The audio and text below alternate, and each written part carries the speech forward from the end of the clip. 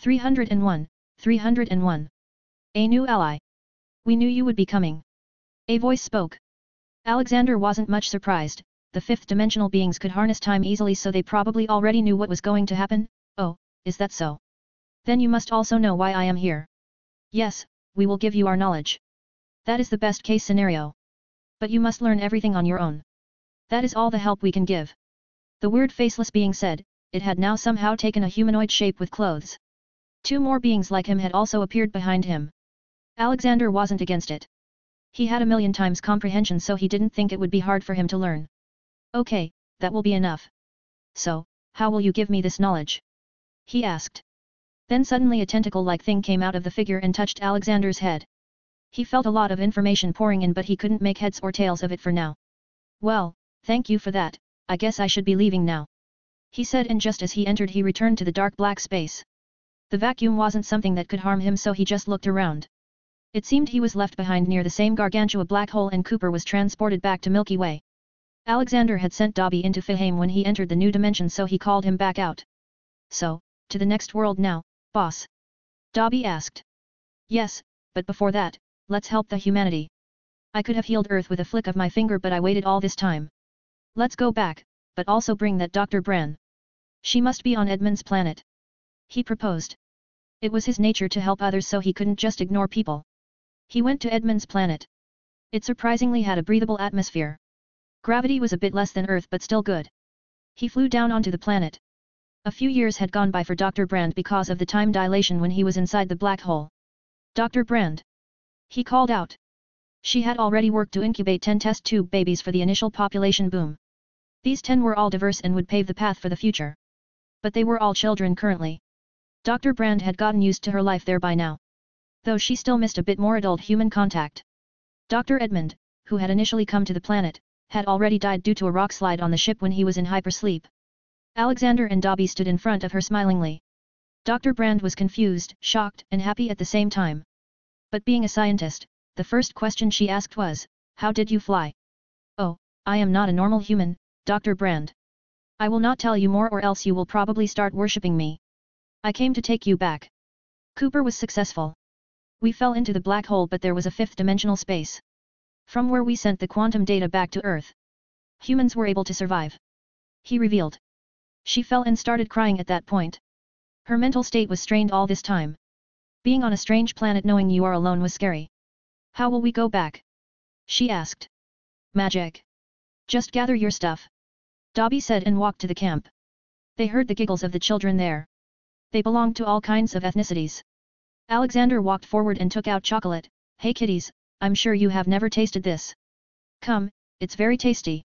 They were very small and unreserved and flocked to the old man like a bunch of kittens. A few hours later, Alexander simply used his anywhere door to return to Milky Galaxy. Mainly inside the O'Neill cylinder that was called Cooper Station. They appeared directly in the house/museum that used to belong to Cooper. Cooper was rescued a day ago and was living in the house. He was surely surprised when he saw people coming out of a pink door into his house. Alexander didn't give them a chance to ask him anything. He soon left for Earth. There he reversed the time of the planet to a few thousand years ago. Now that humans had already built much more efficient ways to fulfill their energy needs and they were much more advanced, he didn't think they would spoil the planet again. After that, he returned to Cooper Station and found Cooper. The man was about to go to the hospital to meet his daughter with Dr. Brand. "Cooper, I assume you would have a say in the workings of whatever administration is here. I have repaired the Earth. You all can go back and repopulate it, hopefully, this time better than before." Alexander informed them. "What are you?" Cooper confusedly asked. All this time he asked this question to himself many times but never got an answer. The air around Alexander was entirely different, like he was a totally different being. "That's not important. What's important is that my work here is complete. Take care, boy. You did well." Alexander started to fly away after saying that. Cooper kept on looking at everything with shock. After a while, a white light appeared and took Alexander away. "I think I am turning into a believer now," Cooper muttered. Dr. Brand nodded at his words as she had the same expressions on her face. The lights disappeared. Alexander and Dobby found themselves standing on an empty street in a modern city. He looked around and most of the place looked like a storm went through there. The various signboards were in Japanese so he understood where he was. He couldn't see any human activities nearby. But then he sensed some movement. A man was walking towards him with a poly bag in hand. He was also totally bald. He instantly checked the purity of the world and it was at 60%. Then he looked at his phone. So, we too are registered heroes here? Nice, Alexander stated. Soon the bald man came close to them. Oh. Are you lost, old man? Alexander couldn't help but look at his shining bald head. Yes, I am a bit lost. Can you tell me where this is? Can you not look at my head, and you are in Z City? This is a very dangerous place for an old man like you. Do you want me to help you get somewhere? The bald man asked. Haha, what a good kid. What is your name? Alexander asked. I am Saitama, a hero for fun. He replied. Oh, good. Saitama, why is this place so deserted? He asked. You don't know that? Well, a lot of monsters live here so people left this place. Saitama explained. Then what about you? Aren't you scared of them? Alexander inquired. Then he noticed Saitama's face growing gloomy. No one can withstand more than one punch from me. I am too strong, Saitama stated as he looked at his fist. Haha, then how about we spar? No one can withstand more than one punch from me either. Alexander proposed. Saitama looked at him skeptically. Are you joking? Alexander suddenly appeared in front of Saitama. I'm not. Are you? Hope grew in Saitama's heart. Okay, let's do this then. Saitama got into position and Alexander did the same a small distance away. Then suddenly the two moved towards each other with super fast speed. Boom. Their punch was so strong that a big cloud of dust formed around them. When the dist settled, the view became clear. Alexander and Saitama were in a stalemate. Their fists connected but nothing happened. You are pretty strong, kid. But I am just starting. Alexander remarked. Saitama was very happy at that moment. He had not used his full strength but it was still a lot. Let's take this to somewhere secluded. I don't want to destroy your home. Alexander suggested. Saitama then looked around and many buildings around them had disappeared. He agreed and they both jumped to a mountain range. You can see fifth dimensional beings and Saitama on my Discord https://discord.gg/dghkrn or see them on Instagram https://www.instagram.com/MisterImmortal novel. 30 advanced chapters are available on patreon.com/MisterImmortal. Special thanks to Chesser Douglas Flower Umar Latif. 302. Madness in Sand. It was now round 2. Saitama decided to go all out from now on. Alexander did the same. Boom! Another punch collided. The two were continuously increasing their powers. But no winner came out of the match. Saitama's face looked like he was having an orgasm. After so long he had finally found a worthy opponent. Alexander was also enjoying fighting him. It was unbelievable to him that a human can get so strong. He was also utilizing this opportunity to grow stronger because his flesh body was meant to grow stronger the more he fought. Haha, you're pretty strong, kid, he praised. You aren't bad either, old man, Saitama replied. Soon their punches became so strong that the mountains started to dissipate each time they clashed. Sensing that they might end up destroying the planet, Alexander decided to use a bit more power. He channeled his power into his fish and prepared to punch. This is going to be my serious punch, kid, block it if you can. He warned. Saitama excitedly smiled, come on ahead. Then their fists collided. This time, unlike before, Alexander's punch was too strong. The punch broke Saitama's fist and he was sent flying away out of the Earth's atmosphere and struck the moon. But it didn't end there. Saitama was thrown with so much force that his body destroyed the moon and still kept on going. Damn it! Alexander cursed and quickly repaired the moon with his magic and then caught Saitama who was on his way to Jupiter. He came back and put injured Saitama on the ground. Alexander knew he overused his power but he was more shocked by the fact that Saitama only had a broken fist. He decided to make this kid his ally, because if he can grow stronger then he may be helpful later in the war. You are pretty strong, kid. Show me your fist, I will heal it. He offered. Saitama was lying on the ground with a smile on his face. He showed him his fist. Alexander just reversed the time of his fist and it returned to being as it was. Saitama was still smiling and crying? Was being this strong so frustrating? Alexander asked himself. Saitama, let's go and beat some monsters. I will give you some training tips to grow stronger and then we will have another match in a few years. Alexander proposed. Saitama instantly agreed, yes teacher. Let's go. After that, he, Dabi, and Saitama traveled the whole world killing monsters and bonding in general. Alexander learned the whole story of Saitama. He could honestly feel his pain. Being so strong that no one can give you competition. It would surely be a pain in the ass. He imagined this would be his case when he reaches the pinnacle. He also taught Saitama a few breathing techniques to strengthen his internal organs. He also taught him Haki and Rokushiki. It turns out, Saitama also had Conqueror Haki. But it was dormant because he never felt a need to use it. In their travels, they saw many different creatures. There was even a gorilla that had grown too sentient and ran away from the zoo.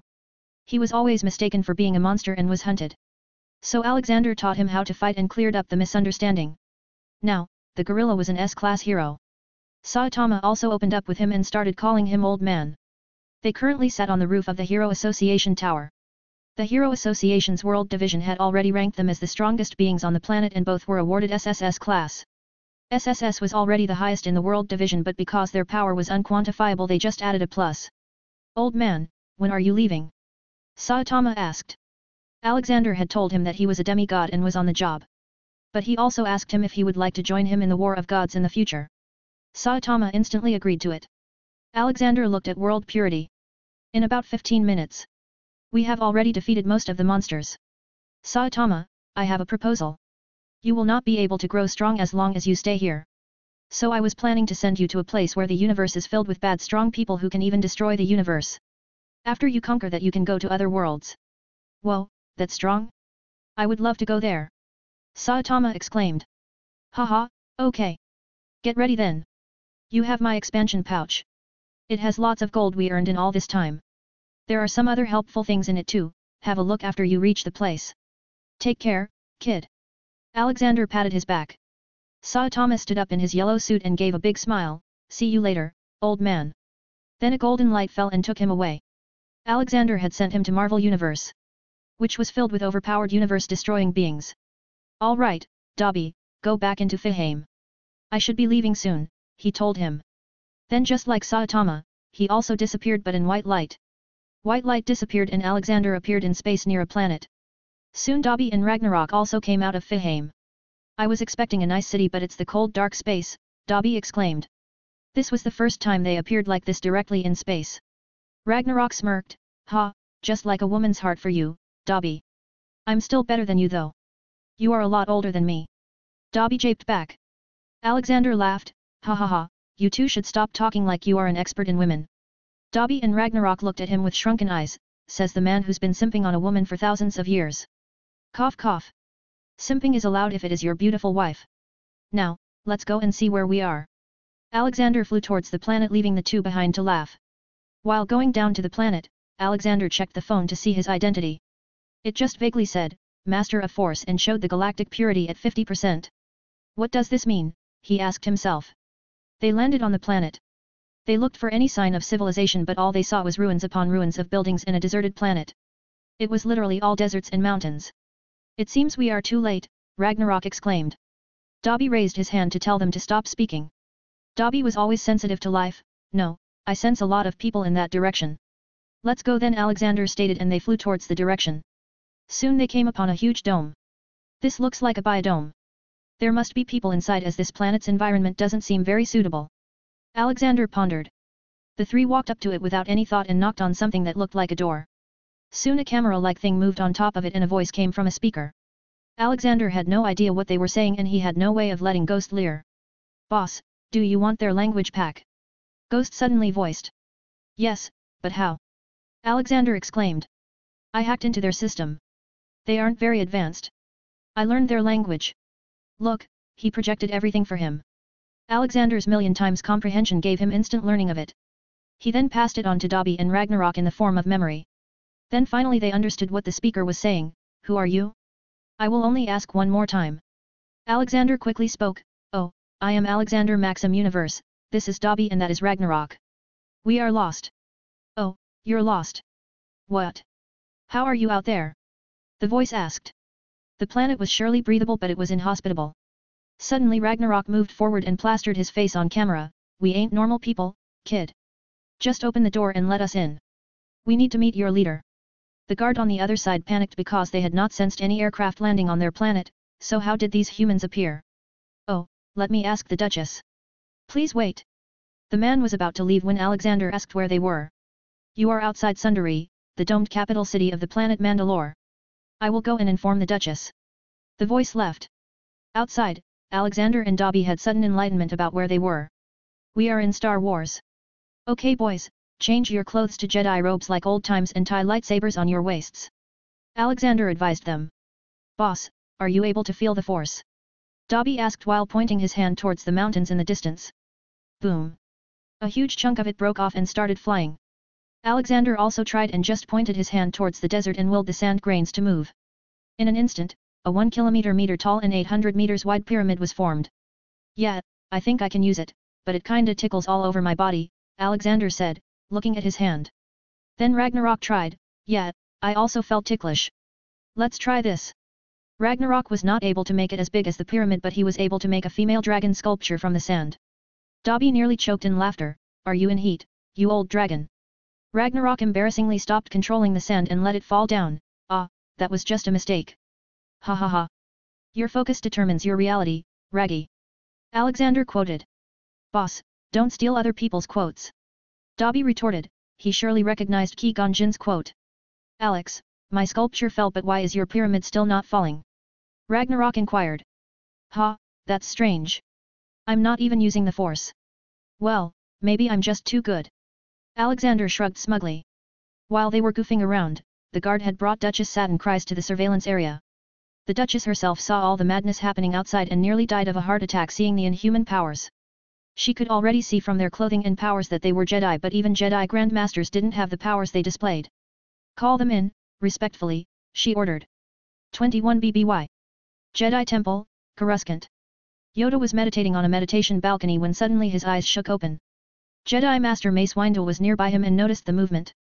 What happened, Grandmaster? He asked. Yoda looked out of the balcony at the sky. A change in force I sense. Imminent it is. You can see Mandalore, Coruscant, Jedi Temple, and Yoda on my Discord https://discord.gg/dghkrn or see them on Instagram https://www.instagram.com/MisterImmortal novel. 30 advanced chapters are available on patreon.com/MisterImmortal. Special thanks to Chesser Douglas Flower Umar Latif. 303. Neutral ones. Alexander and the two noticed the gates lifting up. Ha, let's go in boys. Alexander nonchalantly walked in. First, they were allowed in a depressurization and decontamination chamber. After that, they entered the main building. Welcoming him were a few humans with blasters in their hands. Then there was a woman that he recognized. She spoke, "Welcome to Mandalore, respected Jedi. I am Duchess Satin Kryze. What may be the reason for your visit?" "Ah, we were just lost in space." "What year is this?" Alexander asked. "Then you must be stranded for a very long time to not even know the year." "It is year 7954 in CRC. She replied. "And I have no idea what that means," he thought. "Who is the Queen of Naples right now?" he asked. "It is Queen Riolata.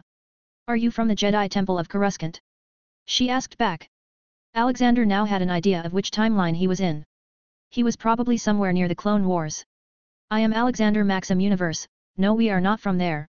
We are a different order called the Neutral Ones. We are mainly focused on bringing justice no matter what. We don't believe in the light or dark side," he explained. "So like the Grey Jedi?" she stated. No. We believe in openly using the Force to do whatever we want. There is no need to worry about the light and dark side, something that the Grey Jedi do." "Well, anyway, I believe you have a few problems," he asked, knowing that she was currently facing danger from Death Watch, who wished to return Mandalore to the ways of its ancestors. He was just going to help them and earn some goodwill. She had just seen him performing amazing feats a moment ago and understood that it could be detrimental if they helped her. "And what would be the price for your help?" she asked. What price are you willing to give if I were to not only deal with the Death Watch but also bring this planet back to its habitable state?" he offered. Everyone's eyes widened at his claims. It was unprecedented that any Jedi could do something like this. There weren't even legends like this. "If you can really do what you say, then you can ask whatever you want and we will agree," she replied, totally not believing him. "Haha, don't go back on those words, pretty lady." Ragnarok chimed in. "He's really in heat," Dobby whispered. Alexander held his laughter and spoke, "Okay then, Dobby and Ragnarok here will go to Concordia, Mundlary's moon, and deal with all the troublemakers. Meanwhile, I will work on the planet. Now, open the doors." He went out and hovered in the air. The planet had breathable air, but due to war most of its ecosystem was destroyed. Not many plants grow on the surface now and animal life was non-existent. Repairing the planet was easy. With the limited power of the reality stone that he had eaten in his magic, combining it with the ever-present force was a good cocktail. He made the soil richer in minerals and also less dry. The deserts were slowly converted into normal fields and a few more minutes later small grass grew on it. Then Alexander looked at the sky and pointed his hand at it. Soon it started to rain. In some designated places it was raining like crazy so that new lakes can be made. He even transported some water from Fihaim. For animals, he didn't bring any land species but filled the huge lakes and new rivers with different fish species. He also made a few glaciers in the poles in high-altitude areas so that constant fresh water sources can be maintained. Then finally, a few veins of various metals were added. The early Mundlarians had nearly sucked their planet to death. Not just exploiting its natural resources but also further damaging it with their constant wars. Duchess Satin Cries was possibly the best thing that could happen to them as she promoted peace. After his work was done he satisfyingly came back to the ground. Duchess Satin Cries and many of her advisors had gathered to see what the Jedi was going to do. They had no hopes but still decided to look. From the moment Alexander flew in the air to the end, their facial expressions changed from shock, happiness to reverence. No Jedi was this strong, no being in the known galaxy could do this. This was the work of a higher being for them. Duchess, he did it. Look, it is grass and rain. An advisor exclaimed with tear-filled eyes. Satin Cries came out of her shock and nodded, let's go out. It was certainly a day of surprise for her. Dobby and Ragnarok had reached the moon of Mandalore and were wreaking havoc there. They hunted down most of the Death Watch and caught their leader, Pre Vizsla. They brought him back to the planet at the same time when Satin Cries came out. Alexander saw people swarming out of the biodome and coming towards him. Haha, I kept my promises. Look, they even brought Vizsla. Alexander stated, throwing the leader of the terrorists at the guards. Now, it's time to fulfill your promise. Alexander said. The Duchess was a bit worried now, she had foolishly agreed to give whatever they wanted. But she could also not deny it now, because even if she wanted, her soldiers could never repel the powerful Jedi. What can we do for you Grand Master? She asked, assuming that Alexander was of the Grand Master level. I want this planet. He replied. The people started murmuring after hearing that. Alexander realized his wording didn't sound nice. I meant to say that I am going to use this planet as my base. You can run your government as you want but you cannot interfere in my work. You mean you want to open a Jedi temple here? Satin Cries asked. Alexander nodded, yeah, you can say that. I will open a huge temple here. The Duchess was okay with it. With their newly healed planet, they would require some kind of protection until they got back on their feet as a major power. I accept, you will be allowed to choose the location wherever you want on the planet and we will also not meddle in your work. She agreed. Haha, good. Now, can you give me a star map? I need to go somewhere. He asked. After that, he was given the highest honors there. The people respected him to the point that they even saw him as the ruler of the planet, even though it was the Duchess. Alexander made sure to tell her that she didn't need to be afraid that he'd someday overthrow her. He had no interest in ruling the planet. After getting a star map, he simply erected a new city from scratch and a huge building in the middle as his temple. It was officially going to be the first open city on Mandalore now. Then he decided to leave and head towards the center of the galaxy where all the fun was. He flew out to space with Dobby and Ragnarok and took out a superstar destroyer. It was already the strongest warship in the galaxy. They entered it and set the destination to Coruscant. Boss, isn't this the time when Shami Skywalker dies? Should we save her? Dobby asked. Alexander didn't say anything and just changed the destination to Tatooine. Well, now that you have mentioned it, we can't just leave her to die, Alexander said and pressed the button to start their space jump. Normally all the ships in the galaxy he was in used hyperdrives to travel the hyperspace.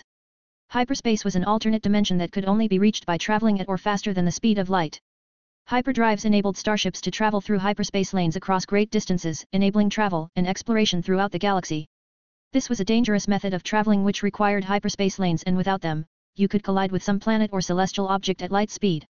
Alexander's method was just what it was called. It was like teleportation, jumping from one point in space to another by folding the space. You can see Duchess Satin Cries and Superstar Destroyer on my Discord https://discord.gg/dghkrn or see them on Instagram https://www.instagram.com/MisterImmortal.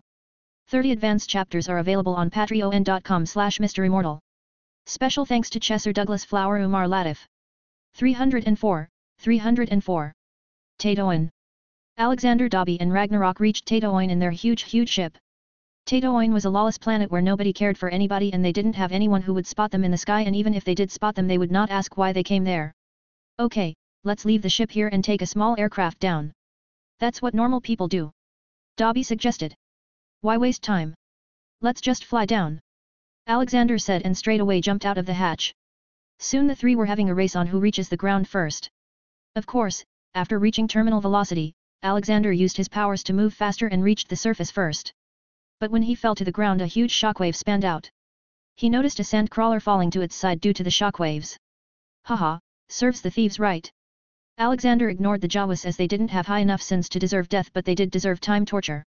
So, he put them all in one-day time torture in which they would repeatedly come across a big loot but will never be successful in stealing it and die painfully while trying. At the same time never steal words will be sounding on loudspeakers in a loop.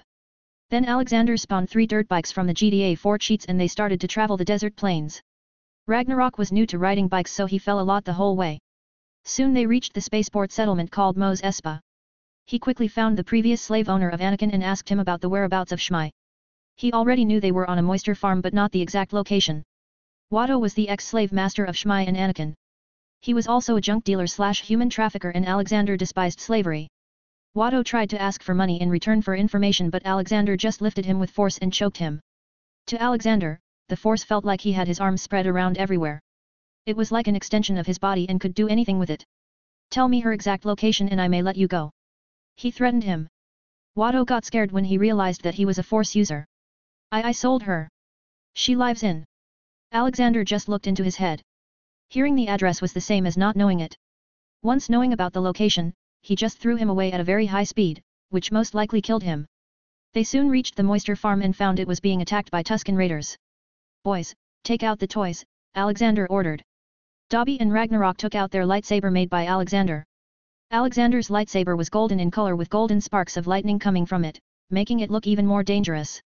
Dobby's was green and Ragnarok's red, but it also had fire texture around it and looked unstable. They jumped in the ongoing fight between the farmers and the Tusken raiders. They started to cut them like butter. Alexander had no mercy for them. Their culture was too brutal. Not to mention they liked torturing, like what would have happened to Shmai. She would have probably gotten tortured for a month or so in their camp. Alexander knew that the Star Wars movies didn't show it, but those tortures surely included all kinds of mental and sexual harm as well, which was probably why Anakin got so angry that he even killed women and children in the Tusken camp. As soon as they saw Alexander and his party, the Tusken raiders got scared and tried to flee. But Ragnarok just forces choked all 10 fleeing ones, but for some reason, their bodies were also burned to ashes. So you can make a fire? Well, I'm not surprised. Alexander exclaimed. Ragnarok was a dragon, so it was normal if his manipulation of the Force also included his inherent affinity for fire. They put their lightsabers back and walked up to the farmer that Alexander recognized as Cliegg Lars. You must be hiding a hell of a treasure for them to come here with so many raiders, Alexander said. Cliegg Lars looked at him gratefully. Thank you for your help, Jedi. No, we don't have anything except our meager lives. Before Alexander could say anything, a woman from behind Cliegg Lars ran up to him. Is this about Anakin?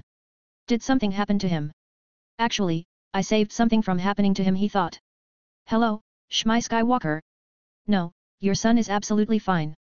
He has become a Jedi Padawan, very strong at that. But I am not from the same temple as him. I only came here to save you. You see, I have an ability with which I can see the future. You would have died after getting tortured by those raiders, but it would have started a chain reaction which would have caused chaos across the galaxy. He blabbered. Shmai was confused and shocked. But she had just seen that Alexander was a Jedi and thought that he couldn't have lied. Some people saw the Jedi with just too much respect. Then, thank you. Can you pass my words to Anakin? Tell him that I still think about him and I hope he is doing good. Tell him to eat well and take care of his health. She nearly cried. Ah, mothers. Yes, I will pass the words when I see him. Though he's likely to come here himself in a few days. Okay, I will be leaving then. Come to Mos Espa in a few days, I will be giving an announcement. He told them and left. Shmai and Cliegg Lars were confused but didn't ask anything more. On their way back, Dobby asked, Boss, what are you planning? Dobby, I am going to liberate this planet. Slavery is bad and the Hutt clan is one of its biggest contributors. Let's just destroy them and bring this planet under us. Blue Fang and Brian had a very good experience running 4 galaxies in Marvel Universe, so running one should be a piece of cake for them. He proposed. Yeah, that seems like a plan. Let's go to their base and kick some asses. Ragnarok agreed and sped up. Alexander also sent instructions to Ghost, point the orbital cannons at the Jabba's palace here. When I say, you fire. Understood, sir. Ghost affirmed. Alexander did a bit of research about the crime lord of Tatooine first. He lived in Jabba's palace and was called Jabba the Selector, more commonly referred to as Jabba the Hutt or simply Jabba. He was a Hutt gangster and crime lord, as well as a member of the Grand Hutt Council, who operated and led a criminal empire from his palace from the outer rim world of Tatooine. Jabba was a major figure on Tatooine, where he controlled the bulk of the trafficking in illegal goods, piracy, and slavery that generated most of the planet's wealth. He was also highly influential in the entire Outer Rim as one of its most powerful crime lords. The guy had such strong influence that he was even sought after by both the Galactic Republic and the Confederacy of Independent Systems. Knowing all that, Alexander openly entered Jabba's palace. But when he reached the place, an auction was going on. A slave auction to be precise. He noticed aliens from various species were on sale. Most of them were female good-looking species. He looked at Ragnarok and Dobby. Okay boys, stand at the exits. I've already sent you data of all the sinners. Most of the people here are scum, so there is no need to be reserved. Alexander then moved into the crowd. He could see Jabba the Hutt sitting on a big seat, looking like an ugly worm. He didn't wait long and instantly took out his lightsaber and started cutting all the slave buyers and sellers near him. After seeing the commotion, many tried to run but were caught by Dobby and Ragnarok. Soon the guards came and sacrificed themselves to lightsabers. After a few minutes of slaughter, only the slaves, Jabba, Dobby, and Ragnarok remained. Jabba looked at Alexander and groaned in his heavy voice, Jedi. What do you want? Are you trying to cause a war between the Republic and the Hutt clan? Alexander smirked, Ha, what war when there will be no Hutt clan left? My next destination is Nal Hutta, your headquarters. Now, it's time to sleep for forever. He checked his sins. Jabba the Selector Category 4. Murder 123,123,456. Indirect murder 1,789,654,963. RPE 1,112,193. Enslaved 1,456,852,753. Tortured 456,785,125. Robbery 2,782,963,741. Sin percentage 87%. Alexander had no idea what time torture to give him. Everything seemed less. So he just threw slow-burning poison on him and increased his pain senses by 1,000 times and made it so that after each session of torture his mind would reset so that he can never get used to the pain. Jabba kept on shrieking in pain. Alexander just helped all the slaves get out and decided to leave. But on his way, he saw a small white hovering pod. It was locked inside a cage. Alexander even sensed that the force was getting sucked into the pod for some reason. He didn't know what it was, so he brought it along. After coming a good distance away, he gave the command, Ghost, do it. In an instant, a few big missile-like things came down from space and fell on the Jabba's palace. It was like hell raining down. Boom! The blast was so big that the whole mountain disappeared and in its place was a few 100 meters wide crater. Alexander took out water from Fahim and filled it up. It was going to become the center of the biggest city on the planet in a few years. Unknown to Alexander, he would be hailed as a god on the planet from now on. But Alexander had something totally different in his mind. Goddammit, I should have decreased the power of bombs. This ain't Marvel Universe where people can stop these missiles with hands.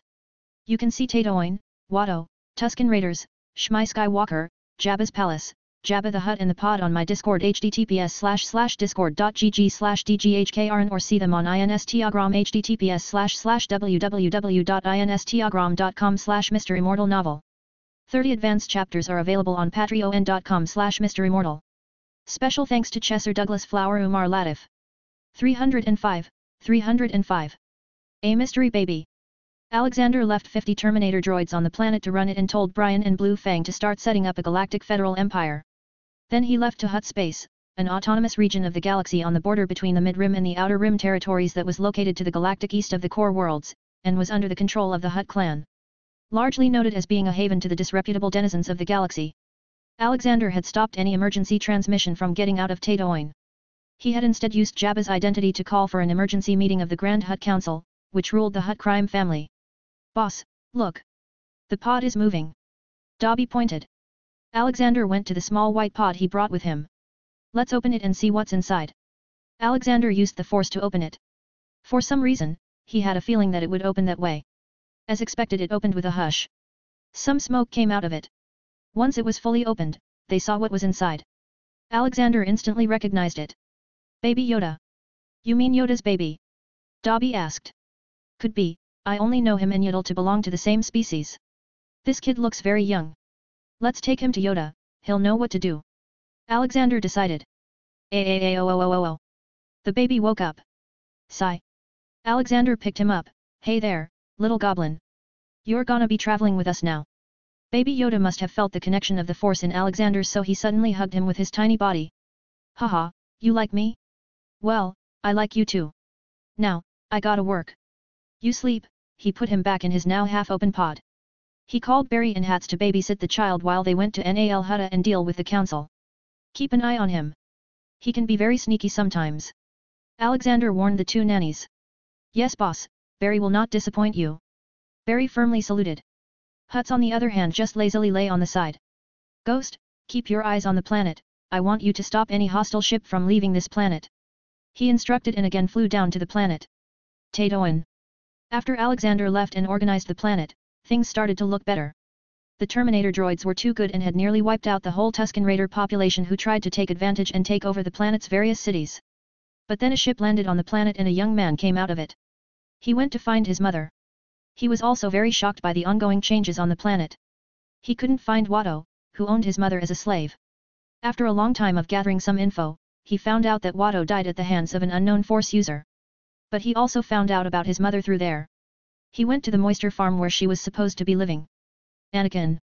The boy heard the voice he had been craving for so long. He looked back and saw his mother standing with a basket full of various vegetables and other things.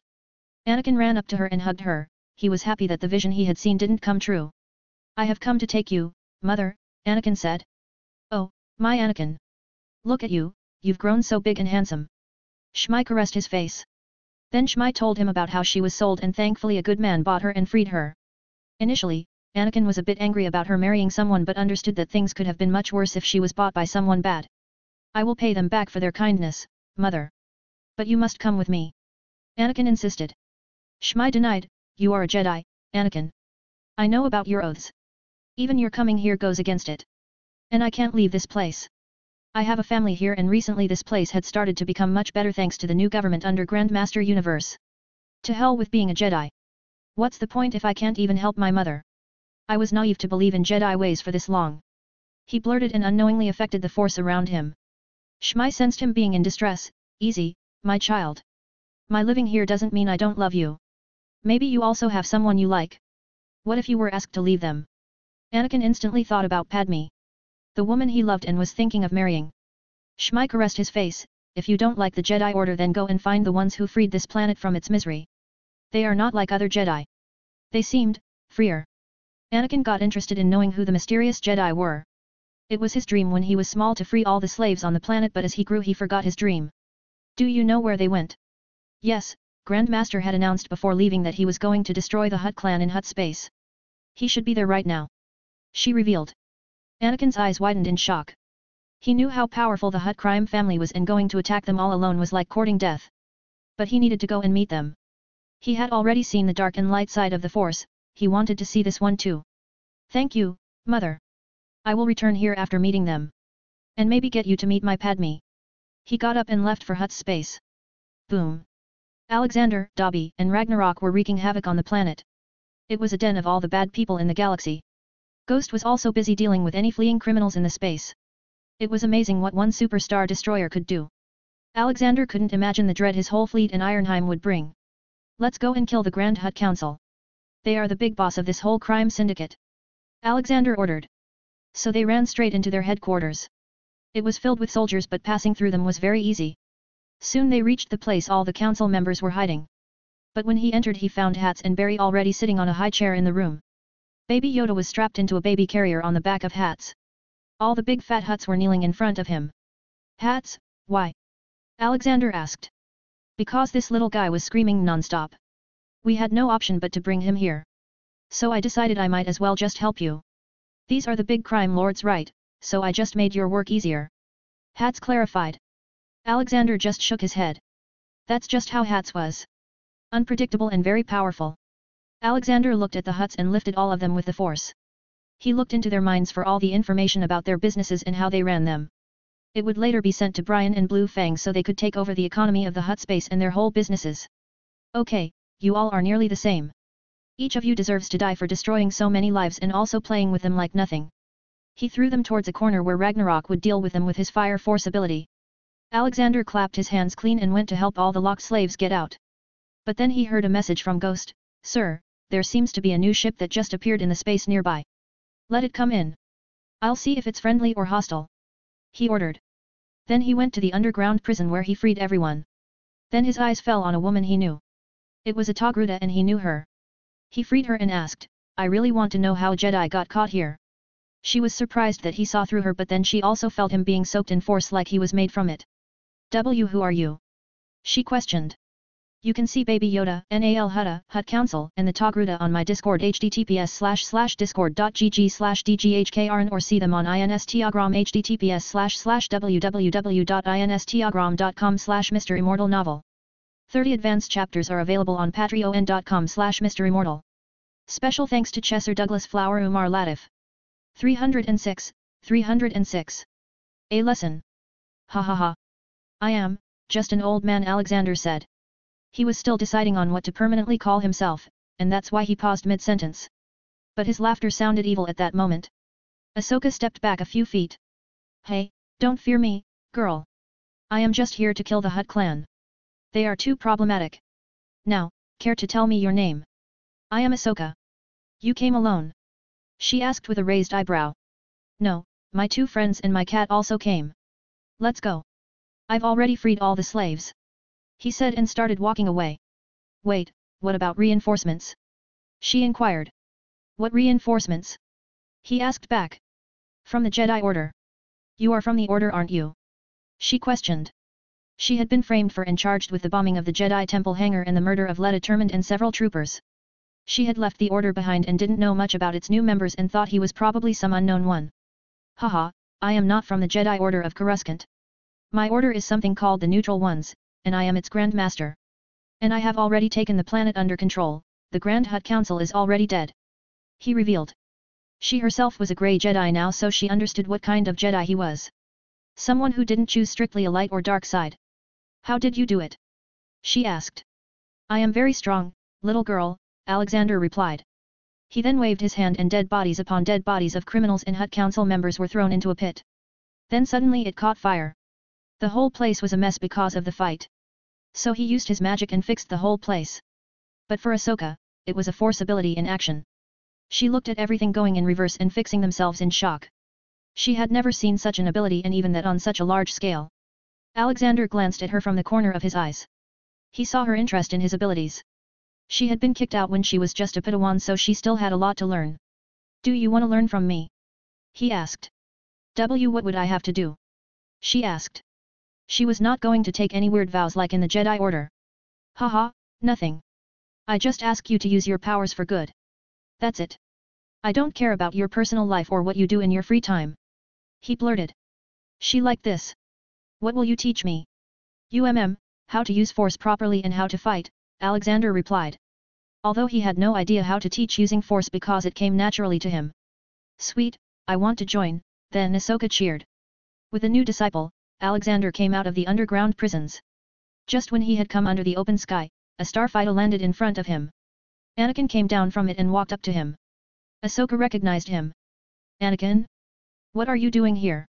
Anakin was surprised to see her here and unknowingly smiled. Ahsoka, what are you doing here? Hey, I was infiltrating this place to save the slaves. She proudly announced. Then she got caught and was imprisoned. Alexander finished her words. Ahsoka ignored his revealing the info and asked Anakin, what about you? What are you doing here, Sky Guy? I told you I won't return to the Order. I'm not here for you. But for him.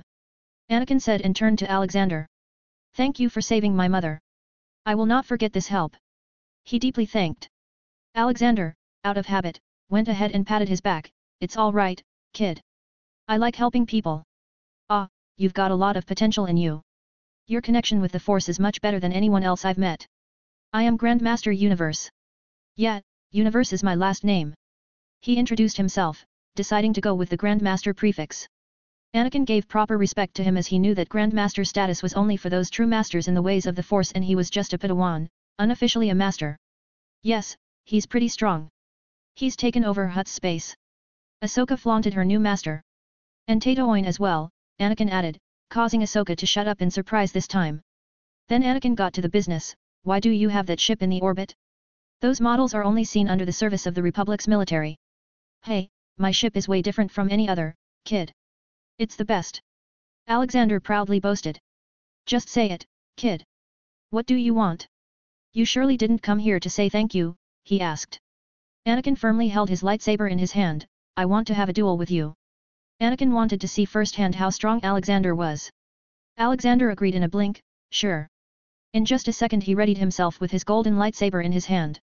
I recommend you use your full power from the start. Anakin didn't dare to take him lightly and started the fight. In the beginning, everything went smoothly for the young Padawan, but soon Alexander started to gradually increase his power behind every lightsaber strike. Anakin used a combination of force skills with his fighting. But they were all thwarted by a simple strike from his opponent. I'm gonna get a bit serious now, Alexander said and just held his lightsaber in one hand now. This confused Anakin, but he proceeded with caution. However, Alexander suddenly appeared in front of him and made a powerful downward slash. Anakin was only able to defend using his lightsaber. But his lightsaber was also being slowly cut by Alexander's. This is the limitation of being a normal Jedi. You have no motivation. Alexander increased his strength and pressed Anakin more. Anakin fell to his knees while still blocking with his sword. Boy, there is no dark or light side in Force, it was made by us. It's just about how you use it. If you were to use the power of the dark side to save people, then would that make you a bad man? And if you used the power of the light side for good, would you still be a good man? He asked. That question stuck with Anakin in his mind. Force is just a means of power. People choose light and dark paths because it takes a lot more mental training to be able to use the powers of both sides and yet not let it corrupt you. You will need to become stronger than the power trying to change you to become a true Master Jedi. Just because you are Force sensitive doesn't mean you need to lose your individuality. You liked pod racing and building stuff, right? Why not still do it? You like a girl? Go ahead and marry her, live with her on a planet with a nice view. Do what brings you happiness. But if murder and chaos are what brings you happiness, then you were not a good man to begin with. Now, I want you to think of the most loved person in your life. Think about how much they love you, care about you. What if something were to happen to you? How would they feel? Use the Force to not only protect them but yourself too. A man must respect himself before forwarding it to others. Alexander decided to end the lesson there as Anakin was in deep thoughts and retracted his lightsaber. But when Anakin got up, Alexander suddenly attacked him with the lightsaber. But this time Anakin couldn't take out his lightsaber in time. Anakin's mind was thinking about Padme and his mother just a moment ago, and now this crisis came. He really didn't want to die right now. He wanted to meet them again. Alexander's sword was about to touch his body, but suddenly a bluish bubble formed around him. It was a protection bubble. A difficult ability to learn, and Anakin knew he was not a master of it. But just to drive the lesson in, Alexander still hit the protection bubble, cutting it in half. See that? You don't even know how to make a protection bubble and yet you were able to do it. All because your will to live was strong and hence it molded the Force accordingly. However, you are still not strong enough, which is why I was able to cut it. Alexander explained. Anakin was exhausted at this point, realizing that he was not attacked but was just being taught a lesson. He fell to the ground, breathing heavily. Ahsoka came to Anakin and gave him some water. Why did you even challenge a Grandmaster? Anakin didn't say anything. He didn't drink the water either and just firmly looked at Alexander. He knew the lesson he learned today, the progress he made just by a little spar with Alexander gave him a better understanding of his power than many months of his previous training. He then loudly spoke, Grandmaster, please teach me. You can see Anakin Skywalker on my Discord https://discord.gg/dghkrn or see them on Instagram https://www.instagram.com/MisterImmortal novel. 30 advanced chapters are available on patreon.com/MisterImmortal. Special thanks to Chesser Douglas Flower Umar Latif. 307.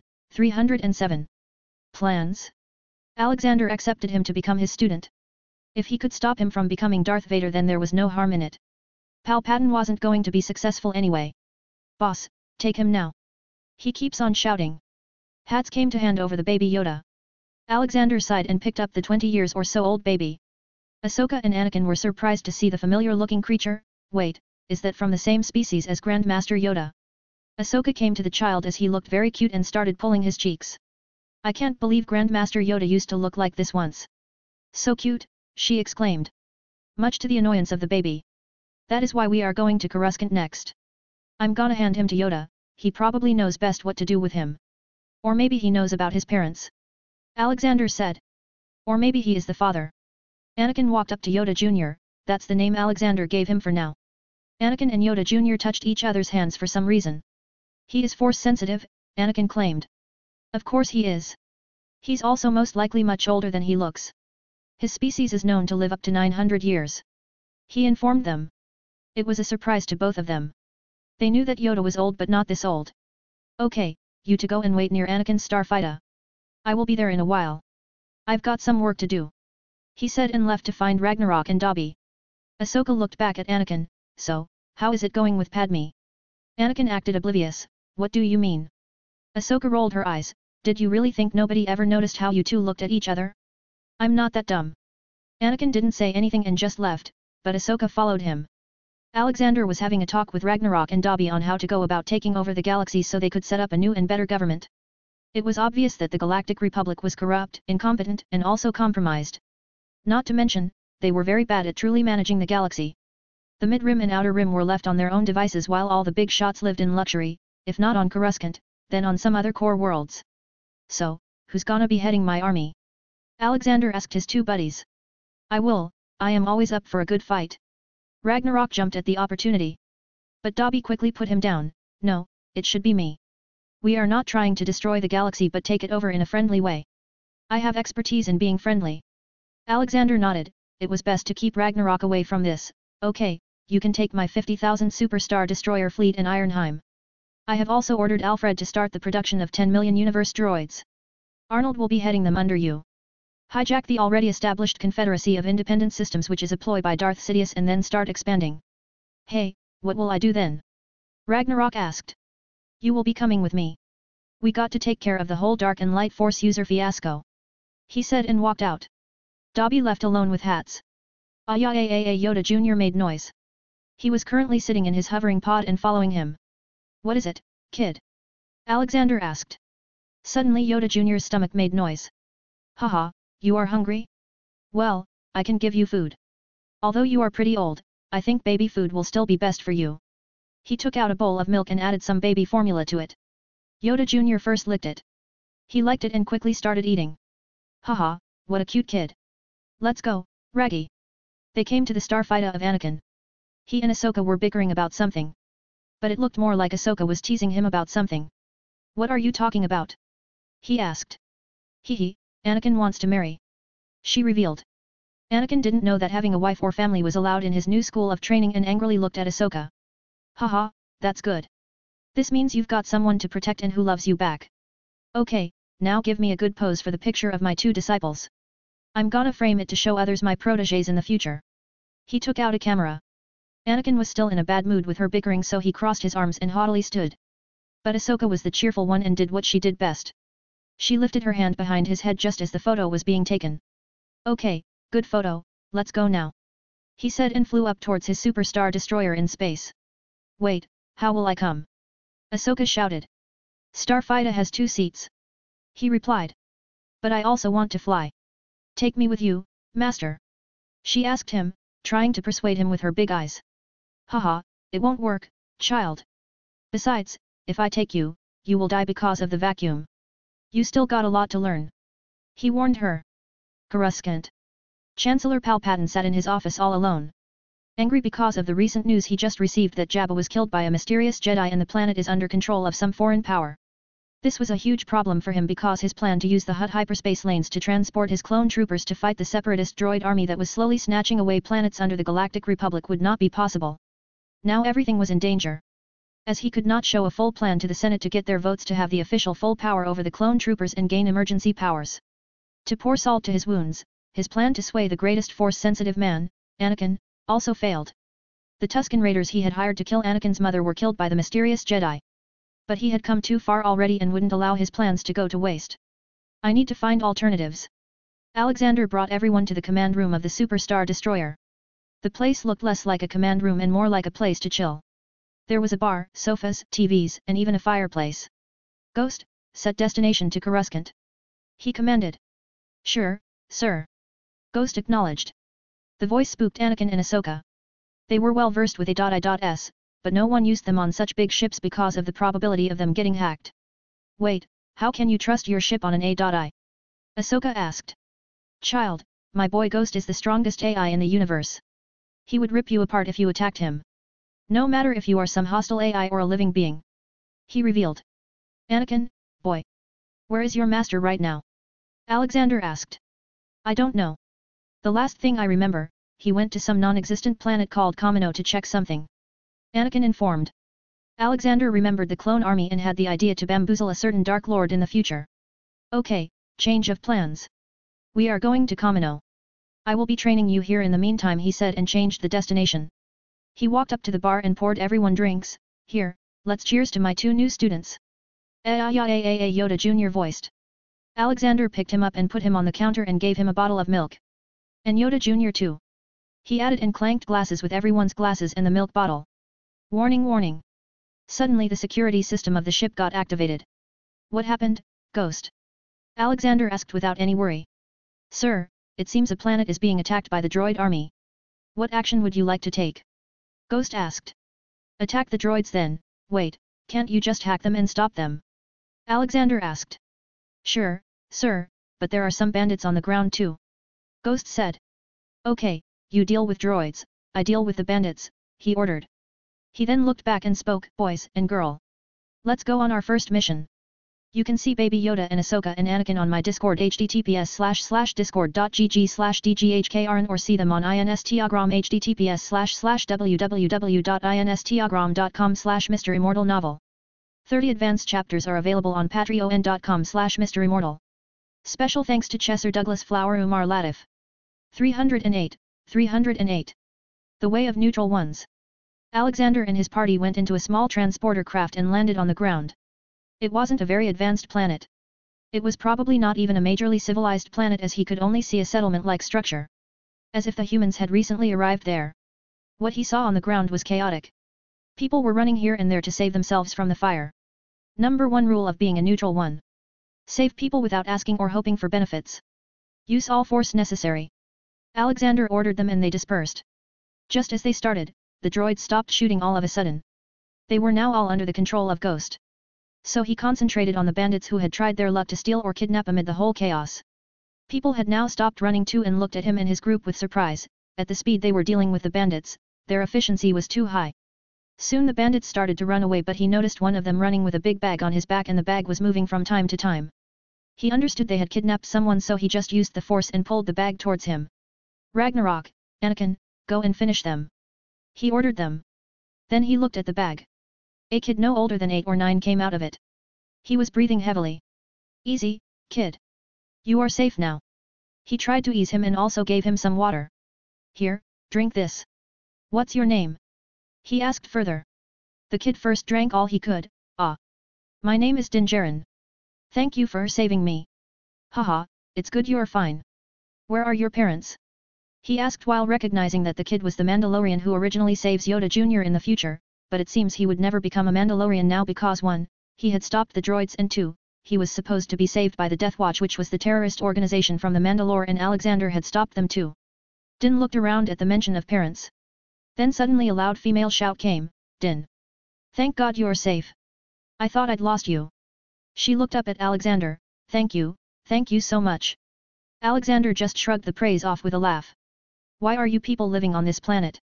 From the looks of it, it doesn't seem you've been here for very long.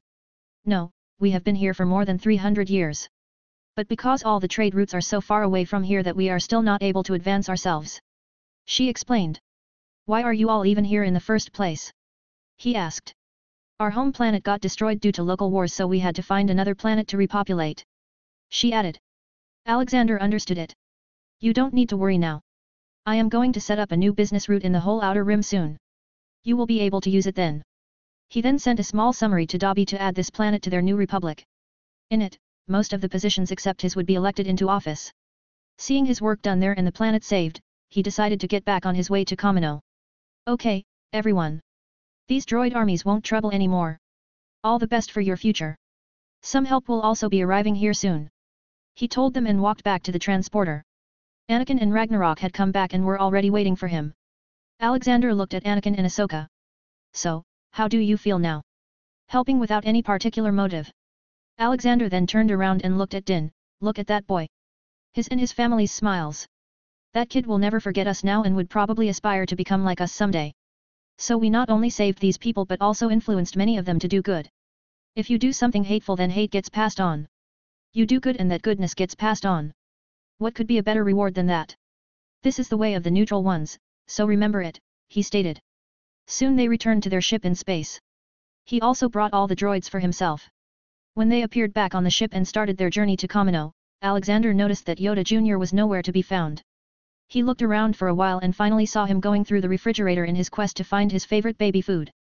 Haha, kid, I never thought you'd be a heavy eater like this, Alexander commented and picked him up. He made him some food and went to train Anakin and Ahsoka. Dobby, meanwhile, was busy taking over the vast Outer Rim. Every time he would come to confront a separatist droid army he would just hijack the droids and make them point guns at their own people. He kept violence to a bare minimum no matter what. He had already taken over nearly 50 minor and major systems. Hats, stop eating and go to the next target. Just take over the government as we practiced. Dobby said. Hats was very good at blending in and generally influencing the people around him with his mind tricks. He was continuously being used to make the separatists make mistakes so that Dobby can gain an advantage without too much loss of life. Okie dokie, Dobby. Keep my catnip pie ready. Hats responded and disappeared with a poof. Planet Kamino. Kamino was a remote water planet outside the main galaxy. It was inhabited by the Kaminoans, a race of tall, elegant beings with long necks who were regarded as a mysterious species that tended to keep to themselves. Kamino was renowned for its science and production of clone armies and often contracted with private security forces and other clients. Receiving minimal trade, Kamino's imports were only enough to support the planet's population of 1 billion.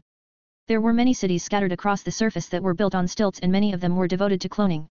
Alexander's appearance over their planet's space was most likely known by the Kaminoans, so he didn't even try to hide and simply went to their base with the group. This time even Yoda Jr. came along. When their transporter landed on the platform of the base they saw an ongoing fight between Obi-Wan Kenobi and Jango Fett. Alexander waved his hand and both the fighters were restrained in midair by his force. He brought them in front of himself. He needed to keep up the charade that he didn't know anyone, so he asked, "Which one of you is Obi-Wan Kenobi?" Obi-Wan was really surprised and shocked by the force-induced restraints he was in. No matter how much he tried he couldn't get out of it. It did not even budge, not to mention that Jango Fett was also caught. This only meant that the other force user was leagues above him. Seeing no other way, I am. Until now he had not looked up, but now that he did he noticed two known faces. No, it was three. Anakin? Ahsoka? Grandmaster Yoda? He confusedly asked. Yeah. Yoda Jr. raised his hand like he was giving his blessings to this new individual. Obi-Wan instantly fell to the ground then. Well, Obi-Wan Kenobi, I have news to give you. Your disciple has decided to leave your order and join me and learn from me. Obi-Wan didn't say anything to him but looked at Anakin. Really? I thought you liked being in the Jedi Order. I don't. I felt restrained all the time. Anakin truthfully answered. But Obi-Wan tried to explain, but that is what being a Jedi means. You need to learn to keep calm and suppress that emotion. Ragnarok got impatient and grunted, "Arg, blah blah blah, you and your whining.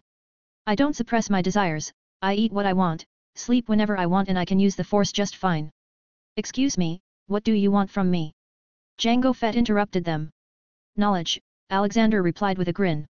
"You can see Din, Kamino and Obi-Wan fighting on my Discord https://discord.gg/dghkrn or see them on Instagram https://www.instagram.com/MisterImmortal. 30 advanced chapters are available on patreon.com/MisterImmortal. Special thanks to Chesser Douglas Flower Umar Latif. 309. Anakin's worries. The Kaminoans weren't hostile people. As long as he didn't attack them they would happily serve. So he took Jango Fett and his child clone self that he called his son into a room for questioning. Obi-Wan had already told them about what he found, though he still wanted to know more about Alexander, but he didn't get any answers. "Say it, Fett. Even if you keep everything a secret they would still kill you because you're a liability for them now," Alexander said. Jango couldn't see a way out of this without spilling the beans. "I was initially hired by the Jedi Master Sifo Dyas. The pay was good so I saw no harm. But then something happened to him and my employer changed to someone by the name Tyrannus. Still, they paid me well so I didn't ask. But I had my ways of gathering intel. I later found out that this Tyrannus is none other than Count Dooku, who is also the head of state of the Confederacy of Independent Systems." Obi-Wan was confused, does that mean that this army of clones is for the separatists now? Django denied, I don't think so. I may not know too much but I at least know that these clones are programmed to only serve the Republic. I don't know about any other conspiracies. It's not good for business to put your noses where they don't belong. Alexander released him but also confined him to a room. He was going to deal with him later. So, Jedi Master Obi-Wan. What are you going to do now? Alexander asked. I must go back to Coruscant now. I can smell a major plot here. Anakin, let's go. He instinctively called for him. Then he remembered that Anakin was leaving the Order. He looked at Alexander with suspicion and said, I know you are leaving the Order but you still have to be present in front of the Jedi Council to officially resign. Ah, you can go, Obi-Wan. I will be coming to Coruscant to meet the Council myself. Don't worry. Alexander assured him. Obi-Wan didn't bicker anymore and silently left. Alexander then looked back at his group. You guys go back to the ship, Master Ragnarok will teach you something there. Anakin and Ahsoka realized that he must have something important to do so they silently left. It was a rule of neutral ones not to meddle in each other's business as long as it was not a danger to you. Alexander alone went to the Prime Minister of Kamino, Lamasu, and talked to him. I hope you were happy with the inspection of our merchandise. Prime Minister Lama said. Lama still thought that Alexander was a high-ranking Jedi and had very high authority in the Republic. Yes, very good. But I have another task for you. I noticed the 150 contingency orders you have installed in them. I want you to change one of those orders. He demanded. Prime Minister Lama was more of a salesman than a politician so he was happy as long as he was getting paid, that is easily possible. What do you want to change? I am the strongest Jedi in the galaxy at the moment and if by chance the Republic falls into wrong hands then these troopers will be used for committing crimes. So, I want you to change the function of Order 66. Now, if it is initiated then the command of all the clone troopers will fall under my hand and they will listen to only my orders. I also want you to keep this change a secret as it doesn't put the Republic in danger. In order to initiate Order 66, you need the permission of the Senate so it will likely never happen. I will also pay you a lot more for doing this, Alexander said, and used a bit of his magic to make sure that Lama doesn't rat him out too soon. Kaminoans were xenophobic people but they maintained a polite face to the outsiders. But still considered other species inferior nonetheless. Cloning was not supposed to be a good thing as what they were doing was technically slavery, but the Republic allowed it.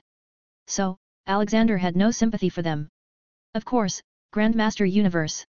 We would be delighted to do this for you and the extra payment is much appreciated. When do you need delivery? Prime Minister asked. Make the changes as soon as possible and about the delivery. Well, it's on the Republic to decide. Alexander replied. Then it was a pleasure working with you. Thank you. After the meeting, Alexander went to Jango Fett. You are a bounty hunter and you have committed many crimes, for this, I can kill you if I want. But I can give you a chance to redeem your life. If you succeed then I will make you so rich that you will never have to work another day. His proposal was too interesting for Jango.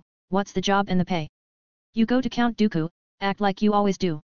Gather all the proof against him and about what he is planning. The bigger the intel, the better.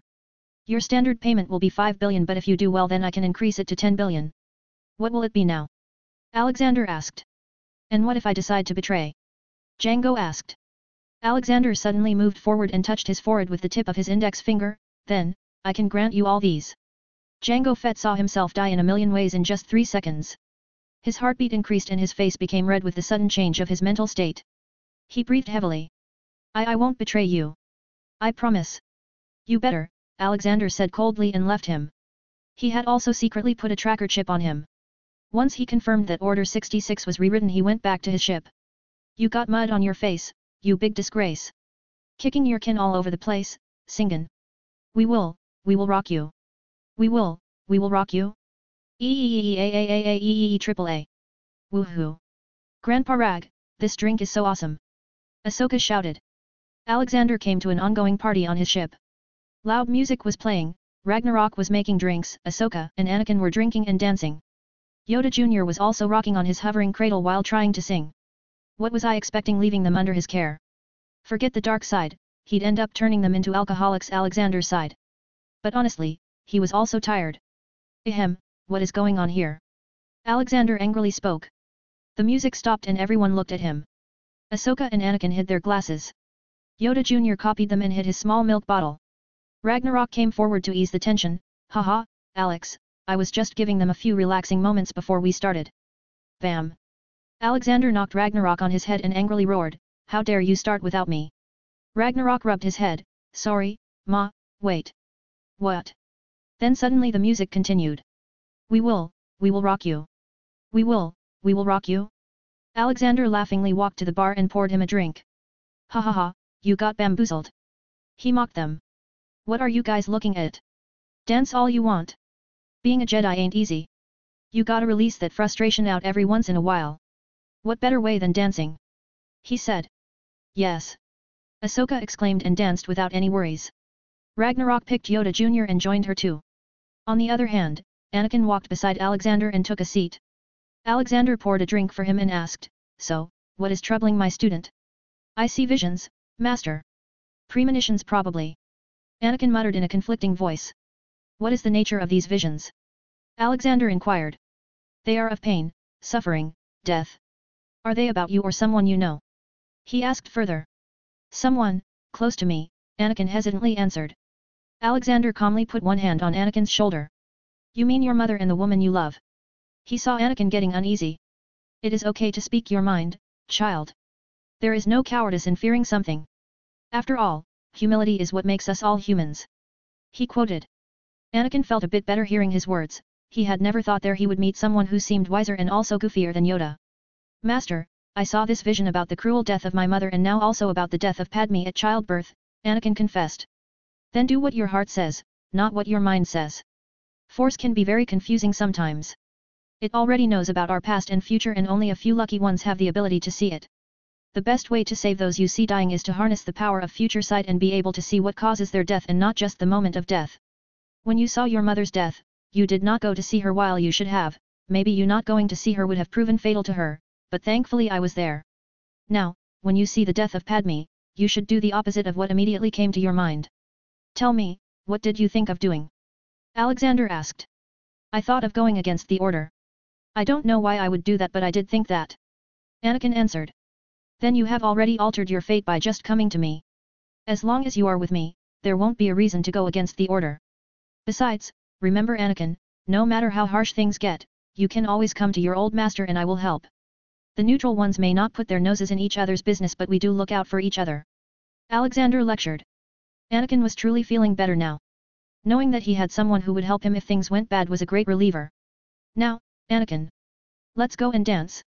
After that, I will teach you how to control your future sight and how you can utilize it in fights. He proposed and dragged him to the dance floor. You can see Kami-known Prime Minister, Jango Fett and Ahsoka and Anakin dancing on my Discord https://discord.gg/dghkrn or see them on Instagram https://www.instagram.com/MisterImmortal novel. 30 advanced chapters are available on patreon.com/MisterImmortal. Special thanks to Chesser Douglas Flower Umar Latif. 310. Droids are important. Alexander was now on his way to Coruscant and this time he was not planning on taking any diversion, he was also teaching his students. Yes, you can see your own future for a few seconds and use it to fight. Imagine if you knew from where the next bullet was going to come or the next sword strike would fall. I call it observation haki. It simply means to be aware of your surroundings. He explained to both his students. Grandmaster, can I also see into the future? Ahsoka asked. Yes, with enough training anyone can. But Anakin will have slight ease in learning it than you. The Force is stronger with him. He explained. Now, close your eyes and concentrate. Having a calm mind is the first major point of it. He instructed them and stood behind them with a folded newspaper while Anakin and Ahsoka sat on the ground. Whenever they would move he would whack them. While the two were practicing, Alexander noticed Yoda Jr. also mimicking them and practicing concentration. It was crazy how the child was so talented. Haha, golly, and Rena would have loved him. I can still let Olivia and Amy meet him though, he thought. Meanwhile in the control room of the ship. Sir, we have just reached Coruscant. We are being hailed by the ground support. Ghost reported to Ragnarok, who was sitting in the captain's seat near the huge window overlooking the planet. Huh? What's to talk about in that? Connect me with it. Ragnarok said. Soon a screen flashed on the holographic display and ground staff personnel, probably from space flight control, talked to him. Sir, this is the Coruscant spaceport control room. We saw you coming too close to the planet. We advise you to dock the ship in a designated location in space. The man said. Ragnarok scoffed, Hey, what a crappy spaceport you got that it can't even hold this beauty. I am disappointed. Well, it's not that we can't, but due to safety reasons we are not allowed to. The guy replied. Hey, how dare you to stop this dragon? Ragnarok shouted, scaring the man a bit. Then he suddenly laughed, ha ha ha, I was just messing with you. No need to wet your pants. He cut the video and laughed heartily. Was that really necessary? Ghost asked. Ragnarok laughed, that kid has the most boring job in the galaxy. I just gave him a change for once. Ah, whatever, I will inform boss. Ghost left him alone. Coruscant was a planet located in the core worlds. Located at the intersection of numerous major hyperlanes, its hyperspace coordinates were 0,0,0, which effectively made it the center of the galaxy. These coordinates also inspired the planet's military designation, 000 or 000. Though the actual galactic center was located in the deep core. As the de jure center of the galaxy, however, Coruscant was generally agreed to be the most important planet throughout most of galactic history, as well as being one of the wealthiest due to its advantageous location. It was an ecumenopolis, a city-covered planet, collectively known as Galactic City. Though debated by historians, it was generally believed that Coruscant was the original homeworld of humanity. Noted for its cosmopolitan culture and towering skyscrapers, Coruscant's population consisted of approximately 1 trillion citizens hailing from a vast array of both humanoid and alien species. In addition, Coruscant's strategic location at the end of several major trade routes enabled it to grow in power and influence, causing the city-planet to surpass its early rivals and become the hub of galactic culture, education, finance, fine arts, politics, and technology. But Alexander knew that under the whole glamorous city, darkness was hidden. Something he was going to have to deal with. After a while, Alexander and the rest went to the planet's surface. They didn't have a place to stay, so they just went to the Jedi Temple, which would most likely ask them to stay. Which is the best place to eat here, Anakin? Alexander asked. Well, if you want home-styled humble food, then Dex's Diner is good. If you want to go over the top place, then there is Shining Pearl Restaurant. It is mainly visited by the rich members of the Senate. Anakin explained. If that's the case, I want to go to this Dex's Diner. I'm really hungry. Ragnarok spoke up. Alexander stopped. Okay, those hungry raise their hands. Ragnarok, Ahsoka, and Yoda Jr. raised them. Okay, majority wins, let's go and eat something first. Anakin, lead the way. Although Anakin wanted to quickly go and cuddle with his Padme, he didn't deny them as he liked their company as well. After a while of riding a flying taxi, they came to the place. Ha ha ha, Anakin, it's been a while. Are these your friends? Dexter Dex Jetster, nicknamed Dexy Jet, asked. Yeah, I've been busy these days. This is Grand Master Universe and this is Master Ragnarok. You know Ahsoka and that is.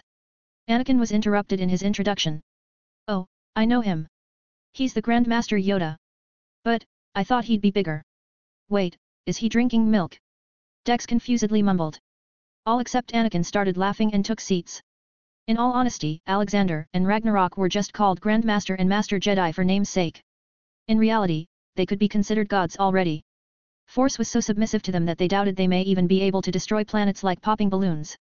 Ragnarok then started ordering. Okay, I have no idea what these words mean, but I will order whatever sounds good. Let's start with deep-fried Nuna legs, then roasted pork, Colorado clawfish, tomato stew, rings of hadala, constable's caps, and roasted shando peppers. Ah, I forgot the drinks. Yeah, bring me a whole jug of RDs. Bring 10 portions of all these. The serving droid was near its malfunctioning limit.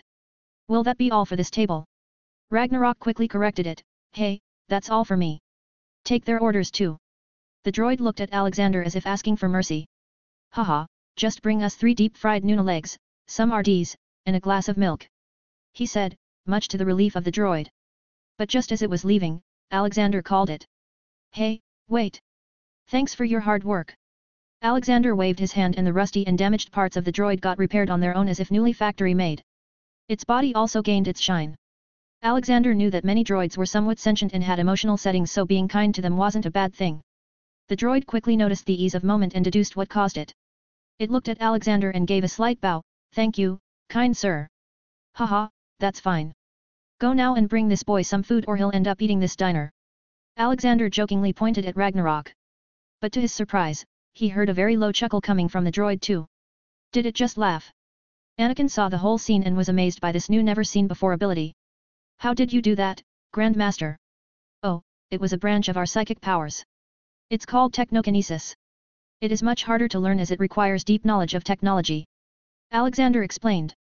Anakin got excited, then that is amazing for me. I know all about droids and stuff. I even made a droid for myself when I was small. Suddenly Ahsoka interrupted him and teased, "Sio, here we go again, another story of our great sky guy."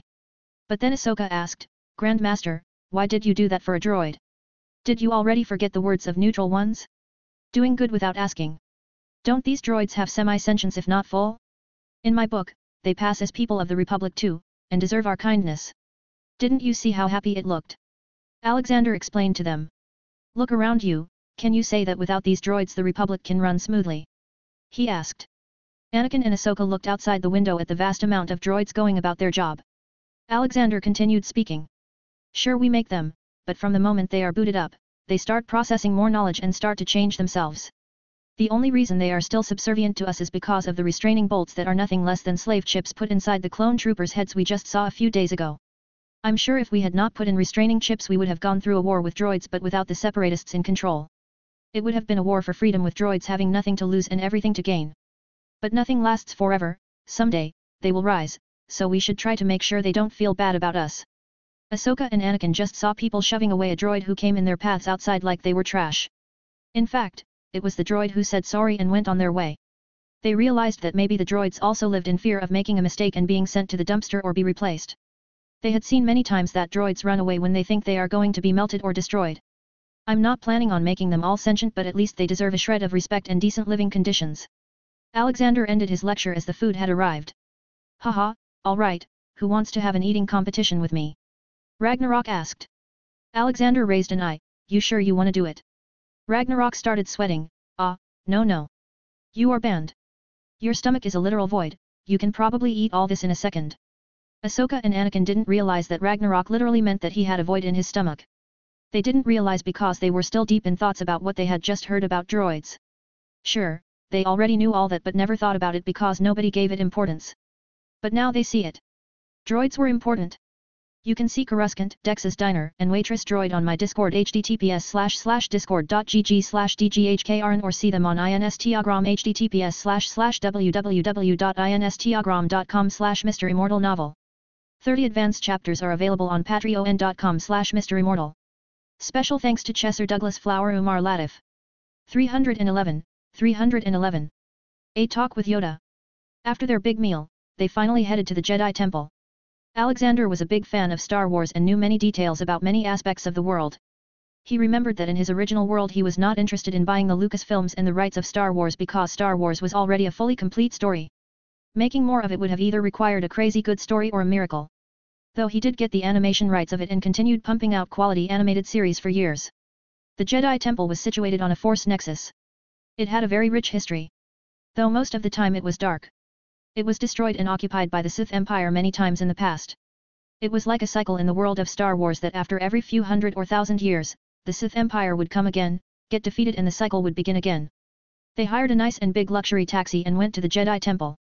Surprisingly, when Alexander reached the main entrance of the temple he saw many Jedi waiting for them. At their forefront was Yoda. "Whoa, what's with this welcome?" Alexander loudly muttered. Yoda walked up to him, "Welcome, to our Jedi Temple. Master Obi-Wan told us about you, Grandmaster Universe." Alexander was honestly surprised how Yoda was able to speak normally. "Haha, thank you for welcoming me, Grandmaster Yoda. I got something to talk to you about," he said and brought forward Yoda Jr. "Do you know this child? He is of your own species. I found him being sold in a slave auction," he explained. Yoda looked at the small child and was shocked a bit. Alexander noticed it but didn't say anything. "I do not know who this is. But I feel the Force is strong with this one," Yoda stated in his monotonous voice. All the Jedi Masters were mumbling behind seeing a being like Yoda. But they all stopped when they noticed Anakin walking up to Padme and openly kissing her without any reservations. Alexander laughed, "Ha ha ha, youth. Anakin, what are you doing? Have you forgotten about your training?" The always strict Mace Windu spoke. Even Padme was shocked by the public affection. Anakin shrugged at Mace's words, "I am no longer a part of the Jedi Order. I have joined the neutral ones under the leadership of Grandmaster Universe." "So it was true then, Obi-Wan wasn't joking when he said you left," Mace exclaimed. All the Jedi Masters of the Jedi Council looked at Alexander with slight hostility, they tried to mask it but Alexander felt it. "Whoa, I thought you Jedi were good at controlling your minds and emotions. It seems it was a lie." Alexander scoffed. Yoda looked back at his juniors, "Enough, inside we go." "Guessed he is." So he's back to broken tongue now, Alexander internally thought. Chancellor Palpatin's office. Mas Amedda, one of the followers of Chancellor, came to report. Report has come that Anakin has returned to the Jedi Temple. But there were some strange people with him. 2 old men, Ahsoka Tano, and a child that looked like Grandmaster Yoda. Ah, like Yoda you say? What are they up to now? Tell Anakin to meet me in the Senate today. Palpatine ordered. Alexander was given pretty good treatment by the Jedi Order. Yoda even personally showed him around the huge temple. Alexander knew that Yoda also wanted to talk to him about something. So when they were alone in the library he confronted him. Okay, what is it you want to talk about? Yoda was not surprised that his intentions were read by him. He answered with normal words this time. Yes, I did want to talk. I sensed your arrival in the galaxy. A being truly resonating as if one with the Force, or the Force itself. Who are you? Haha, you are pretty strong to have sensed me so far out in the galaxy. Well, I am just a powerful being. I'm not particularly trained in the ways of Force, but it comes naturally to me. So you can see me as the master of the Force. He cryptically explained. Yoda nodded. That explains it. A master of the Force instead of the other way around. Which side does this master of the Force belong to? Alexander waved his hand and 2 chairs and nice drinks appeared for them. Ha ha ha, you may be 900 years old, Yoda, but you still haven't truly opened yourself to what the Force truly is. The Force is like air. But it is everywhere and inside everyone. Only a lucky few have the ability to sense it. Sometimes there are even whole species that can sense it, like you. But tell me, when does air on a planet start to go bad? Alexander asked. When pollution increases, Yoda answered. Alexander nodded and continued explaining, yes, just like that. Force is inherently pure. It is the creator of life. But it is also like air. Because it is everywhere, it is connected to everyone. So, if there is more crime, sadness, and anger throughout the galaxy as compared to goodness and happiness, then the Force tends to favor the dark side as it gets polluted. Polluted Force means that more Force-sensitive people will be in danger of turning to the dark side. Have you ever wondered why the dark side always seems to be stronger and why all the previous Sith empires were so hard to deal with? That is because of that pollution. Supposedly, if there was more good in the galaxy then the Force would be purer, in turn making more good Jedi and favoring the powers of the light side. So we need to rid the galaxy of crimes and make it purer. Yoda thought loudly. Alexander shook his head. No, that would not be productive. Imagine the Force as a thin line with 2 ends. On one end, there is the dark side, the Sith. And on the other, there is the light side, you. While I am in the middle. The Force has always been about balance. What is the most common practice in both Siths and the Jedi? It is meditation. By meditating, Force sensitives could reach a deeper state of relaxation, making it easier for them to connect with the Force with a clear mind. So, just as we balance our minds, we can balance the Force too. Sith are always so powerful because they actively involve themselves and work to achieve their target. Meanwhile, Jedi just sit and let the Force lead them, which is false. Jedi only react to whatever the Sith does and often they react too late. Look into the history and you will see this loop going on for a long time. I am also going to break this loop this time. Why wait? Why not promote peace and harmony through work? Why not personally try to achieve love and happiness rather than isolating yourself from this feeling? Remember, initially, there was no dark or light side, we made it that way. Yoda was truly enlightened by his understanding of the Force. If what he heard was right, then the fundamental understanding of the Force in Jedi Order was flawed. Where do your neutral ones fit in all this? Yoda asked. Alexander smiled. Nowhere, neutral ones just aspire to live happily while making others happy and helping them selflessly. Anyway, Yoda. Tell me about that child now. There has got to be something you know. And why is it that Yoda disappeared and I found this kid? Is he your child? Alexander asked, making Yoda who was drinking some water cough. A monk being accused of indulging in lustful desires was not good after all. You can see Palpatine and Yoda on my Discord https://discord.gg/dghkrn or see them on Instagram https://www.instagram.com/MisterImmortal novel. 30 advanced chapters are available on patreon.com/MisterImmortal. Special thanks to Chesser Douglas Flower Umar Latif. 312.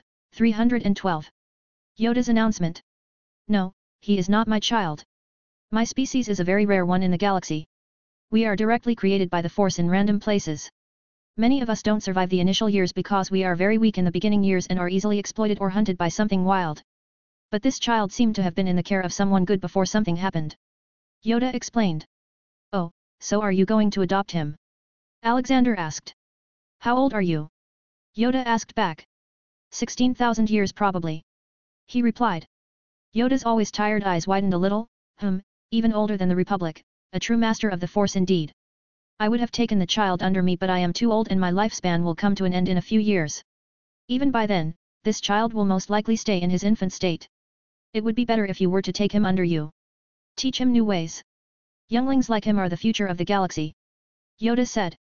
What about the Jedi Order? What are you going to do with it? Alexander asked. You will know soon, follow me to the Jedi Council, Grand Master Universe. Anakin's dismissal will also be decided there. Yoda stated and started walking away. But his small body was too slow so Alexander just made him levitate with him. Amazing ability it is, Yoda exclaimed and soon got used to flying like this. When Alexander was meeting Yoda, a meeting between Palpatine and Anakin was taking place. Anakin, did you ever hear the tragedy of Darth Plagueis the Wise? Palpatine asked as the Senate proceedings took place in front of them. No. Anakin denied. I thought not. It's not a story the Jedi would tell you. It's a Sith legend. Darth Plagueis was a Dark Lord of the Sith, so powerful and so wise he could use the Force to influence the midi-chlorians to create life. He had such a knowledge of the dark side that he could even keep the ones he cared about from dying. Palpatine told the story while looking at Anakin's face for any changes and also the Force. Palpatine didn't actually know about Anakin's vision at all, he had instead sensed Anakin's unease and was somehow motivated by the Force to tell Anakin about Darth Plagueis. He could actually save people from death. Anakin asked amusingly. Palpatine smirked, the dark side of the Force is a pathway to many abilities some consider to be unnatural. Then Anakin asked what happened to Darth Plagueis. He became so powerful. The only thing he was afraid of was losing his power, which eventually, of course, he did. Unfortunately, he taught his apprentice everything he knew, then his apprentice killed him in his sleep. Plagueis never saw it coming. It's ironic he could save others from death, but not himself. Palpatine smilingly told him the rest of the story, believing that Anakin was slowly falling to the dark side. Is it possible to learn this power? Anakin asked doubtfully. Palpatine was quick to answer, not from a Jedi.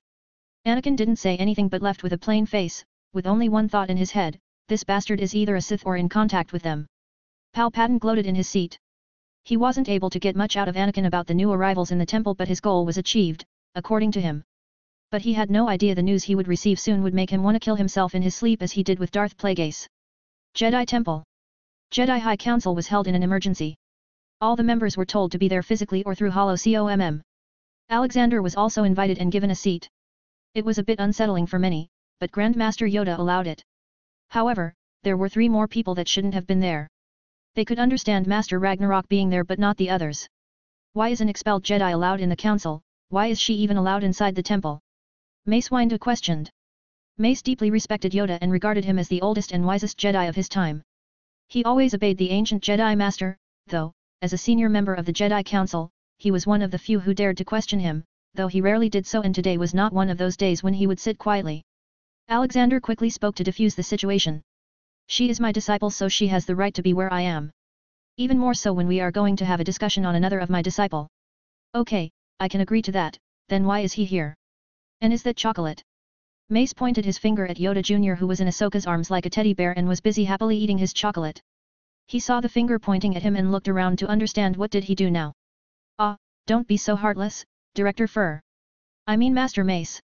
Look at his face, how can you get angry at him? Besides, I have adopted him so he can stay.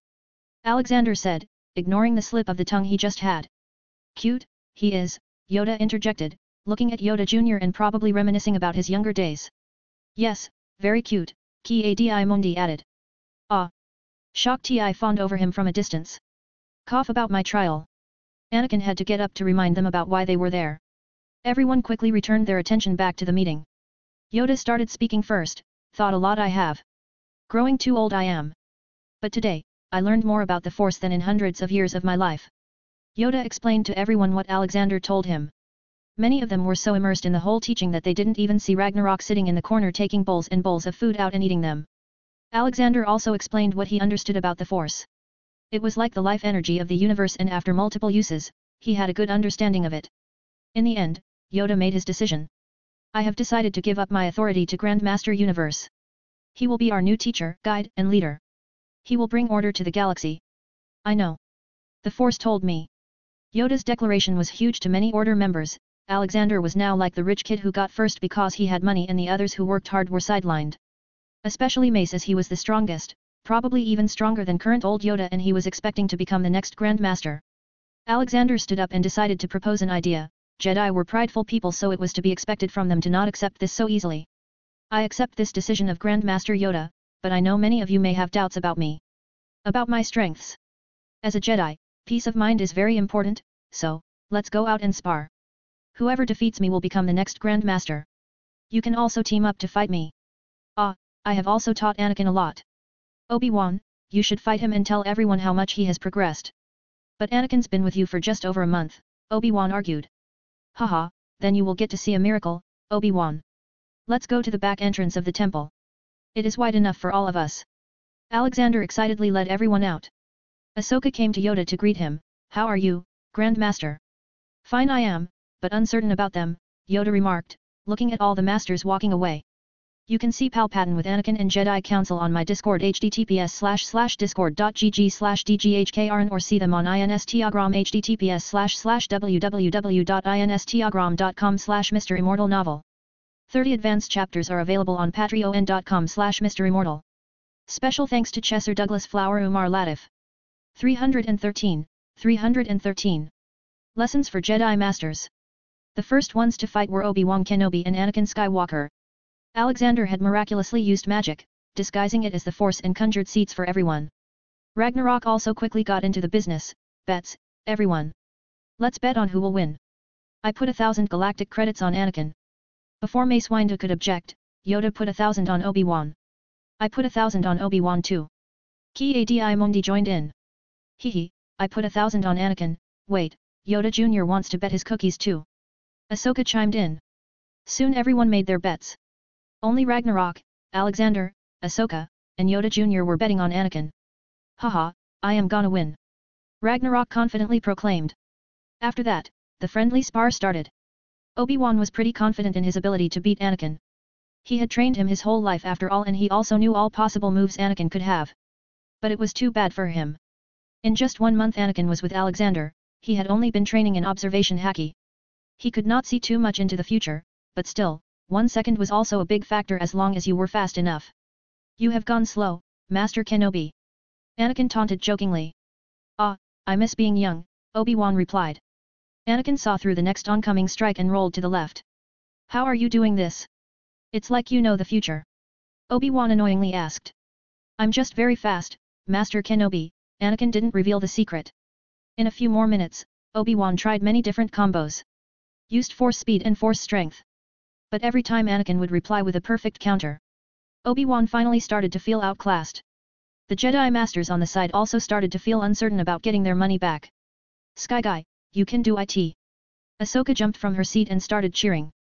But even though Anakin had improved a lot, it didn't mean that Obi-Wan had gotten worse. It was a fact that Obi-Wan was a very skilled fighter. So it was normal if Anakin had found it difficult to beat him so quickly. But Anakin also had the new teachings of Alexander, which did not make him suppress his feelings.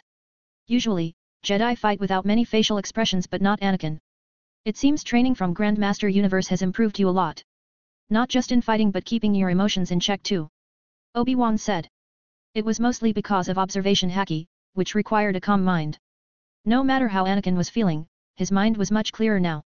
Then you should be happy for him to become the new Grandmaster of the Order. Maybe you can learn some of the so many amazing abilities of Grandmaster. Anakin replied loudly. Mainly to make the other masters hear it. Obi-Wan laughed, haha. Oh, I will do just that. But until then, you have won, my brother. Obi-Wan stepped back and retracted his lightsaber. Anakin did the same. Obi-Wan looked at Yoda and spoke, Grandmaster, Anakin has improved more in 1 month than the whole past year. I think he deserves to be officially called a master now. Correct you are, Master Kenobi. A positive change I see. Yoda said. Meanwhile, Ragnarok was making everyone cough up the credits they bet on.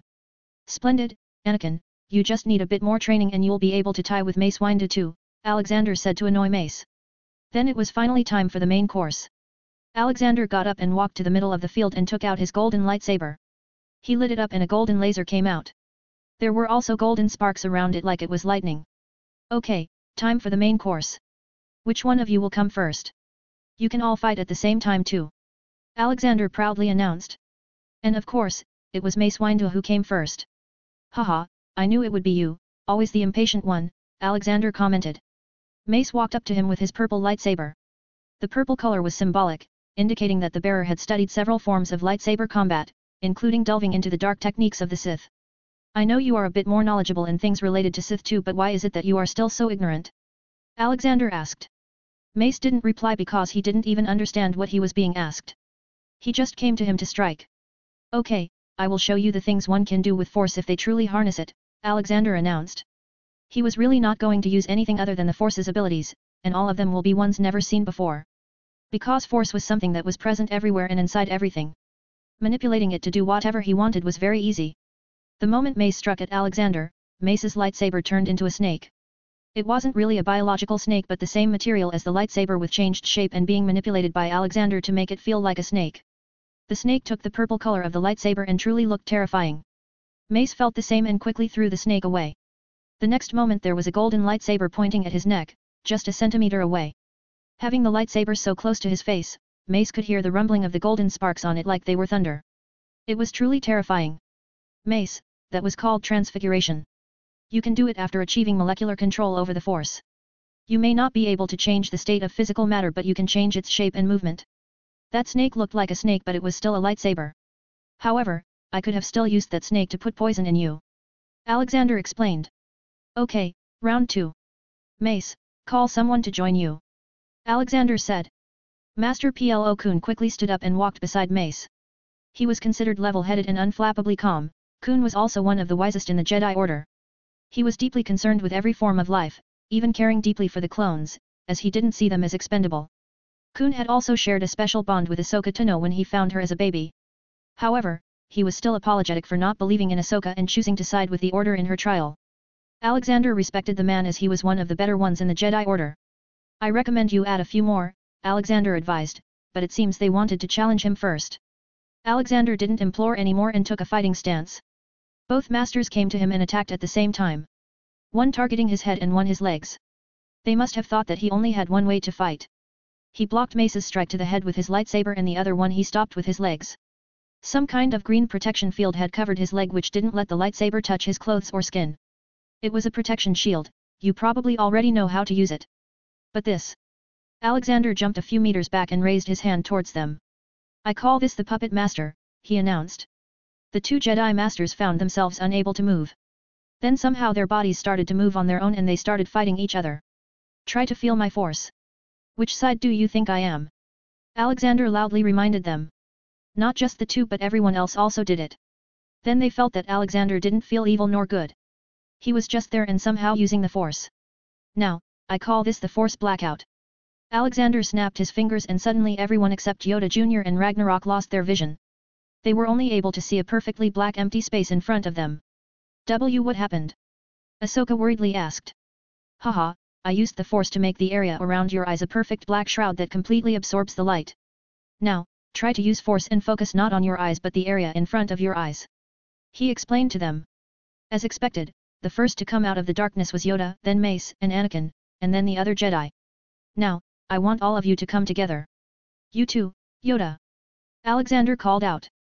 You can see Anakin and Obi-Wan, Mace Windu, and Plo Koon on my Discord https://discord.gg/dghkrn or see them on Instagram https://www.instagram.com/MisterImmortal novel.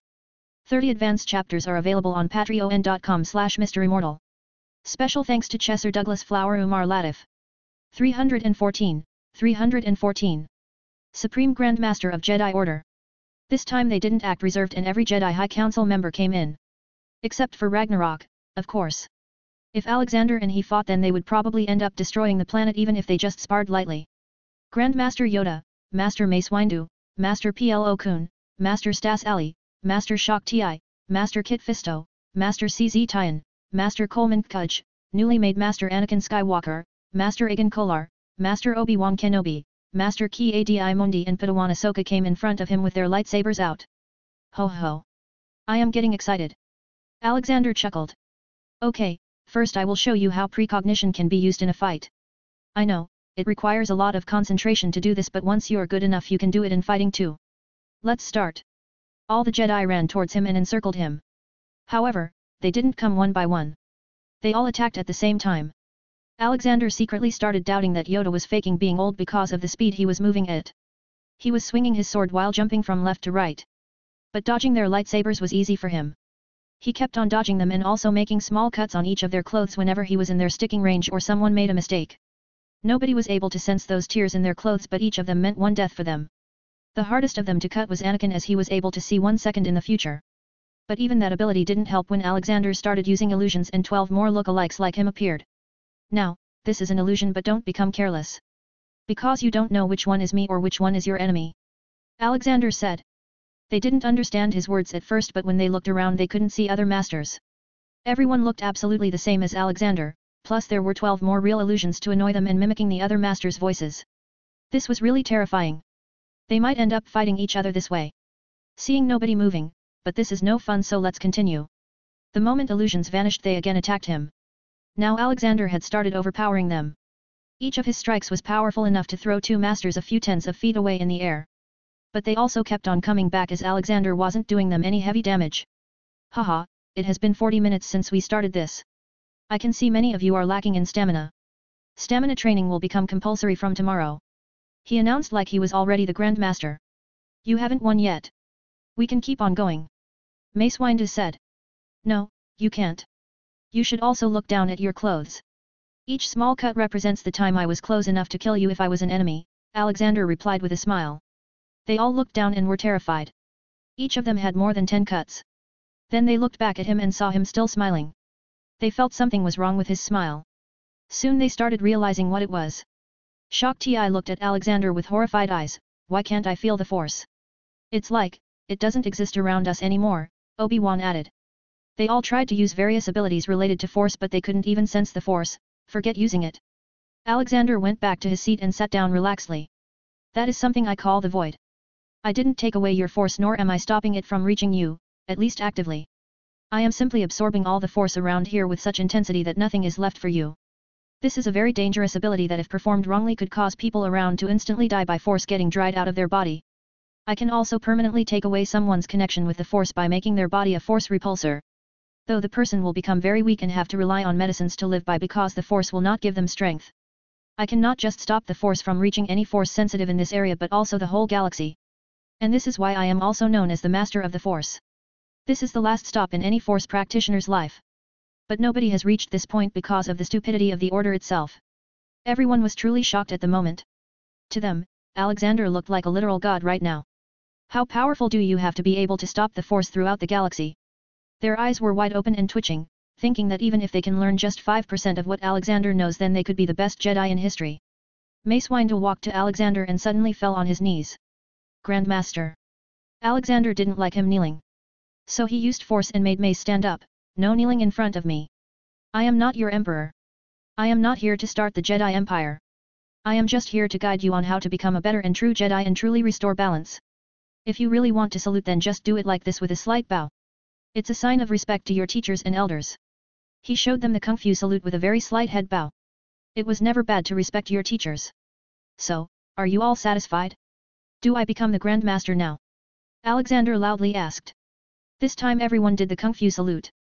Even Yoda Jr. Haha, I'll take that as a yes. Okay, I will be creating a new curriculum for you all by keeping your expertise and fighting style in mind. I will also be making a specialized curriculum for our younglings to give them the best foundation possible. Then I will also give you a lot of study materials which you will use to train your Padawans. Got it? He asked. Yes, Supreme Grand Master. They all replied, but they added the word Supreme for some reason. Why did you add Supreme? He questioned. Yoda again saluted and answered quickly, because I am also a Grand Master and I am not even close to you in the understanding of the Force. Your status is higher than any Force wielder in the galaxy. Hearing that, Alexander felt like he was in some Shaolin temple right now and he was their Shifu. Haha, okay. Any questions before we end this practice session? He inquired. Yoda spoke again. Wise one, you said that we have not been able to reach the pinnacle of being a Force practitioner because of our own foolishness. What do you mean by that? Everyone was interested in knowing all that. Oh, take seats then, I will give you a small lecture about the problem with our current order. He again made all the chairs fly in front of him so they would all face him. He also invited all the Jedi Masters and Knights who were not busy. Oh. Yoda Jr. just took a cute big yawn. He was probably feeling sleepy because no one talked to him all this time. Alexander made him fly into his arms and he cuddled in it with a smile and went to sleep. All the female Jedi Masters made awing noises seeing the cute scene. Alexander coughed and started, "Okay, let's start with the problem. You see, the Jedi history has been filled with so many conflicts between Sith and Jedi. But every time the Sith attacks the Jedi Order comes to the brink of extinction. 1. Because we refuse to see what is in front of us and keep on waiting for a signal from the Force. And 2. We hesitate to fight. Whenever the Sith attacked the Jedi Temple, they made sure they destroyed the libraries so that all the knowledge gained in 100 or 1,000 years would be lost. So, eventually, when Jedi win, they have to start over. Repeat this process again and again and we reach this moment where we are so stagnant in our evolution as Jedi that getting corrupted or losing faith from the Order has become common. Imagine if we had the teachings of the first Grand Masters, maybe there never would have been a Sith Empire then." He explained. Ahsoka raised her hand. "Yes, Ahsoka." She asked her question, "What about the Sith then? The Jedi never attacked their knowledge repositories. Does this mean they are stronger?" Alexander shook his head. "No, they are not any more stronger than the Jedi in terms of strength. But in terms of conviction to achieve something, they tend to outpower the Jedi. The Sith drive their strength from negative emotion. So, they tend to be arrogant, petty, and selfish. Due to this, every Sith Lord hides all the knowledge they learned and occasionally passes a little bit of it to their apprentice. Just look at what happened to Darth Plagueis. He had so much knowledge and even passed it all to his apprentice and yet his apprentice killed him in his sleep. This is why I feel it very strange that the Jedi are still not overpowering them even after being like a brotherhood. We should have our temples everywhere in the galaxy by now, with Jedi Masters numbering in the tens of thousands. But you all decided to involve yourself in politics and got stuck on this planet. But worry not, I will change things. Dark days are ahead of us. The Sith will rise again, but remember, after every dusk, there is always a dawn." He ended his lecture. He told them a few more things about why they shouldn't make younglings suppress their emotions because children learn to tackle those emotions at that age, but he had to stop because a Padawan had come to report something. Alexander wasn't officially announced as the new head, so the Padawan went on to report to Yoda. "Grand Master, General Grievous attacked a Republic ship in the Anote system. The ship was transporting 10 younglings to here." The Padawan reported hastily. Alexander stood up and stretched his back. "I will bring them back, don't worry. In the meantime, I want you to prepare to announce my overtaking of the Jedi Order and neutral ones as its Supreme Grand Master. Don't worry, all that happened here was not seen by anyone. I had blocked it all with the Force. See you later." He got up and started flying straight up to where his ship was in space. Anakin and Ahsoka were left behind this time. Though he brought Yoda Jr. with him as that was the safest place for him. His going to General Grievous also marked the beginning of the end of this whole Republic vs Separatist fiasco and also the ambitions of Darth Sidious. You can see Jedi Fighters and new illustration on my Discord https://discord.gg/dghkrn or see them on Instagram https://www.instagram.com/MisterImmortal novel. 30 advanced chapters are available on patreon.com/MisterImmortal. Special thanks to Chesser Douglas Flower Umar Latif. 315. Saving the younglings. Why am I hearing this now? Chancellor Palpatine raged in his office at his informants. We just heard about it recently, Supreme Chancellor. Grand Master Yoda just made the announcement that the Jedi Order has elected a new Supreme Grand Master who will be the head of all members of Jedi Order in the galaxy. Mos Amedda spoke. And let me guess, it is that new guest you told me about. Palpatine growled. Yes, but I received reliable intel that he has gone to save the younglings captured by General Grievous, Amedda said. He was one of the few in the galaxy who knew Palpatine was a Sith Lord, so he decided to give a suggestion after Palpatine dismissed everyone else. Lord Sidious, why don't we give this information to Count Dooku and General Grievous? I am sure a single Jedi, even if as strong as Grand Master Yoda can't fight an army alone. He suggested. Palpatine sneered at hearing Amedda giving him suggestions. I will think of something, leave now. He was too proud for his own good and had a god complex so he didn't consider anyone more intelligent than himself. The only reason he was able to reach till this point was because of his master that he had killed. His master was the one who had gotten him into the Senate and even the position of Chancellor. Alexander appeared in the Separatist-occupied space. Actually, it was Dobby occupied now but nobody knew that. Except for a few key figures, Dobby had most of the droid army under his control. Count Dooku and General Grievous still thought that they had everything under control. His ship was blasting Mongolian rock music through all the speakers in all ships in a few million kilometers of radius around him. It was Ragnarok's choice, he said he had met Genghis Khan once back in his young days on Earth. They then headed straight to where General Grievous was. Grievous was a Kalaesh male warlord who served as a commanding officer in the military forces of the Confederacy of Independent Systems.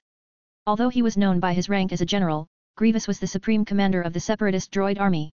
At some point in his life, Grievous became a cyborg following a shuttle crash that destroyed most of his body and almost killed him. He chose to receive extreme cybernetic upgrades to increase his skills in combat and become even more threatening. He had a metal body but still had an organic brain. The ship General Grievous had captured was a Monday Calamari Star Cruiser, an Imperial-class Star Destroyer-sized ship. It was a decently powerful ship and General Grievous had not destroyed it. Alexander's huge ship flew above the Monday Calamari Star Cruiser where General Grievous was. "Sir, we are being hailed," Ghost informed. "Connect me through, Ghost." Quickly the face of General Grievous appeared on the screen. "Whose ship does this belong to?" Grievous knew that Alexander's ship was not just huge but on a whole different level than his and could obliterate him in a matter of seconds. "I am the Supreme Grand Master of Jedi Order. Return the 10 younglings on the ship or, I will take them on my own and then destroy you," Alexander said in simple yet threatening words. "Ha, a Jedi? I have never heard of any Supreme Grand Master. And, don't forget we are in space, how will you enter my ship?" Grievous replied in a mocking tone. Alexander suddenly vanished from his seat and appeared behind Grievous in the other ship. Like this. Spooked by him, Grievous turned around with his 4 lightsabers out. "I'm in no mood to play games," Alexander made his intentions clear and used the Force to bind Grievous' body. All the Cis battle droids ran away seeing that even their commander wasn't able to deal with the enemy. Alexander walked up to his face and used magic on his head. "You will attack Coruscant and other places as planned but you shall not hurt any civilian." Once that was done he left Grievous there with temporary paralysis on his mechanical body. Alexander's words were going to stick to his mind now like a code. Ghost had already override the control over all the droids in the ship and they were loyal to Alexander now. However, he told them to act like they were still under Grievous' orders. He sensed the 10 scared kids huddled in a room at the center of the ship and went there. The moment he entered they all stood up in a defensive stance. They all were very small. "Bad man, go away!" one of the brave ones loudly shouted.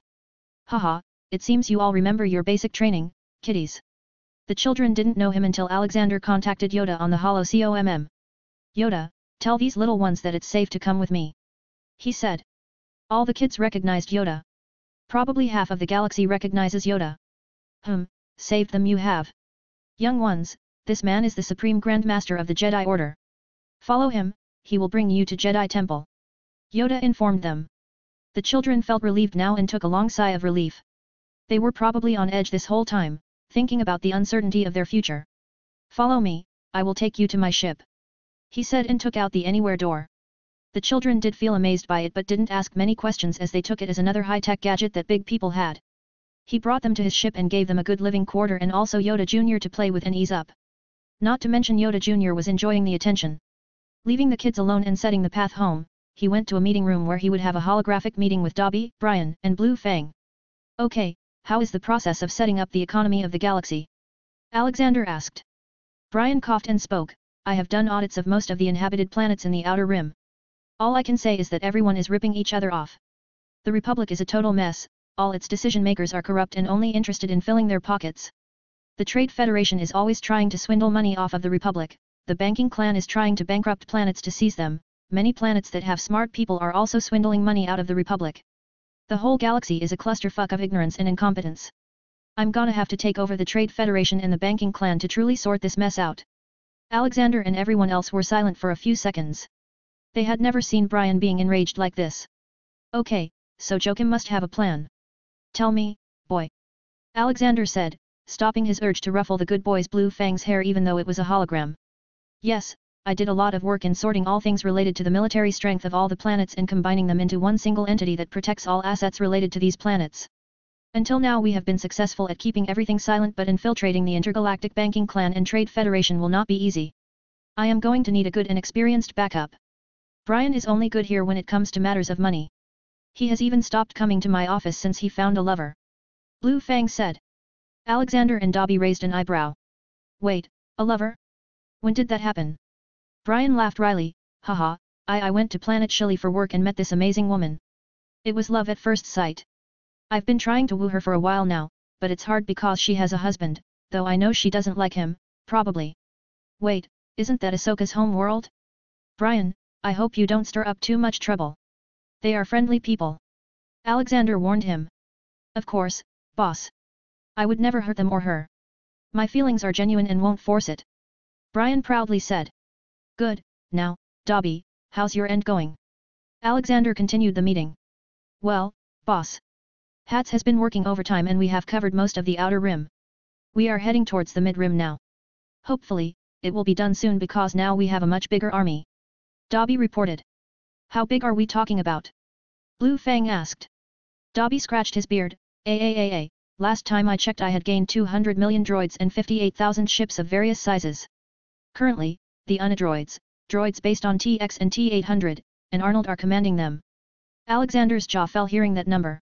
With this, they were already the strongest army in the galaxy. Adding Alexander, Ragnarok, Jedi Order, and many other assets would be an overkill. Okay, I want you to help Blue Fang in taking over the banking clan and the Trader Federation.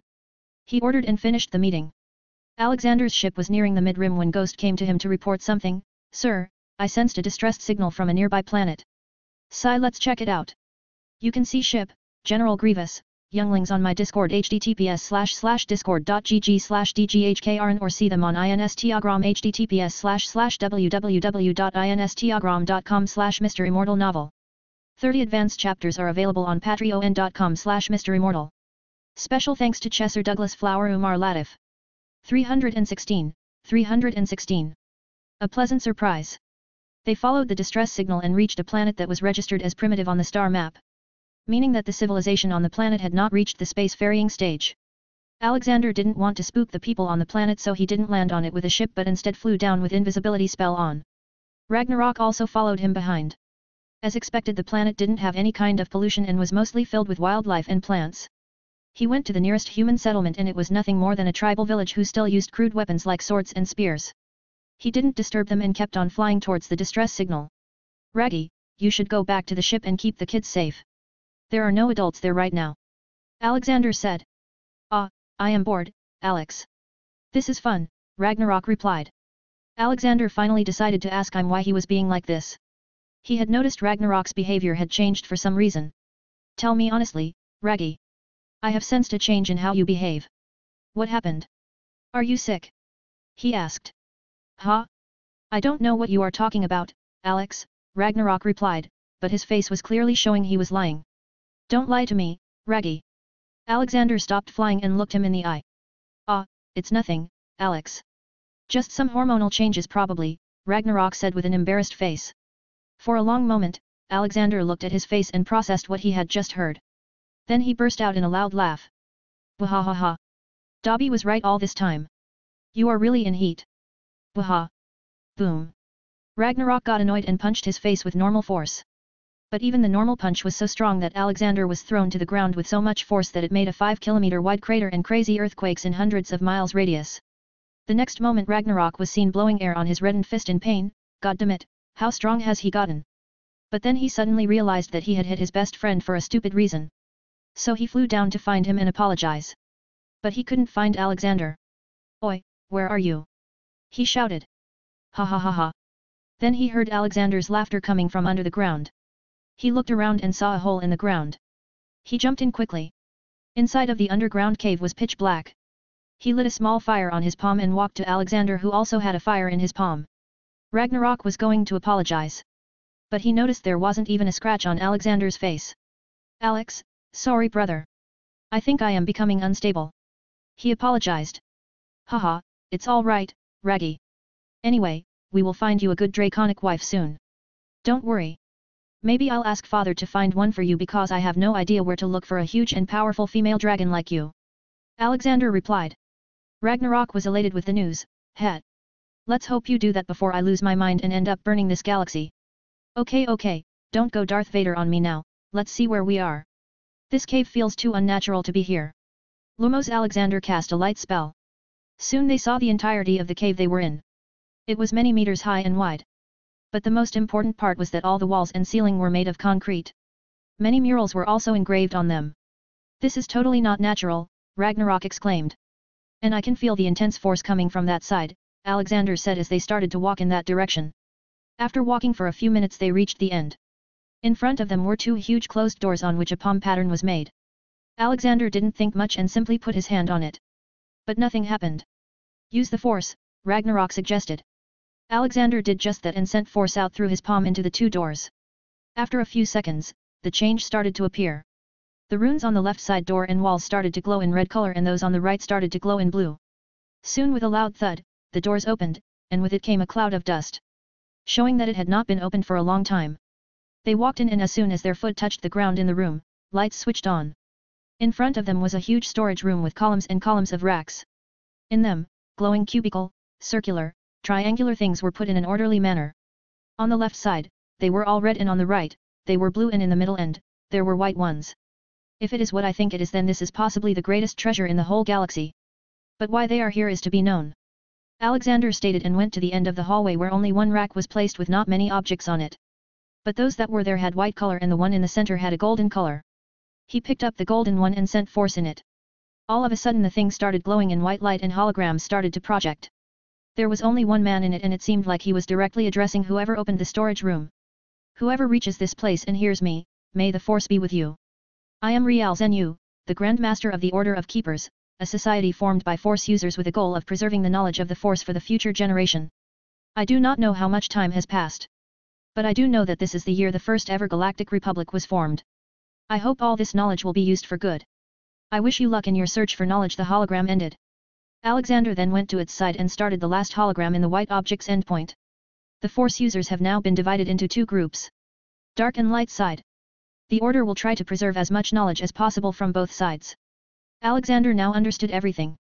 Then he checked the last dated entry on both the dark side and the light side. They were dated to be year 6958 in the CRC dating system. This was the year Jedi-Sith War was fought 1,000 years ago during the Dark Ages. This meant that this order of Seeker probably died out during that time and hence no more knowledge preserved.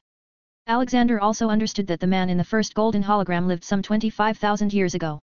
Haha, this is a treasure, Ragnarok. These are all holocrons from thousands of force users with knowledge long thought to have gone extinct. Alexander cheered. Well, that's good and all, but why is the ground shaking? Ragnarok asked. Alexander just noticed that the ground was really shaking. Then he used the force to focus on the noise as well. Ah, it seems like a lot of people are marching towards us. But they are also chanting something. Alexander said. Ragnarok also focused and tried to hear it. Oh, I hear it. It's like some tribal chanting, they are saying. Sexy. Sexy. Old man. Old man. What the hell? Alexander and Ragnarok didn't have any idea who it was so they quickly put all the holocron in his dimensional pocket and went out of the cave. Instantly they were greeted by millions of tribal people. They all looked like tall versions of E.T. from that movie. They were really chanting what Ragnarok said. Why are they chanting this? Ragnarok asked. Maybe because of him, Alexander pointed at a golden open-roof sedan chair that many of the aliens were carrying on their shoulders. A man was sitting on it. Alexander and Ragnarok's mood instantly turned bad with Ragnarok cursing, why is he here? I'm gonna kill him this time. You can see the planet, crater, mysterious door, and holocrons on my Discord https://discord.gg/dghkrn or see them on Instagram https://www.instagram.com/MisterImmortal novel. 30 advanced chapters are available on patreon.com/MisterImmortal. Special thanks to Chesser Douglas Flower Umar Latif. 317. A mule. Whoa, what are you doing here, sexy old man? Deadpool voiced from over the shoulders of the tribal people. I sent you back to your universe. Why are you here? Alexander annoyingly asked. You mean I am not in my universe? Whoa, that's so cool. Deadpool cheered. No wonder I felt weird when I touched that shiny wall when you sent me back, he added. Sigh, that was the wall separating you and the multiverse, you fool, and what have you been doing here all this time? Alexander asked further. Deadpool put both his hands on his waist, meet my subjects. I am their king. But sadly I couldn't make my own harem, they look weird and their biology is different, the females here have the hot dog and the men have the donut and besides, you were the only one in my mind. Give it to me now. Deadpool jumped towards Alexander like a sex fiend but he soon received a punch in the face from Ragnarok. Ragnarok was always disgusted by him for some reason. No, you are going back. This time for good. Alexander sternly said and pointed his hand towards him. Deadpool quickly ran back and hid behind one of the native aliens. No. I'm not going back this time. I'm gonna have some adventures. I've been stuck on this planet for so many months. He complained. Just then Alexander had an idea, I think I do have a job for you. Deadpool excitedly jumped at Alexander and tried to kiss his face but received a kick to his face. Then Alexander looked back at the people. The moment Deadpool leaves with them, the people will probably go back to fighting each other as there won't be anyone left to keep them together. So he used magic and made a Deadpool look-alike golem who would rule them and at least bring them to the industrialization stage. Ooh, who is this sexy man? Deadpool interjected, seeing himself as the golem. Let's go, wait. We need to go back to Coruscant. He ordered and started flying up. He was using force to bring him along too. Wait, I have heard this word Coruscant before. Was it a toilet cleaner I drank that day? Deadpool muttered. It's a planet. We are in the Star Wars universe, Wade. Alexander informed him. Deadpool suddenly had stars in his eyes. Whoa, I live in Star Wars. Has Anakin turned emo? I so wanna see him kill those younglings. So dark and badass. No, Anakin is my student now and he is a good boy. Alexander corrected him. Aw man, why did you change stuff? Emo Anakin was the best, not to mention I won't get to see Darth Vader now. I was so looking forward to getting choked by him. Deadpool non-stop muttered. As a punishment, Alexander didn't help him when they were in the vacuum. Deadpool was out of the game for a while after that. They came back to the ship and continued their journey to Coruscant. Once on the ship, Alexander started to sort out all the hundreds of holocrons. He needed to make sure what was shareable to the Jedi Order and what was not. Most of them were filled with various kinds of knowledge about Force abilities both dark and light. But what interested him was the white one. Because they were made before the first Sith Lord rose and a division formed and the light side came into existence. The white ones were neutrals and had the knowledge about the history of the Force and how to connect with it better. There were also a few historical holocorns filled with biographies of famous good and bad people, like Darth Revan. All in all, most of it wasn't harmful, but some of them shouldn't be allowed to be used by below master level Jedi. Not to mention, the Jedi Order was not always secure as they had a history of a few Jedi changing sides. Beeb. Sir, I sensed 2 Venator-class star destroyers, 3 Acclamator-class assault ships, and 20 starfighters just appearing behind us. Ghost reported. They hadn't initiated a space jump yet, which was why they were tracked. Alexander raised an eyebrow. His ship now had an ID belonging to the Republic, so not many should stop him or mess with him. Even less so after seeing its grand size. Okay, let's see who it is. If they attack, you can retaliate. He gave the command. We are being hailed. Ghost alerted. Let it through, Alexander said. Soon they see a face on the holographic screen. Alexander instantly recognizes the person in it. Oh, who do we have here? Isn't this the great Darth Mule? Alexander mocked. Ghost played donkeys braying in the background. Behind Alexander, all the kids, Ragnarok and Deadpool laughed. Darth Maul sneered at the insult to his name. So, you are the so-called Supreme Grandmaster of the Jedi. What a preposterous name. Ragnarok scoffed, it's still better than adding Lord behind your name, damn imperialists. Darth Maul probably couldn't sustain more injury to his pride and called for the strike, do it. Soon all the enemy ships started firing their weapons at Alexander's Superstar Destroyer. If it was a normal Superstar Destroyer then it may have gotten damaged, but this was different. It was an upgraded version made and designed by the genius in both magical enchantment and science, Howard Stark. Not to mention, they were made of vibranium. So, all the impact on the body from the incoming attacks gets stored as kinetic energy in a special cannon from where the energy would get discharged as a concentrated shot. Just one shot from Alexander's ship destroyed one of the Venator-class star destroyers. Alexander called Darth Maul this time, coming to me was your biggest mistake, Darth Maul. But I am going to capitalize on this opportunity. Alexander raised his hand towards Darth Maul on the screen. At the same time, a few kilometers away in Darth Maul's ship, Darth Maul felt a thrust of the Force coming towards him and holding onto his neck. It was a Force choke. He soon started hovering in the air while trying to breathe. He couldn't believe that Alexander was able to do this from such distance and without even seeing him in real time. Then something even crazier happened. A green shield formed around him and he was pulled out of the control room of his ship. But his body didn't destroy anything in the ways and instead passed through the matter like he was a ghost. He got pulled towards Alexander's ship and soon he was in front of him. I know you don't like Darth Sidious. He took you in as a child without asking for your choice and then replaced you with Dooku. What a tragedy. So, if you agree to give testimony against Darth Sidious in the future, I can grant you balanced freedom. Alexander proposed. Darth Maul didn't speak then.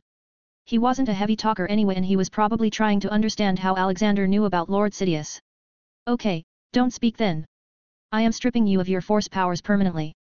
From now on, you will just be a normal humanoid being with good martial skills. Alexander announced. As expected, Darth Maul's eyes widened in shock. He was then sent to prison cells which looked no worse than a 5-star hotel room. Whoa! Grandmaster is so cool, please teach us too. The little younglings flocked to him. Alexander's heart warmed up, haha, okay kiddies.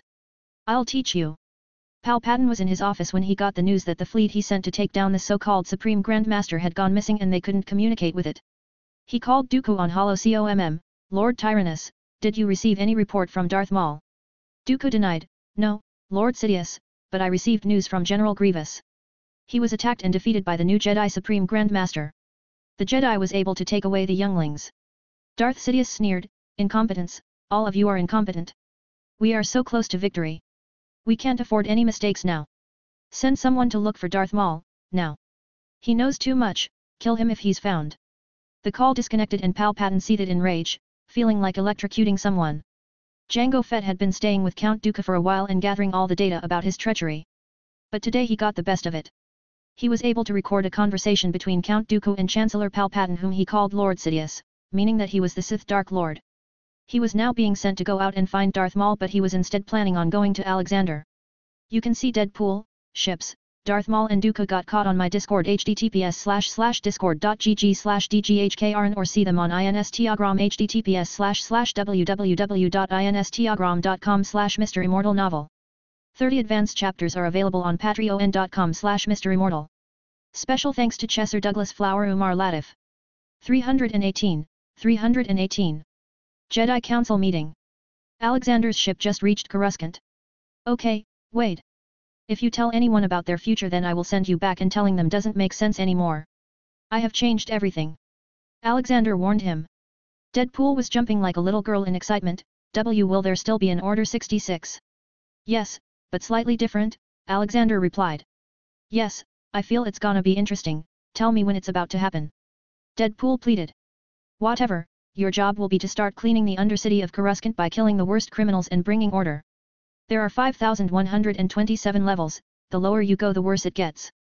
They say you can't go below level 5 but you are unkillable so you will be fine. Just take some necessary equipment with you as there will be darkness and unknown monsters. I've also heard there are ghouls too that used to be humans once, who became like that because of hunger, mutation and eating other people.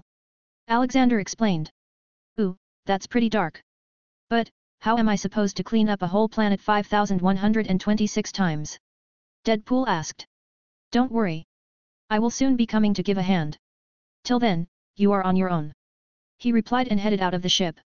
This time because he had many younglings with him he used a smaller transport ship to land on the planet. Okay young one, come with me. He made everyone line up and follow. They cutely sang some poems Alexander taught them till they reached the Jedi Temple where Mace Windu was waiting. Wise one, we have declared your new appointment as the Supreme Grandmaster. But there are things that need to be discussed in the Jedi High Council. You are needed there. He informed. Oh, let's go then. Get someone to take care of the younglings. All of them are healthy so there is no need for a medical checkup. He instructed and went into the council room. All the Jedi Masters were present and were probably discussing the upcoming war. The moment he entered they all stood up. Yoda also tried to do that but he was too old. Alexander quickly walked up to him and stopped him. He also used magic to heal his old body. All the previous wounds and their effects went away, all the problems of old age disappeared. You don't need to get up, my friend. None of you do. As long as you have respect for others in your hearts, there is no need to salute every time you see someone. Alexander told them. Yoda sat down and felt the changes in his body. Good, I feel. Of course you do, I just healed you and made your body a few hundred years younger, Alexander revealed. How many years? Anakin asked to confirm. 300 I guess. I can't be precise about it but it's surely somewhere near 300. He simply said and took his seat beside Yoda. His seat was more to a central position. Everyone was very shocked hearing that they could prolong life with the Force. Okay, what do we have to discuss today? Alexander changed the topic.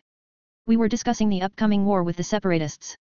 Obi-Wan gave him a brief recollection of what their plan was. Good, go with this plan. What else? He said without much thought. The plans of the Jedi were just the same as in the movies with a small difference of Anakin still being in the Order as a faithful Jedi. About the growing negative image of the Order in front of the people of the Republic.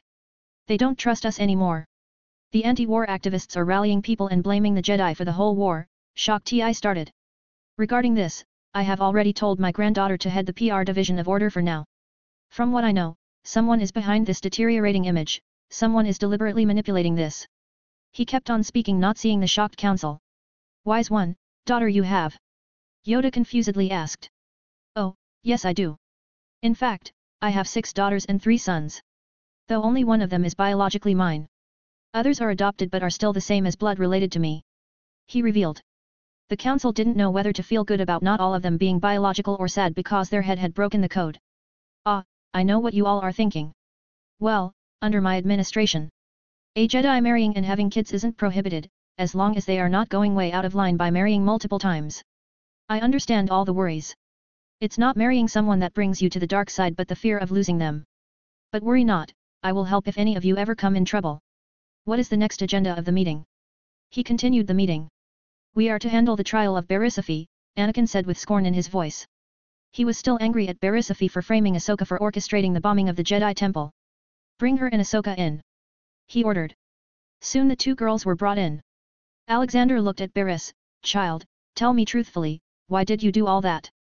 She scaredly looked at Alexander. I think the Jedi Order had been corrupted by the dark side. The Jedi Order and the Republic have lost their way and I wanted to teach them a lesson.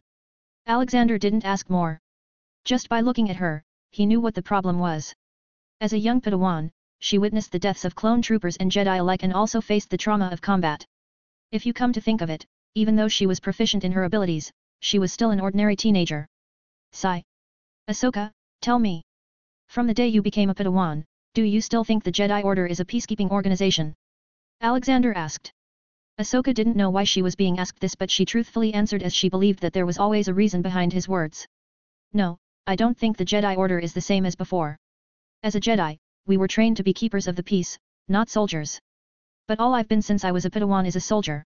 We are sent from one planet to another to fight wars. We are shown on the holo screens around the galaxy as heroes and fighters of the Republic. Look at Anakin, since when did Jedi started enrolling in Republic Army? I thought that we the Jedi would never take a side and only work to bring peace while staying neutral. But this, is not peace. We are just powerful tools of war. She spoke out all she wanted that had piled up in her mind all this time. Alexander smiled at her. Yes, my child. You are right. Beris, forgive the Order, they are responsible for the mess as much as you. We send children, not even fully adults, to war, to kill, and to see their close friends die. This is not how the Order should work. This is not how Jedi should work. All the things that have been going on around make us really look like we have been corrupted by the dark side. Till now we were seen as pure people who only sided with the truth. But look now. Everyone looked down on the ground in shame. All Ahsoka and Alexander said was absolutely true and they all knew it. Now, we can't even pull out of the war because then again we will be seen as enemies of the Republic and named traitors. All this is happening because the Order half-heartedly decided to enter politics. If we truly wanted to enter politics then instead of being guards and servants of the Senate and the Chancellor, we should have become the Overseer, whose vote was absolutely necessary for major plans to get passed. But it's all too late now. I will have to rebuild everything from the start. Now, back to the trial of Berisophy. Child, you have committed a major crime. You have killed many people in that bombing and also framed your best friend. But considering that what happened was also the fault of the Order too, I won't be ordering your execution. However, I will sever your connection with the Force for forever. You will now live like a normal girl. You still have many talents in the field of studies so I will recommend you for a job at a school. But, you also wronged Ahsoka so she also has the right to decide if this punishment for you is acceptable or not, Alexander announced. Ahsoka looked to her left at Berisophy. Beris also turned towards her. Her eyes had tears. This at least showed that she had fully lost herself to emotions and her Jedi training was long forgotten. Ahsoka spoke after a long moment of silence. I know how the things you saw in the war broke you down. I myself sometimes felt like I was on the edge. But what you did was also not right. I saw you as my sister and yet you betrayed me. I can forgive you for what you did to me but never for what you did to all the people that died in that blast. I think you can live a better life away from the Order, I wish you a better life. Berisophy had regret-filled tears in her eyes by then. But she couldn't think of anything to say in her defense. Alexander understood that Ahsoka had accepted the punishment he gave to Beris. Okay, that ends it then. Berisophy, by the authority of the Supreme Grand Master of Jedi Order. Everyone straightened their backs at that official-styled announcement. The scene was also being recorded in a holocron. This was done when anything major happens in the Order. Alexander looked at her sins just to be sure he was giving punishment appropriately. Berisophy Category 2. Murder 25. Indirect murder 1. Sin percentage 49%. I strip you of all your vows and duties in the Jedi Order. You shall not take the prefix of a Jedi or Padawan again. You are allowed to marry, have kids, and live your life like a normal citizen in the Republic. To get you settled, I am allotting you 100,000 Republic credits. May you find peace in your life.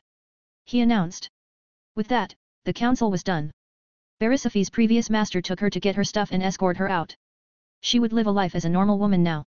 Though she will be even weaker due to her old injuries and will start feeling the pain because the force was stripped off of her. If she wants to live a decent life, she will have to work hard and save money.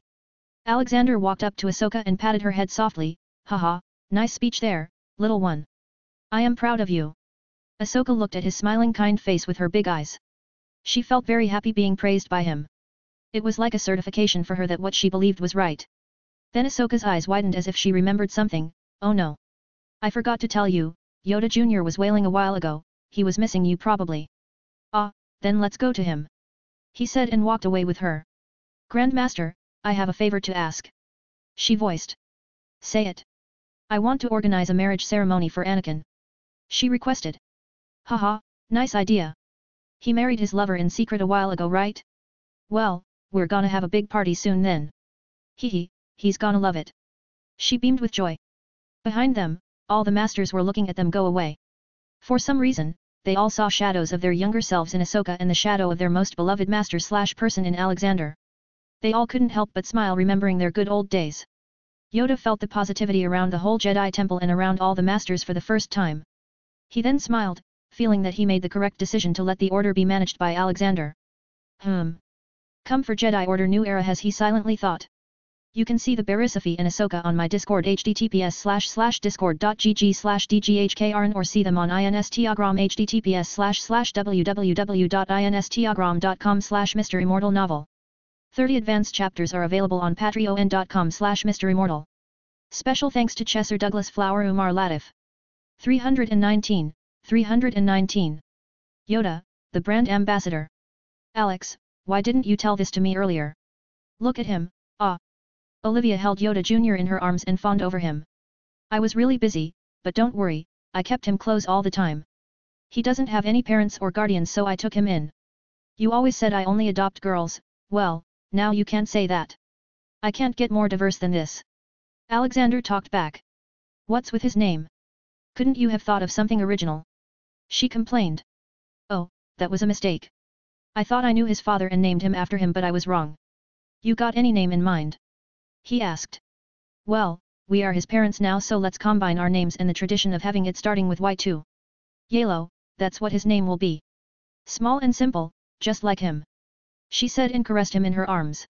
Yalo happily giggled from her caring touch. Haha, okay, Yalo it is then.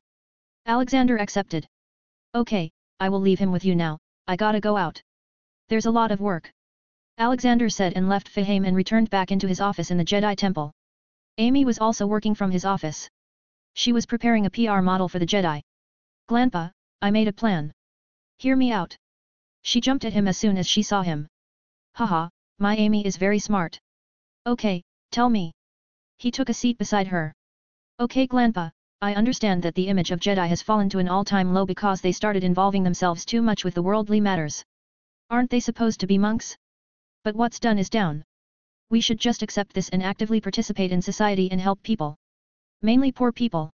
You know, people in the lower levels live in extreme poverty. If you go too low, then you will even meet children who have never seen the sun, and nor will they ever see it in their lifetime. I met Uncle Wade down there. He showed me some slums there. The Jedi should start free kitchens on every floor, and help the people feed. I can guarantee they will never forget this. I will also start the propaganda about the Jedi who are currently fighting and spread the words about how they are saving people. Sadly, I can't do anything about the anti-war activists. They are too dumb to understand that the Jedi Order didn't start it. Most people who live on the surface are wealthy people and don't care about anything except money, so I'm gonna ignore them. She explained in length. Alexander nodded. Okay, let's do this. Do you need any help? I need to take over a news channel on the planet, or maybe start one, she said. Okay, take Douglas with you and subtly take over a news station. Douglas has been training under Archangel Michael all this time, so he has grown a lot. Even though he is still goofy, he has grown more mature. He suggested. Okie, Glanpa. Bye. She got up and skipped away. Just as she left, Anakin entered his room. Supreme Grand Master, I wanted to talk about something important. Alexander told him to sit and talk. What is it, Anakin? I think the Supreme Chancellor is colluding with the Sith. My guts say it is the truth. And I believe he is trying to entice me to the dark side. Anakin said with a conflicted look. What did he tell you that made you so sure? Alexander asked. He told me the story about Darth Plagueis knowing how to save people from death and told me to learn it you need to join the dark side. Anakin truthfully told him. Let me guess, you talked about your visions with Padme recently? Alexander inquired. Anakin's eyes widened realizing what Alexander was pointing at. He bugged my place, that traitor. Anakin got up and was about to leave. Alexander stopped him. What are you going to do? Go and confront him so he can deny all the allegations? Or kill him without any proof that he is a Sith? Alexander asked him. It stopped Anakin and made him think about it. Alexander also continued. If you kill him now, the whole Republic will turn against the Order and tag us traitors. Who do you think is responsible for all the negative propaganda spreading about the Jedi Order? Who do you think was behind Ahsoka's trial? It was all Palpatine's doing. I can also tell you that he is not just a Sith but the Sith Lord behind everything. Count Dooku is also a Sith and works for Palpatine. Alexander revealed. Anakin's eyes widened in shock from that information. Then why aren't you killing him? Because this is not the right time. I can guarantee you that no innocent life will be lost, Anakin. But we have to wait until he makes a big move. I have a plan in order. Besides, if we do anything right now, he will rally the whole Senate against us. He has gained all their support for some reason. Alexander briefed him. Anakin calmed down knowing that Alexander was already aware of the situation and was planning something. Then what do you want me to do? Alexander smiled. Boy, I want you to go and prepare for your wedding. I'm going to officiate it. Surprisingly Anakin blushed a bit, but his heart warmed up thinking that he won't have to hide Padme and his relationship anymore.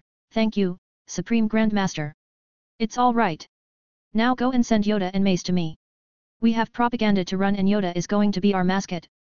Should I make Yoda toy merchandise as well? Alexander muttered at the end. Anakin had already left to inform the two masters when Alexander received a call from Jango Fett. I have arrived at Coruscant. I need to meet you. I have great intel proving not just Count Dooku but Chancellor Palpatine is a Sith too. Jango Fett informed him. Okay, come to the Jedi Temple. Tell the guards there that you have an appointment with me. Alexander instructed him and hung up as he saw Yoda and Mace coming in. They both gave their salute and took seats. Okay, I have a task for you too. It is to go to lower levels and start free kitchens for the poor. You will show your faces every once in a while. Especially you, Yoda, I am going to make you famous across the galaxy as the symbol of peace and kindness. Yoda scratched his bald head in confusion. Confused I am. Haha, my granddaughter has planned this for the Jedi Order to regain the respect of the people back. They hate us thinking we are causing war, let's fill their stomach and prove that we believe in peace. We will need a face for Jedi Order too, hence I am going to make you the brand ambassador. You look wise and are already known by a few. You don't have to worry about food, that will be made by my droids. You just need to be there so people can know who is supplying the food. I will also open a job agency on each level. I am going to hire the people to fix the whole Undercity, down to the lowest level. Coruscant has degraded too much and it's time we truly make it the galaxy's most important planet. Alexander explained to them. But what about the money? Mace Windu asked. Don't worry about that. I will be spending that from my pocket. Besides, if the people there are earning money they will also be spending it, bringing it all back into the economy. More than 1 trillion people live on this planet for God's sake. Alexander said. They both agreed to the job and left. Alexander also got up and headed to the Senate where he wanted to check how corrupt the people were. He was interested in knowing why the Senate clapped when Palpatine declared he was changing the Republic into a galactic empire in the movies. You can see grown-up Amy on my Discord https://discord.gg/dghkrn or see them on Instagram https://www.instagram.com/MisterImmortal novel. 30 advanced chapters are available on patreon.com/MisterImmortal. Special thanks to Chesser Douglas Flower Umar Latif. 320. Undercity Sadness. Alexander reached the Senate. It was already in session. He went ahead and entered the sitting area reserved for Naboo. Padme Amidala was sitting in it, but she was not a queen anymore but instead a senator. She was sitting with Senator Bail Prester Organa of Alderaan. What's going on in this center of the galaxy where all decisions are made? Alexander entered. It spooked both the senators. Ah, easy, kids. Padme recognized him and quickly came up to him and wrapped her hand around his arm. She had met him and was very happy about her upcoming marriage. All because of Alexander. How are you, Supreme Grand Master? She asked. The same as you last saw me. What is going on right now? He asked as they sat down. Oh, they are discussing the war. They say it's going to end soon. She informed him. Yeah, with a lot of loss of life too. Look at them, jumping in their seats and cheering for the end of the war. They don't even care about their own people or the Republic, they want the war to end because it is affecting their coffers. Senator Bale irritatingly remarked. True, they didn't move an inch when the Trade Federation was at Nebu's throat and now they want to talk about protecting people? Hypocrites. Padme huffed. Haha, it's all right, all this will end sooner rather than later. Happy days are ahead, believe me. Alexander said. She smiled and blushed a bit thinking he meant her marriage with Anakin. What is the stance of Jedi Order in all this? Senator Bale asked skeptically. This showed how much the image of the Order had fallen, the Order was being seen as subservient to the Republic. Alexander scoffed, Hey, Order does not have any stance. Jedi were meant to be neutral people but they were forced into fighting. Now look, people blame the Jedi for the war. But no more, my students have been exploited enough, they were treated like war machines. Now we will truly be neutral and will only fight if we see it is the right thing. Is it? Is fighting the separatists the right thing? He asked back. Yes, it is. But the whole situation could have been solved differently. There was no need for a war to start. It is all as if someone wants all this chaos. Alexander said, hinting at him to make him think of the bigger picture. Tell me you two, who do you think is the strongest person in the galaxy at the moment? Alexander asked the two. You. Padme blurted. Haha, flattering me now, are you? Well, I was not talking about physical strength but political strength. He clarified. She quickly looked at the Palpatine sitting area, that would be him. Palpatine, of course, sensed someone was looking at him. In reality, he had sensed them long ago because he felt the force from Alexander. And his senses were screaming at him, telling him to get up and run away and hide under some rock in a backwater planet. Palpatine gave a fake smile and nodded at Alexander. Alexander also smiled and nodded back, except, Alexander's smile looked spooky to Palpatine. This made Palpatine so uneasy that he just left the Senate. It seems the Sith Lord was hit with the realization that he was not as strong as he thought himself to be. Correct, Palpatine has absolute control over everything in the Senate. He can do whatever he wants. Now imagine what would have happened if this power were to fall into someone bad's hand? Okay, I'll leave you to think about it. I've got some work to do. Alexander told them and left. Padme looked at Bale, did he just give us a hint that Palpatine is bad? Senator Bale shook his head and said, A Jedi's words are never simple. Let's not interpret them and reach a long conclusion. Padme took the warning and stopped thinking much about it. She was already secretly pregnant and didn't need more tension now. Alexander walked back to the Jedi temple but on the gates, he saw a man bickering with the temple guards. What's the matter? He asked. Supreme Grand Master, this man says he has come to meet you. We told him you weren't inside but he won't leave. The guards reported. Alexander looked at Jango Fett, sorry, I forgot I had a meeting with you. Come, follow me in. He brought Jango to his office, so, what proof did you gather? There are many audio recordings and plans for attacks. But the best of them is a video in which Count Dooku and Chancellor Palpatine are talking about finding Darth Maul. They both call each other by their Sith names. Jango said and displayed the recording. Alexander was pretty happy with this. To be honest, he had sent Jango without much hope and was expecting him to betray him and die later. But the man kept his words. I completed my bargain, about my money now. Jango came directly to the point. Yes, I promised you 5 billion credits, right? With that video let's make it 10 billion credits. Alexander praised and started looking for something under his table. Finally, Alexander put a big briefcase on the table. Here you go, 10 billion credits in total. Jango opened it quickly, but his face grew a frown. Wait, these aren't Republic credits. Well, I never said I'd give you 10 billion Republic credits, what do you think I am? You can buy 70 Star Destroyers with 10 billion Republic credits. These are 10 billion Dagobah Mud credits. You can exchange them for a few 100,000 Republic credits, which is still a lot of money. You can buy a nice ship or even a luxury apartment in a big high-rise building here on Coruscant. Alexander explained to him. Jango had to agree, Alexander had never said he'd give him Republic credits. It was a mistake on his part. Still, a few 100,000 was a lot. He can live happily with this much money without ever working again if he wanted to. He picked it up and started walking away. Are you sure you don't want more work? This time the payment will be in Republic credits. Alexander offered. Jango stopped midway and turned around. What is this job? Sit, it is nothing as dangerous as the previous one. Your job will be to travel the galaxy and find Force-sensitive children or people. If the child is an orphan or in a bad condition, bring him to me. If he has a family, contact me and I will send a Jedi to them. If you find a Sith, catch them alive if you can, dead will do too. And if the Sith also has a youngling then bring them to me. For every Force-sensitive person you find, I will pay you 100,000 credits. For just an idea, I can tell you that at the moment there are a lot of Force-sensitive people in the galaxy but they either don't know about their power or are too young to wield it. The good thing is, you can keep doing your bounty hunting job but you cannot take the bounty on any innocent or do any criminal work. You will only catch criminals. This will be an always active job as Force-sensitive children will keep on being born. You can truly become filthy rich with this deal. Alexander explained his job in depth. Django was interested in this job now. 100,000 was already a lot more than any other job in the market.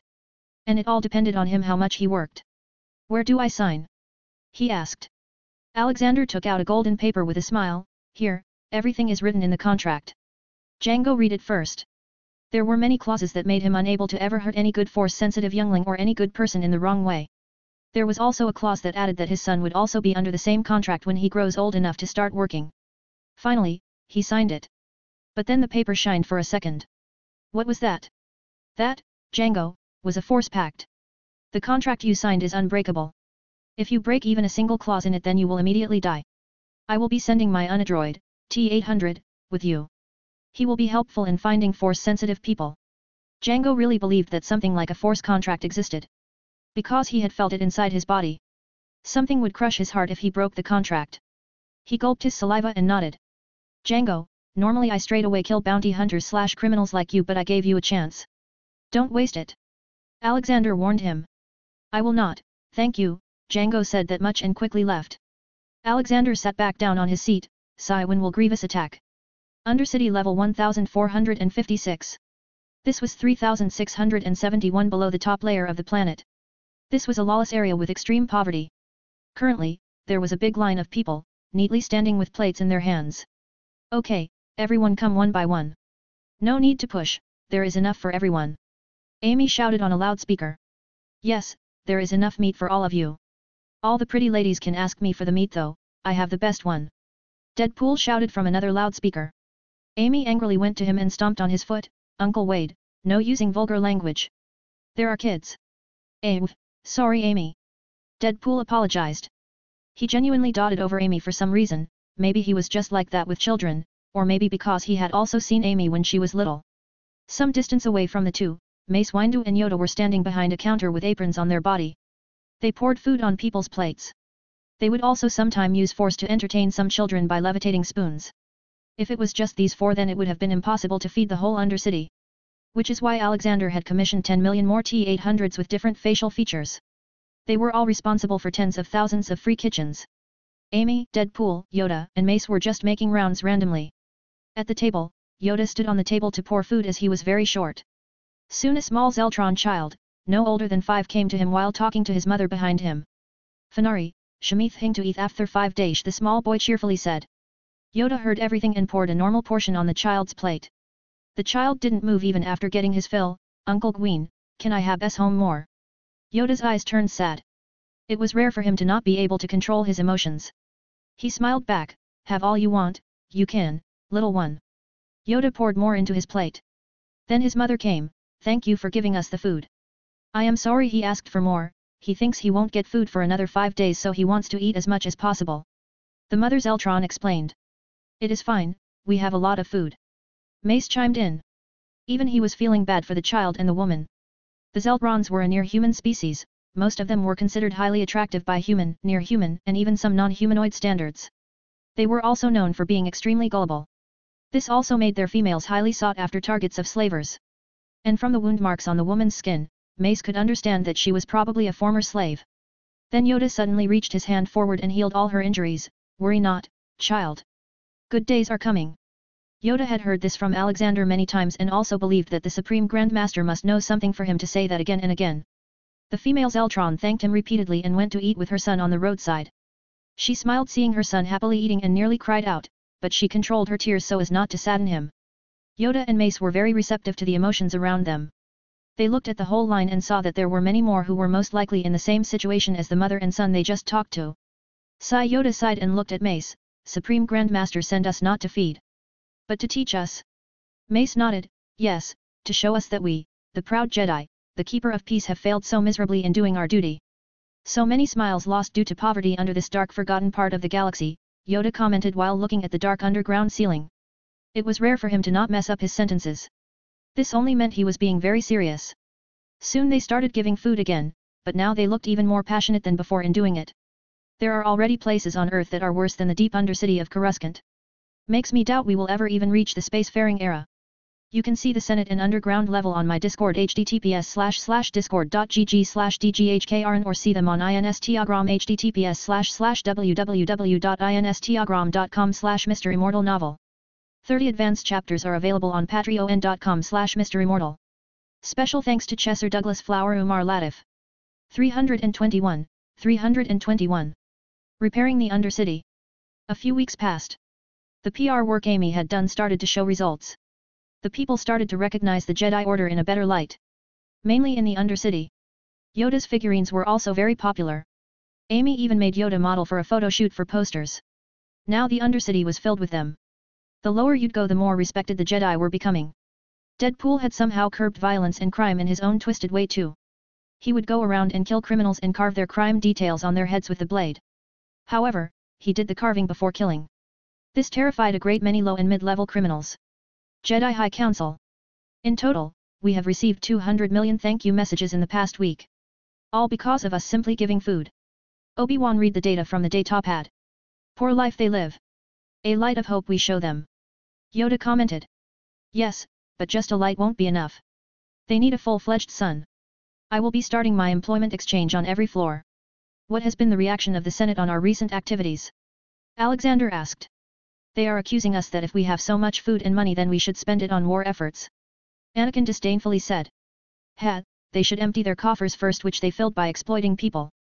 The Senate has decided to bring the war to the separatists now.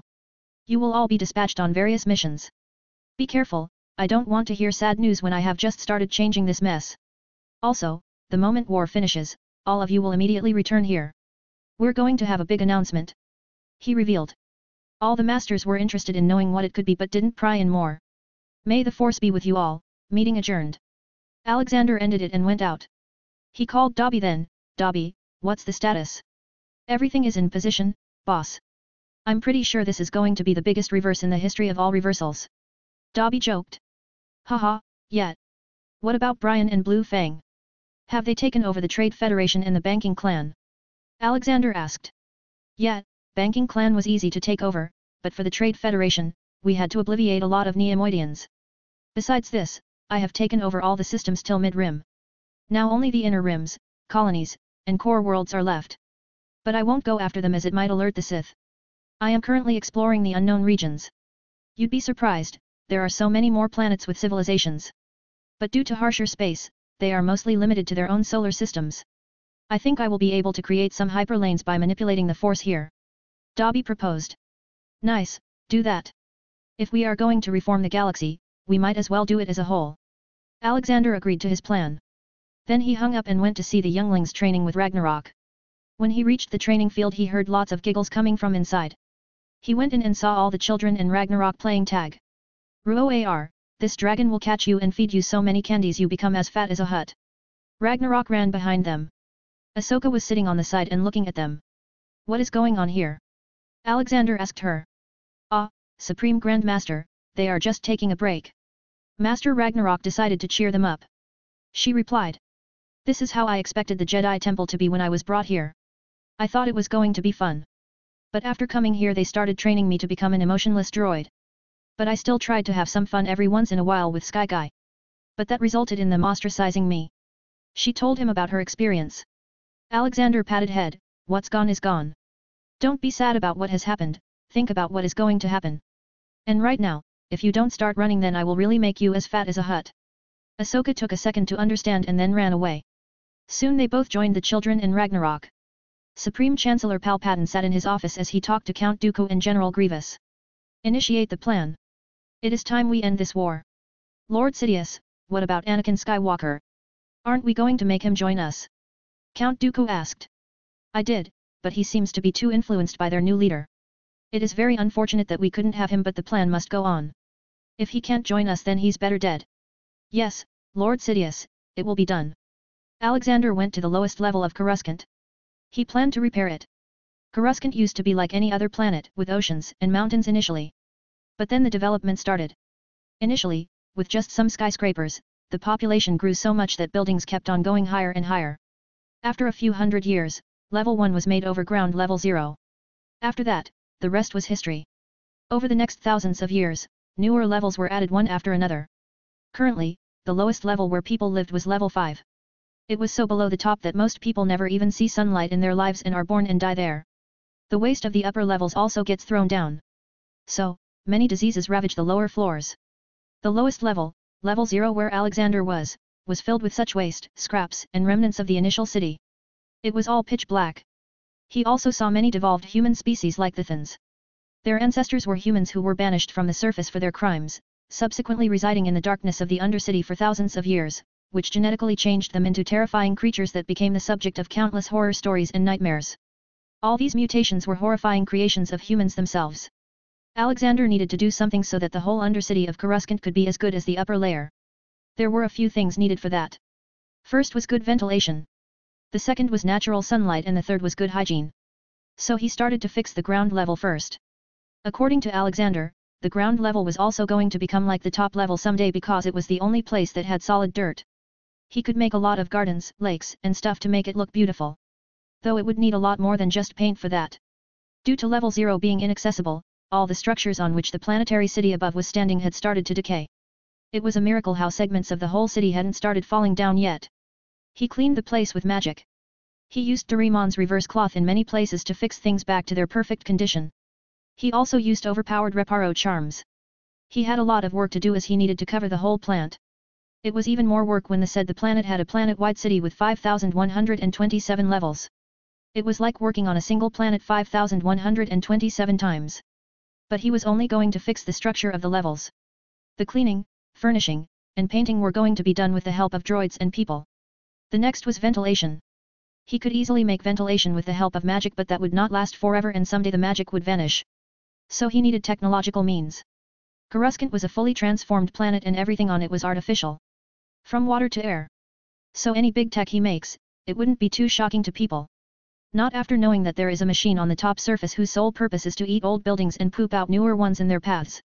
Alexander knew there were a few places on the planet that were still preserved in its original condition. So he set up a machine there that would reflect the sunlight through mirror pipes into the ceiling of the levels of the Undercity. On the ceilings, he was going to paint a new type of liquid that could suck in the sunlight and act like real sky. Then there was the problem of air. For this, he straight up made long shafts with an opening on each level. These shafts had the best air purifiers his brain could come up with. All the toxic air in the Undercity was mainly due to the dumping of garbage and vehicle waste. He would need to change some rules later for this. All in all, he was making the planet good enough that it could even handle 900 trillion people in it. Finally, work is done.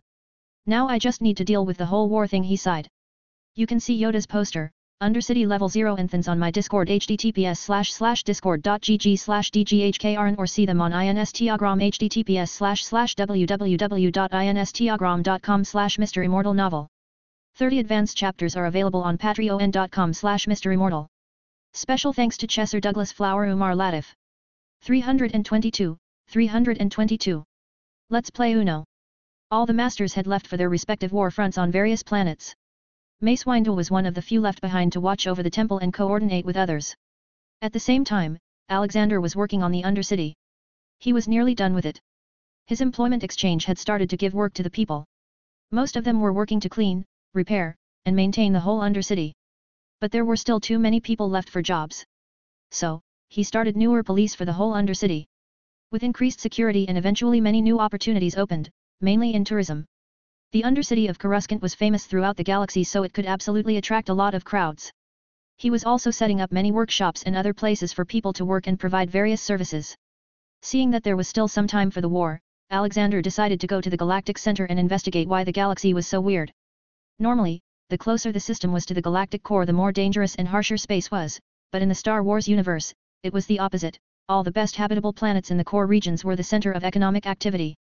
Not to mention he wanted to find out the origin of the Force. He wanted to get to the planet called Wellspring of Life, or the Force Planet. The wellspring was powerful on the light side of the force and was speculated to be the source of all life. It was not marked on any star map and had no official name. Okay, are you guys ready? Alexander asked.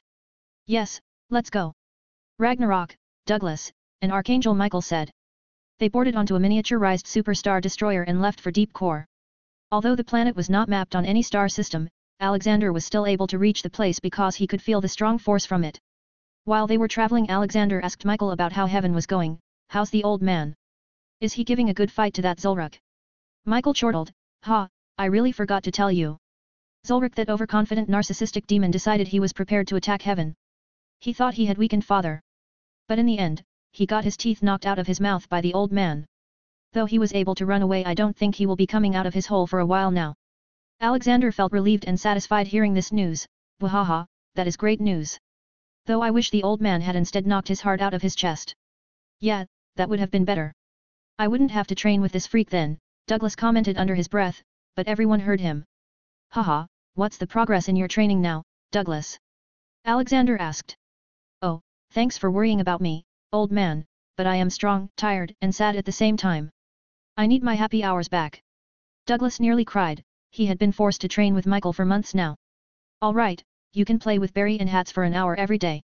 For Douglas, 1 hour felt like water from the fountain of youth. Just like that, they talked their whole way until they reached a very bright nebula. Alexander knew that Force Planet was inside it. The planet had a breathable atmosphere. Alexander left the ship away from it as the planet's light affected electrical things for some reason. They flew to the surface and were soon greeted by the Force priestesses.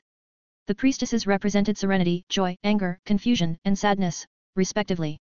The priestesses existed in a state between the living force and the cosmic force, and they could manifest themselves before the living at will.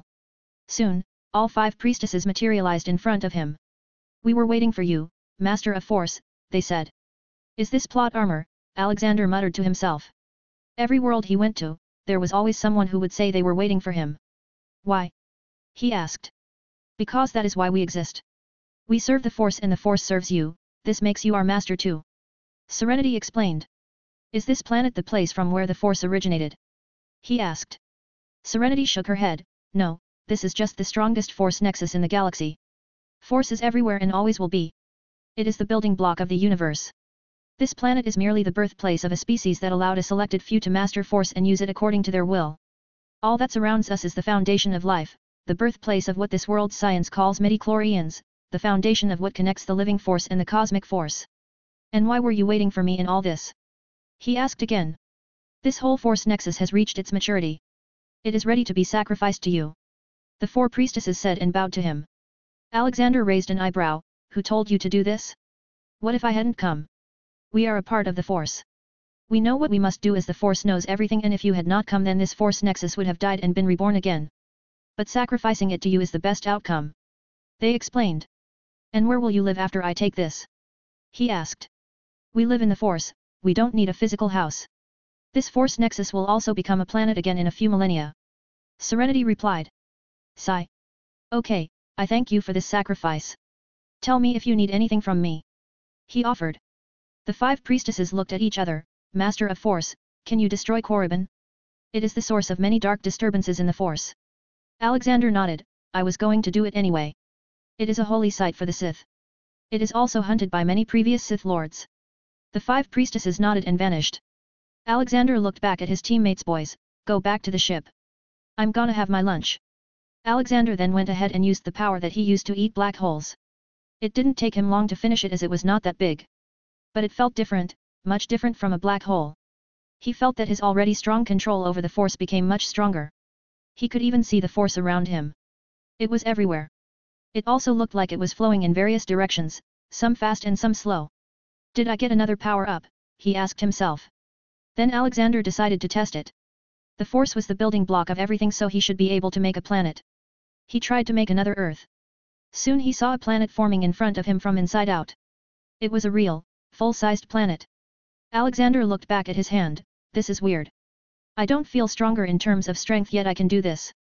Maybe my control over Force reached its peak. He decided to scrap the planet back and leave. But the 5 priestesses appeared again. No. Please leave this planet. This feels so much purer than the Force nexus before. We can feel it. The concentration of force inside this is many times more than the force planet, this will be nourishing for the force around the galaxy. They pleaded to him. Sure. You can keep it. Alexander agreed and started to leave. What should we call it, Master? They asked. Alexander didn't look back and just replied, Earth. He returned to his ship and set the destination as Coruscant because he had sensed the war was nearing its end. So, you can make planets now? Michael asked. It seems that way. He affirmed. Haha, you are seriously entering the realm of godhood now, Michael commented. So he wasn't a god till now? Even though he could destroy planets with one hand. Ragnarok chimed in. From there the two talked to each other while Alexander got to work. Alexander called Dobby, let's play Uno. Haha, you got it boss, Dobby acknowledged and hung up. Planet Utapa. Obi-Wan Kenobi was fighting General Grievous with Clone Trooper watching his back. Plo Koon was fighting on Kato Neomoidia, Stas Ali on Saleucami, Aayla Secura on Felucia, Ki Adi Mundi on Mijitu, and Yoda was on Kashyyyk, helping ward off the separatist forces. But they all felt something was happening in the force. For some reason, a face appeared in front of all of them, but it felt like it was made of pure force. All of them recognized it as Alexander. Changed the force has, stronger I feel, Yoda commented. It was not just the Jedi but the Sith too. Sidious sensed the change in the force and panicked because the dark side felt weaker to him now. I can't wait any longer, he muttered. He went to HoloComm and called all the clone commanders who were near Jedi Council members. Commander Cody, the time has come. Execute Order 66, Sidious ordered. Yes, my lord. An affirmation came from the other side and the call ended. Darth Sidious went back to his seat and gloated over his assumed win and prepared for the speech that he was going to give in the Senate to finally kickstart his empire.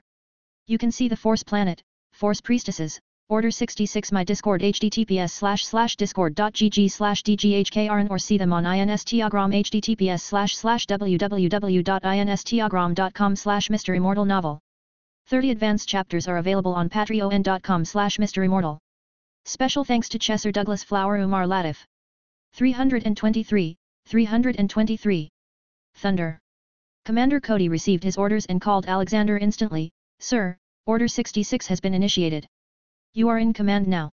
Alexander gave them their orders. Okay, the war is over. Tell all the Jedi what Palpatine was planning. Then return to Coruscant. Pass this order to all the commanders. Yes, sir. Commander Cody saluted. Cody then opened an open voice channel to all the troops. Initiate Order 66, command has been received. War is over, return to Coruscant. Tell the Jedi everything. In an instant, all the clone troopers fighting across the galaxy stopped. The Jedi generals with them were shocked, but then they noticed that the droid army wasn't attacking either. Commander Cody stopped Obi-Wan Kenobi and relayed the message to him. Why did you all stop, Commander? Obi-Wan asked. General Kenobi, we have new orders. On planet Kashyyyk. The battle had stopped with both sides miraculously retreating. Commander Gree was telling everything to Yoda. Initially the Order 66 was to identify all Jedi as traitors to the Galactic Republic and, therefore, subject to execution by the Grand Army of the Republic. Supreme Grand Master found out about this and paid Kaminoans to change the protocol to bring all the clone troopers under his command if an Order 66 was initiated. No one knew about this change. I just received the command from Chancellor Palpatine, also known as Darth Sidious, to execute Order 66. He doesn't know what this order truly means.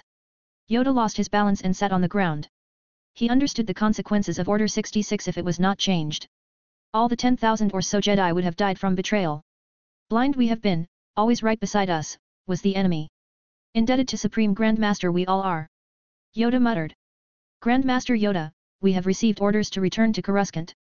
The war is over. Commander Gree notified him. Yes, return we must. Yoda nodded and they left. Back on Coruscant. The Senate was in session. Palpatine was giving his speech. He had turned into his ugly self thanks to Alexander's order to Douglas to give him a good electric shock. It was widely known that the Chancellor was attacked, but no one knew who did it. The war is over. Separatists have been defeated, and the Jedi rebellion has been foiled. We stand on the threshold of a new beginning.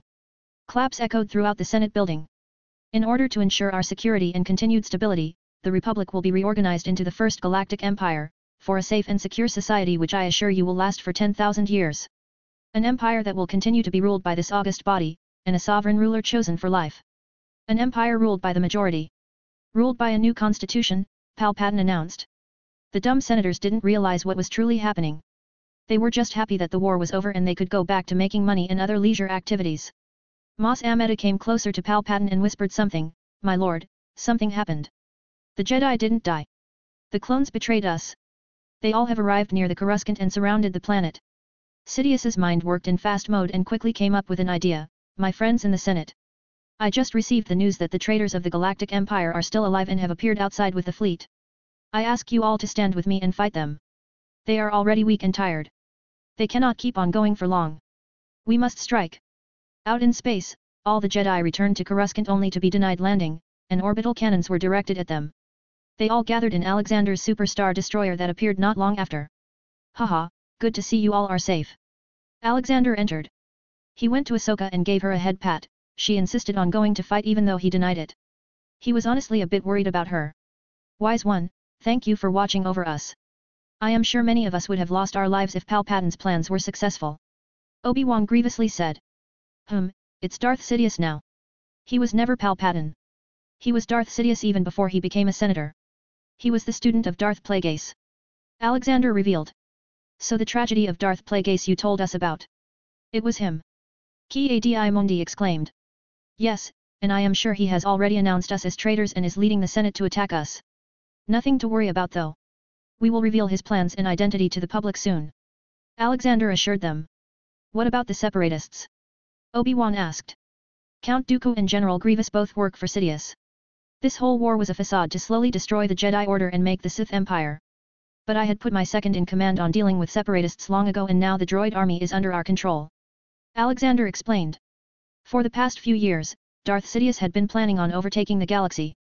He knew that he would need a lot of firepower for this. So, he also had ordered to build a secret fleet of ships for his empire, alongside the Death Star. He called it the Imperial Fleet. Some of his personally selected clones and droids were going to be fighting for him. Soon the Republic fleet appeared in front of the Jedi fleet.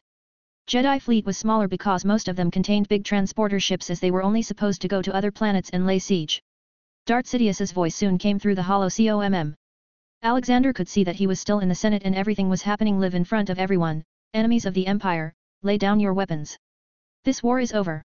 If you continue it then it will only cause senseless death." Alexander scoffed and hacked into all of the galaxy's comms. His voice and face then appeared on every screen and every hologram. "Darth Sidious, Dark Lord of the Sith, your schemes have been unearthed now. No matter what you do you can't be saved." Then Alexander addressed the whole Senate. "You all fools, you can't even see what he is doing? He just declared he is changing the Democratic Republic into a galactic empire. He will be the emperor and have all the power. You all will be nothing but his slaves. Look at his face, does he look like a good guy? Also, that face is exactly like any other Dark Lord in our history.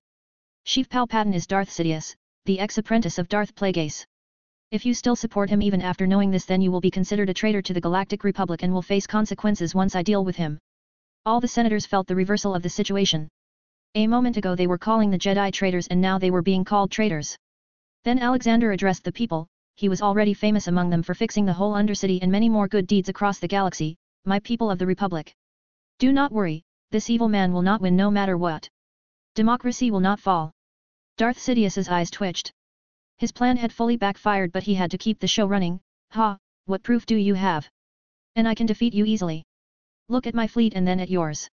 "Haha, I have plenty of proof. I have caught Count Dooku, General Grievous, Darth Maul, 6.2 million clone troopers who can testify that a chip was planted in them with specific protocols. Including Order 66. Then there is also the Kaminoan Prime Minister. All these people can testify that you are Darth Sidious and that you were planning all this for many years." Alexander revealed. "And if you are worried about my fleet, then let me show you something." Alexander smirkingly said. His smile made Darth Sidious feel ominous. Everyone kept on looking at the screen. Then after a few seconds, loud electric guitar music started to come. It was continuously getting louder. AC/DC thunderstruck.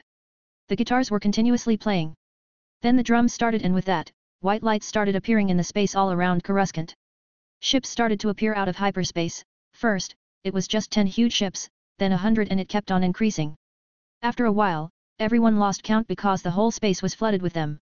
There were 50,000 super star destroyers, around them were tens of thousands of normal star destroyers and other powerful ships.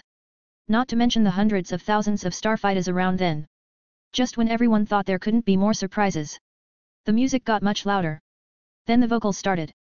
Thunder? Thunder? Out of nowhere, a planet-sized golden metallic ship appeared from hyperspace. Dobby also seemed to be acting over the top and he used his devil fruit ability and created thunder all around the Ironheim. Thunder? The song continued. All the superstar destroyers in Ironheim used tractor beams and caught all the Imperial ships. They were all shoved into Ironheim like it was a Pac-Man eating ghosts. In a matter of minutes, the whole fleet disappeared. By the time the song ended, all the action had subsided and no sign of conflict remained. Alexander then flew to Ironheim and took the helm. He again projected himself from inside it. You just saw my might, Darth Sidious. We, the Jedi Order, are keepers of the peace, but that doesn't mean we don't know how to fight to protect the said peace. Surrender now. Darth Sidious had his rotten eyes nearly falling out. My Death Star. Alexander scoffed, your Death Star was destroyed by me not long ago. This is my personal ship and it is called Ironheim. Imperial March? Dobby played the music behind him. Alexander muted his speech and looked back. Goddammit Dobby, I'm no villain. I am very happy you grew out of teen pop but this is not the time to mess around. The music stopped and Alexander went back to speech. I'm a Barbie girl in a Barbie world. Life in plastic, it's fantastic. You can brush my hair, undress me everywhere. Imagination, life is your creation? Alexander again muted. Dobby. Boss, it's not me. I didn't play the song. I didn't play any songs. Dobby clarified. Alexander instantly knew who it was. Oxyo, Huts. The fat cat appeared in his hand. Stop that music. This is not the time. But I thought you liked that kind of stuff. Hats argued. I do like music but not the kind that makes me compromise with my self-respect. No music now. He ordered. Finally, everything went normal and he talked again, so, the war is over. Darth Sidious will be caught and trialed soon. He ordered his troops to land on Coruscant and arrest all the members of the Senate and Sidious. You can see Yoda, Senate, and Ironheim on my Discord https://discord.gg/dghkrn or see them on Instagram https://www.instagram.com/MisterImmortal novel. 30 advanced chapters are available on patreon.com/MisterImmortal. Special thanks to Chesser Douglas Flower Umar Latif. 324. Demoted. The senators complained as to why they were being arrested but Alexander didn't tell them. All of them were corrupted. He will have a background check done on all of them. Those who were very bad would face execution and those that didn't commit too serious of a crime would be fired. New senators will be elected from their planets. Alexander then released public confessions of Darth Maul, Count Dooku now revealed to be Darth Tyrannus. The Kaminoans also told everything about the deal between them and Count Dooku. That was enough proof for everyone. People were also angry at how the Senate so easily agreed to change the Republic to Empire, proving that the Senate didn't care about anyone. They all felt cheated. You aren't thinking about becoming an emperor, right? Dobby asked. No, but I will be the last Supreme Chancellor. After me, most of the administration will remain the same but there will be no Chancellor position. Instead, there will be a position called Senate Heads. There will be 5 of them, 4 will be elected and 1 will be permanent. It will be a Grand Master of the Order. Every major bill will need a majority vote from the Senate and these 5 to be passed. But for now, I will have to bring in some changes. Alexander briefed him of his plan. What should I do with the 200 million strong droid army? Dobby asked.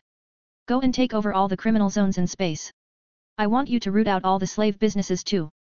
Tell the droids that I will be introducing the Droid Rights Act soon. They will be happier. He informed. Dobby smiled. Yeah, they will be. Darth Sidious tried to flee many times and got caught every time. So Alexander decided to deal with him already. His trial was also live broadcasted for the people to see. Alexander first forced him to fight him a bit. In which Darth Sidious showed his Force lightning. Nobody doubted Alexander's words after that. Alexander checked his sins first. Darth Sidious Category 5. Murder 12,135,45,852. Indirect murder 314,456,741,852. RPE 478. Enslaving 98,779,412,478. Blackmailing 124,548,977. Torture 8,745,874,569. Plotting to kill 619,456,741,789. Child abuse and murder 12,456,741,369. Necromancy 1. Sin percentage 95%. Alexander was shocked by this much sin. He wasn't expecting him to be a category 5. He needed a befitting time torture for him. The man hated everything good in the world. So he put him in a time torture in which he was repeatedly defeated and killed by Jedi younglings. It went on for 1,000,000 years, after each death his brain would refresh so he wouldn't get used to dying. His self-confidence was broken by then. Then he made Darth Sidious go through all his planning again and again, but whenever he comes close to winning he would either lose his force power or die for some reason. Then, he made him go through his failed future in which he would get killed by his new apprentice, Darth Vader. Sidious would get happy that his plan succeeded every time only to get betrayed at the end. Just like he betrayed his master. He was also forced to clean streets and help people, something he hated and considered a lowly job. By the end of it, he was crying on the floor, looking pathetic. Darth Sidious, say goodbye to the land of the living. Alexander waved his hand and his body got disintegrated as if Thanos had snapped his finger. He didn't want to use a sword at the moment as he didn't want to show any kind of bad image of the Jedi. Darth Sidious was thoroughly removed from space and time now. With this, Darth Sidious died. His apprentices and inquisitors were also caught and brought to justice. None of them were good people and each had sins greater than the other. Darth Maul cooperated with Alexander, so his punishment was that his connection with the Force was severed and then sent to prison for life. But Darth Maul looked satisfied by that punishment for some reason, maybe because he felt peace after seeing the death of Darth Sidious. Alexander knew that there could still be some Siths around the galaxy, lurking to find an opportunity. So he was going to go to Korriban first. He needed to destroy it. He went to the Jedi Temple and started a council meeting. Dobby also followed him in. The moment they entered, all the masters saluted and for some reason, they kept on looking at Dobby with big eyes. "Oh, this is my second in command, Dobby. Call him Master, Grand Master, whatever you want." Alexander introduced him. "What species is he? He feels so pure, like the dark side never even came close to him." Ki-Adi Mundi exclaimed. "Oh, he's an elf. Maybe that's why." Alexander revealed. "But we have never heard of any elven-looking species to have such power," Shak Ti added. "Maybe because there aren't any. He's special." "Okay, no more questions about his background. He's the man responsible for stopping the whole droid army, so give him some space to sit," Alexander said. Soon a seat flew in for Dobby. Cough. Alexander coughed and started the meeting. "Okay, first of all, I want reasons why none of you were able to sense a Dark Lord who lived in such a short distance from you all." None of them had an answer. The reason they had involved the Jedi Order in politics was to keep an eye on things and make sure that nothing bad goes on. But they failed miserably. The Dark Lord wasn't just controlling the Senate but practically sat on the most powerful position in the galaxy. They couldn't believe they even took orders from the Dark Lord. "Failed we have," Yoda muttered. Alexander nodded, "Yes, and that is why. Except for Yoda and Anakin, all of you are unofficially demoted to the rank of Padawan. I will be teaching you all and you will have to pass my tests to get back the rank of Master." "Got it." None of them refuted. "You will be trained to feel the Force in the right way and also a technique called occlumency which lets you control your emotions better. Why do you think Anakin has been acting so calm these days? That was because he practices it. He even knew about Sidious before anyone else and still kept his calm. I am also going to update the library with some holocrons, so be sure to check them out later. They are from predecessor Jedi. Learn something from them." He politely scolded them. "Now, let's talk about the state of the galaxy and the Republic. I will be taking the office of Supreme Chancellor until the next elections. I will be needing the order to work for me as long as I am in the office. The main mission is to bring peace to the galaxy through solving many disputes between planets, systems, and people. In doing this, the Trade Federation and Banking Clan will help us. But whenever you are not on a task, Dobby will be your permanent teacher. Ask him anything when I'm not around." "Yes, Supreme Grand Master. We will study hard." The Masters/Padawans saluted him. They all looked like children getting scolded by an elder. "Okay, go with Dobby. He will give you the first lesson." Soon only Alexander, Yoda, and Anakin were left. "Tell him, Anakin." Alexander nudged him. Anakin nodded. "Master Yoda, I had nearly turned to the dark side some time ago. Sidious was manipulating me. You remember the visions I told you about, he was using them to sway me. And I was really tempted. But then thankfully I met the Supreme Grand Master. He taught me how to truly control the Force and not let it control me. I didn't need to sacrifice any emotions to be a good Jedi. And looking now, I don't think any of my visions will come true because so much has changed." Yoda didn't know about this. It was a shock to him because if Anakin had turned to the dark side then God knows what chaos would have ensued. "What do you understand from all this, Yoda?" Alexander asked. "That Force has no color," Yoda replied. "True, it all depends on the user. Now, go ahead and train with Dobby. I gotta meet a troublemaker. Alexander said and just disappeared. He appeared in the Undercity where Deadpool and Amy were. Amy had Yellow on her shoulders. Ah, you two look so cute together. Let me take a picture. Alexander took out his camera and took just a few thousand pics. Yeah. Alexander saw Yellow reaching out to him with his tiny arm. Haha, yes, come here. Once in his arms, Yellow quickly fell asleep happily. Grandpa, how do you do it? He never goes to sleep easily in my arms. Amy complained. It takes practice. You were just like him once. Alexander replied, embarrassing Amy. Where is Wade? He asked. Oh, don't even ask me. He nearly destroyed the whole Undercity yesterday. He put a nuclear bomb on level 1313 because it is the site of a ruthless criminal underground network. There were just too many criminals and he planned to kill all of them with one strike. I had to catch him and put him in a prison cell, she explained to him. Let me ask, was there a cat with him? Alexander asked. You mean Hats? Yeah, he was with him, why do you ask? She inquired. Hats was very friendly with the kids of Fahim, so nobody knew about his other chaotic side. No, nothing. I'll go and sort out this mess. You play with Yellow. He handed the sleeping kid back and left with a sigh. You can see Darth Sidious on my Discord https://discord.gg/dghkrn or see them on Instagram https://www.instagram.com/MisterImmortal novel. 30 advanced chapters are available on patreon.com/MisterImmortal. Special thanks to Chesser Douglas Flower Umar Latif. 325. Reforms. As the months went by, Alexander was mostly busy setting up a new and better administrative branch of the Galactic Free Republic. He added the word free to emphasize how seriously any kind of enslavement was to be taken. He had the whole galaxy under him at the moment, but nobody knew that.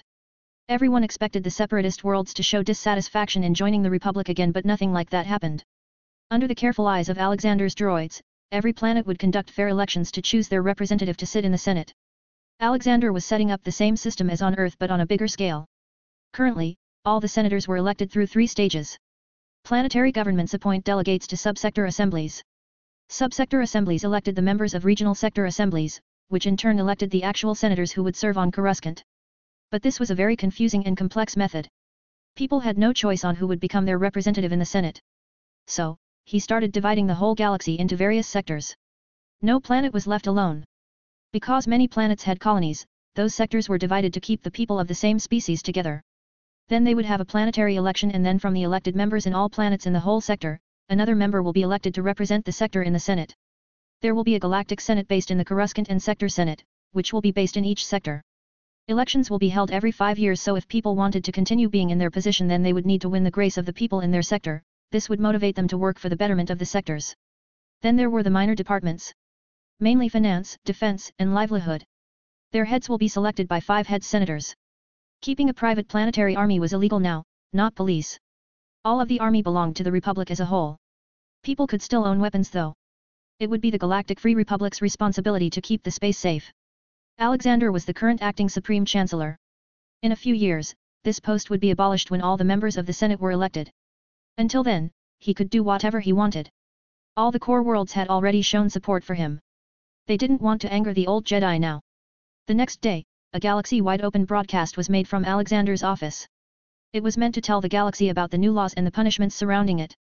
People of the Galactic Free Republic, I am the temporary Supreme Chancellor. I am also the Supreme Grand Master of the Jedi Order. After going through all the records about the various happenings in the galaxy, I came to the conclusion that we need some base reforms. First, the Grand Republic fleet and army will root out all the criminal organizations in the galaxy. Second, from now on, the Bounty Hunter Guild can only issue bounties approved by the Republic. Any bounty hunter taking bounty from a non-Republic source will be seen as a common criminal. Third, slavery is officially banned. Whoever deals with slaves will be shot on sight from now on. Enslaving someone is now added to the highest category of heinous crimes. Fourth, a new law has been passed. It is called the Droid Rights Act. In this, all droids are considered sentient species, but with a catch. I understand that droids are used in many businesses and are a very important part of the world. This is why, by law, even if the droid is unusable, you cannot destroy its memory chip. You can buy a new body for it, which is much cheaper than buying a new droid. You will also pay the droids a salary, but in a virtual currency called Republic Droid Credits. It is a currency only usable by droids who can then use it to buy body parts or upgrades for themselves. All these laws will be valid the moment I end this broadcast. Thank you.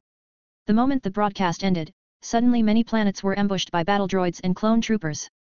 All the major criminal organizations were uprooted that day.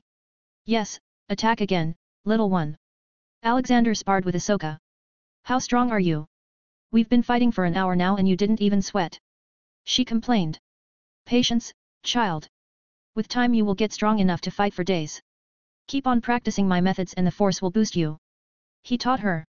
Yes, I am much better now than before. I can even tie with Sky Guy. Hee hee. I will surpass him soon. She gleefully cheered. Who's gonna surpass me? You, Snips. Anakin entered with his lightsaber in hand. Oh, are you challenging me, Sky Guy? She asked. Why don't you both fight me? Let's see how much you two have improved. Alexander proposed. Both looked intrigued by this and lit up their lightsabers. Let's do this. Then Alexander proceeded to beat them. Have you been slacking, Anakin? I can understand you are married and want to spend time with your wife, but don't stop training. Anakin rolled his eyes. It's not me who's gotten bad. It's you who has improved a lot. Ha ha ha, I think you are right. Alexander shamelessly accepted the praise. Due to all the noise, many masters present in the temple came to see them. Why don't you all join in? It'll be a good exercise for you all. Alexander called them. Nobody denied it and jumped in with their lightsabers out. One after another more Jedi were joining in the fight. Alexander was still flawlessly fighting them. After a while, a total of 1,500 Jedi were fighting him at the same time. Haha, it's not that easy to bring me down. I can go on forever. Alexander loudly claimed. All the Jedi were tired and gasping for breath by now. None of them were able to land even a single strike till now. One by one, they started to stop. In the end, only Alexander and Yoda were left. They both looked at each other. Yoda was also out of breath. Very strong you are, Supreme Grand Master, I am no match, Yoda said and retracted his lightsaber. You are still the strongest of the lot. Come, we have something to talk about. Alexander said. His time to leave again was coming. As much as he wanted to stay longer, his journey must continue. He and Yoda went to the meeting room and sat down. What worries you, Master? Yoda, I will be honest with you. I will not be able to stay in the world for very long. My time is quickly coming closer. Alexander said. Yoda's brows furrowed. Has happened something to you? No, I am too strong to live in this dimension. I will be sent to somewhere else by the forces of nature. But worry not, I will not leave you all behind without telling you. I am just giving you a heads up to start training the next generation Jedi Grandmasters so any trouble like Darth Sidious can be avoided. Expecting multiple Grandmasters are you? Yoda asked. Alexander nodded. Yes, Anakin has the talent and force sensitivity to one day go even beyond Grandmaster. Ahsoka, Obi-Wan and Mace also have the talent to become Grandmasters. There could surely be more, we just have to find. Jango has been doing a good job. He has already brought us 10 younglings. Maybe there are more like Anakin, strong in the Force. Yoda thoughtfully nodded. Yes, possible it is. And you, Yoda, are going to come on a trip with me. I am going to train you to become the greatest Jedi the galaxy has ever seen. Pack up, he announced, leaving Yoda in shock. 30 advanced chapters are available on patreon.com/MisterImmortal. Special thanks to Chesser Douglas Flower Umar Latif. 326, 326. Please stay. Alexander had a job left to do. He had promised that he would destroy Korriban. He also took Yoda on the trip to show him what the dark side becomes if not destroyed in its budding stage. Why wait for the so-called signal from the Force? Your wait could result in millions of deaths and sufferings of billions. They came to the Outer Rim planet. Just from coming near it brought a bad taste to the mouth. Combined with the red-colored topography, it screamed bad everywhere. Look, this is the home planet of the Sith. You probably know the whole history. But let me show you the ghosts of previous Sith Lords. Alexander said. He brought Yoda to the Valley of Dark Lords. As Yoda belonged to the light side, the Sith ghost instantly got enraged at him. Alexander had more of a neutral aura going on so they didn't feel much from him. How dare you step your filthy feet on these holy grounds, Jedi? The ghost of Darth Bane shouted. Alexander walked up to the ghost. Slap. To everyone's surprise, he really slapped the ghost. And even more surprisingly, the ghost got injured. Open your mouth again without permission and the next slap will tear your head apart. Alexander's warning did wonders for Darth Bane as he shut up. Who are you? How did you touch Darth Bane? We live in a different dimension than yours. Another ghost asked. Alexander couldn't recognize him. First tell me your name. The Sith looked sane and human enough with decent etiquette. A surprising quality for a Sith. I am Ahunta Paul, the first Dark Lord of the Sith, and founder of the first Sith Empire, he proudly announced. Alexander and Yoda were truly surprised. They didn't expect the thousands of years old Jedi Master turned Sith soul to still linger in the world of the living. I thought Darth Revan had liberated your soul to return to light and become one with the Force. Alexander asked. He did come, I told Revan of my actions as a Sith. I was disappointed and ashamed, telling him of how the Jedi weren't what drove the Sith to destruction after the 100-year darkness. I explained how the Sith themselves battled each other and led their order close to death and that I felt nothing but remorse. Look at these good-for-nothing dead Dark Lords, each one died at the hands of either their apprentice or another Sith. He pointed at the ghosts around him. None of the ghosts had the guts to refute him, they had to show respect to the first Sith Lord. It seems the ghosts had a hierarchy too. Revan then took my old rotten blade and convinced me to turn away from the dark side and return to the light.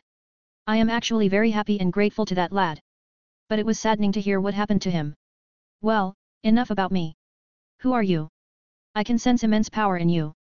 I don't think even if all the Jedi and Sith in history joined hands and fought you they would win. Paul asked him. I am Supreme Grand Master of Jedi Order, also called Master of Force, and yes, I am very strong. This right here is Yoda, Grand Master of Jedi Order. Alexander introduced. Paul looked at Yoda thoughtfully. Ah, I've seen your species. You guys are very rare but strong in the Force. Thankfully, that one was just a baby in my days. Poor soul died in a Sith attack on Jedi Temple. Okay, that's enough. I came to destroy this planet. Step aside and let me check what you all are hiding here. Alexander smacked all the ghosts aside and went inside the Sith facility. He found many Sith-related documents there. But all of them were related to some atrocious method to get powerful or live forever. He couldn't understand why bad guys were always crazy for immortality. He then looked at Yoda. The division of Force practitioners was a big mistake in ancient times. If that had not happened we wouldn't have had a dark and light battle. Now, I am going to make you feel both of these. Alexander put his index finger on Yoda's head. Yoda felt like he was out of his body and now was flying in the astral plane. This is the plane between the cosmic force and the living force. Yes, dark and light aren't the only ones. The universe doesn't revolve around us. The force is as old as the universe itself, the force users are new ones. Now, try to feel the force surrounding this planet. He instructed. Yoda closed his eyes and tried to feel it.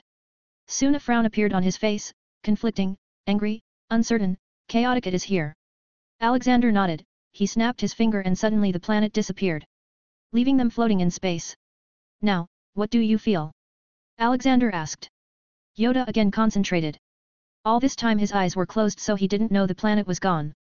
Serenity, perfect balance, neutral the force is. He commented. Open your eyes, Alexander said. Yoda opened them and was shocked to see dark empty space around them. The planet had a dark aura because of the continuous presence of impurity. Once the planet is gone, you feel the true nature of the Force. Never forget this feeling, it is the future of Jedi. Now, to your boost. Alexander took out a vial. Drink this, it will make you much more receptive to Force and stronger in the body. He said. He had made this potion with the help of normal super soldier serum and combining midi-chlorians into it. Yoda was going to become Super Yoda now. Yoda didn't ask him anything and just drank it. He had full trust in Alexander and respected him as much as he did his first master, Enkata del Gormo. Then something happened. Yoda felt the Force converging around his body. It felt like he was swimming in it. He slowly felt his body was getting younger and better. With each passing second, he felt his connection with the Force getting stronger. After a while, he felt the Force concentrating on his bald head. He thought something was happening to his mind. But he was wrong. On his bald head, he saw hairs growing again after so many years. But they kept on growing and got too long. Alexander himself was surprised by the transformation of Yoda. He turned from a toad-like old man to a handsome toad man. He looked badass now. Alexander snapped his finger and a new dress appeared on his body. Congratulations on becoming the next Supreme Grand Master of the Order, Yoda. May the Force be with you and your paths be enlightened by it. Alexander congratulated him. Yoda was still so mesmerized by the feeling of the Force in his body that he even forgot to react to Alexander's announcement. What? But you, what about? Yoda asked. Alexander laughed. Ha ha ha, I will retire in a few years. Let's go back. Everyone should be waiting for us. We're gonna have a huge party for your promotion. For the next 5 years, Alexander ran the Galactic Republic with the kind of efficiency never seen by the galaxy before. Decisions were made in mere seconds and implemented in minutes. Alexander was especially happy with the whole droid community. He had never expected that they would become so helpful in ridding the galaxy of all corruptions. Droids were very respectful towards him and would send anonymous reports if they found anything suspicious. Some droids even betrayed their criminal owners. Alexander also awarded these droids with civilian medals. Within 5 years, the galaxy had also become accustomed to treating droids equally. Now, the Senate was fully elected and all the seats were taken by the respected parties. The first galactic elections had just ended and Alexander was going to address it. In addition to this, the Sith had been thoroughly removed from the galaxy. After that, Alexander reformed the Jedi Order and renamed it the Order of the Force. Though they were still called Jedi. In this new order, no one was made to suppress their emotions. Instead, they were taught to deal with those emotions. There were also new branches of Jedi training that one could master. They didn't need to become fighters. There was a warrior branch, medical branch, administrative branch, scholar branch, investigative branch, and explorer branch. All the Jedi received basic training in fighting and force ability before their mastery. There was no concept of light and dark, even the kids with rebellious personalities were taught and slowly tamed to become reasonable beings. Alexander had also placed an indestructible orb in the Jedi Council room that would light red whenever a Sith was detected and would point to him no matter where it was in the galaxy. In total, there were 20,000 new younglings in training. The Jedi Masters were now working overtime and taking 2 or 3 Padawans under their care. But this also built more friendships among them. Alexander stood on the central platform in Senate Hall. There was non-stop clapping going on for the past 5 minutes since he entered. It was just a way for all of them to show their deep gratitude in making a better republic. Thank you for this warm welcome, I am flattered. But, I didn't come here to announce some new law or anything. As I promised 5 years ago, now that we have a fully working Senate, I am resigning from both the Republic and the Order. Elections for the 4 head senators will be held in a week. He announced. There was a long silence. Not even a cough was heard. Then some guy stood up in one of the numerous seats and shouted, "No. Please don't leave us, we know you are immortal. Please, if you are angry for some mistake we made, we apologize." Alexander looked at the guy. He was a Twi'lek. The most enslaved species in the galaxy before his reforms. His planet must have enjoyed a rare moment of peace all these years. Twi'leks were also free to go anywhere they wanted without fear of getting captured now. "Don't go. Don't go. Please stay." Everyone started shouting. It was getting so loud that Alexander could feel the building shake a little. He was honestly moved by everyone. You can see Korriban, Darth Bane, Ahunta Paul, and Yoda on my Discord https://discord.gg/dghkrn or see them on Instagram https://www.instagram.com/MisterImmortal novel. 30 advanced chapters are available on patreon.com/MisterImmortal. Special thanks to Chesser Douglas Flower Umar Latif. 327. Time has come. It was normal for people to be scared. After such peaceful times, they were afraid that things would go back to being bad as they were before. This was a problem. People expect some hero to come to save them rather than becoming their own hero. Alexander raised his hand and signaled to everyone to calm down. It took them a few minutes. "I am touched by your trust in me. But, we must be reasonable here. Even if I agree to stay, I cannot promise that I will forever be here. What happens when suddenly I am gone? We must establish a system that can work without corruption. I have also taken many steps to ensure that no corruption can take root in the Republic or that no Sith would rise up again. As long as you follow all the rules I have set up, there will never be any problems. Thank you." He didn't say too much and simply left. After that, Yoda took the podium and started speaking about the upcoming head senators' elections. Yoda was the first head senator from the Order. A week passed and the election happened. Alexander had decided at the last moment that droids needed representation in the Senate too. 6 head senators were Senator Padme Amidala of Naboo, Senator Bail Prester Organa of Alderaan, Senator Monday Mothma of Chandrila, Senator Shmi Skywalker of Tatooine, Senator Yoda of the Order of the Force and finally, Senator Abrix WA7 representative of droids. Alexander was pleasantly surprised when he saw who the droid was. It was the waitress droid he had met at Dex's diner and had repaired her. Alexander knew that greed knows no bounds, so he had to put curses on all the positions in the Senate. It was tied to the Force so the curses would be applicable for as long as the Force existed. They didn't change someone's mind but instead rooted out anyone with a corrupt mindset. The methods of rooting out could be as simple as being forced to resign to falling through the deep ventilation ducts of Coruscant Undercity, all depended on the severity of corruptness. When he had arrived, the galactic purity was at 50%. After so much work, it was merely 0.1% away from reaching 90%. "Ha ha ha, how are my younglings?" Alexander asked and picked up twin brother and sister. They were children of Anakin and Padme, Luke and Leia. Both were Force sensitive. Luke more than Leia. "Master, teach me how to fly. Luke requested. You two are very small to learn that. Even the masters find it hard to do. Alexander told them. But Papa and Aunt Ahsoka can do it, they argued. Well, because your Papa is one of the strongest Jedi in the galaxy and Ahsoka is one of the most talented. If you want to become like them then you need to train hard like they did when they were small. He taught them. Suddenly Anakin came in. So this is where they were. Padme was looking for them all over the Senate. Papa. The twins cutely ran up to Anakin and each grabbed one of his legs each. Papa fly. Leia pestered him. Yes, take us to the high ground, Luke pointed at a platform on another floor. Alexander's eyes twitched when he heard Luke. Anakin helplessly shook his head and flew in the air, much to the twins' enjoyment. The whole Jedi Temple had turned cheerful like this because so many younglings were training there. There were giggles in every corner. Even the hard boy, Mace, had to agree that it had made the temple very relaxing and it helped him meditate. There were many Jedi couples too. Though there were vows before a couple could start officially dating or get married, that no matter what happens, the other one will not join the dark side. This vow was there to make sure that if someday something were to happen to their partner in the line of duty, they would honor their sacrifice and move on. In the coming weeks, Alexander just worked to make sure that he was not leaving anything undone.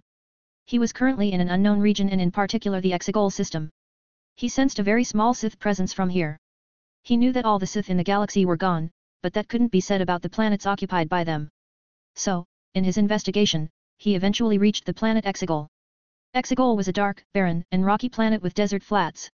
Its dry conditions, combined with the rubbing of dust particles in its atmosphere, created enormous static discharges that appeared as lightning strikes from the planet's surface. It truly gave an aura that could only be orgasmic to a Sith. Alexander looked around there and found many ancient ruins. He already knew they had something to do with the Sith. Eventually, he reached the underground base and found a facility that was still working. Though only droids were maintaining it, they were very easy to deal with. He then found a Bacta tank inside and it had the body of Darth Sidious in it. I am very positive that I destroyed his body with my eye ability, he reminded himself. From a little more evaluation, he concluded that Palpatine had somehow found a way to transfer his soul to this body. Probably the grace of his master Darth Plagueis. But because he was a Category 5 sinner, his punishment was to get erased from space and time, which included the destruction of his soul. So, now this body was just useless meat. Alexander destroyed the whole lab, then went back into space and destroyed the planet. It was so secluded that its removal would not affect the galaxy. Then he again operated to the Force planet because as always, he was going to set up a backup plan. He modified a T-800 droid to make it look like him. Then he made it Force sensitive and also gave many more power boosts. It would stay deep under the surface of Earth that he had made. It would always sit there as if in meditation and keep on watching over the galaxy through the Force. If someday a Sith rising happens, the order of the Force comes into any danger or the galaxy is in danger, this droid would get activated and solve all the problems. It was very strong enough to swat any Jedi or Sith like a fly. He had also added some memories of his so the droid could recognize places and people. The Force priestesses even promised that they would watch over the droid. Beep. Alexander's phone rang. He read it and sighed, my time has come. He operated back to Jedi Temple and pushed the emergency button in the Jedi Council room. It was only made to be pressed in an emergency or life-threatening situation. It didn't take long for all the masters to gather. The moment they saw Alexander standing there, they had a bad premonition. Sit, everyone. I have something to inform you about. He said while looking at Coruscant out of the window. He had made it necessary for every house and street to have plants, so the city planet didn't look so lifeless now. What happened, wise one? Ahsoka asked. She had become a grandmaster by now. Alexander smiled at her. She had grown out of her immature-ish self and had grown into a beautiful and strong Jedi. Everyone, my time has come. I must leave this plane of existence now. He announced.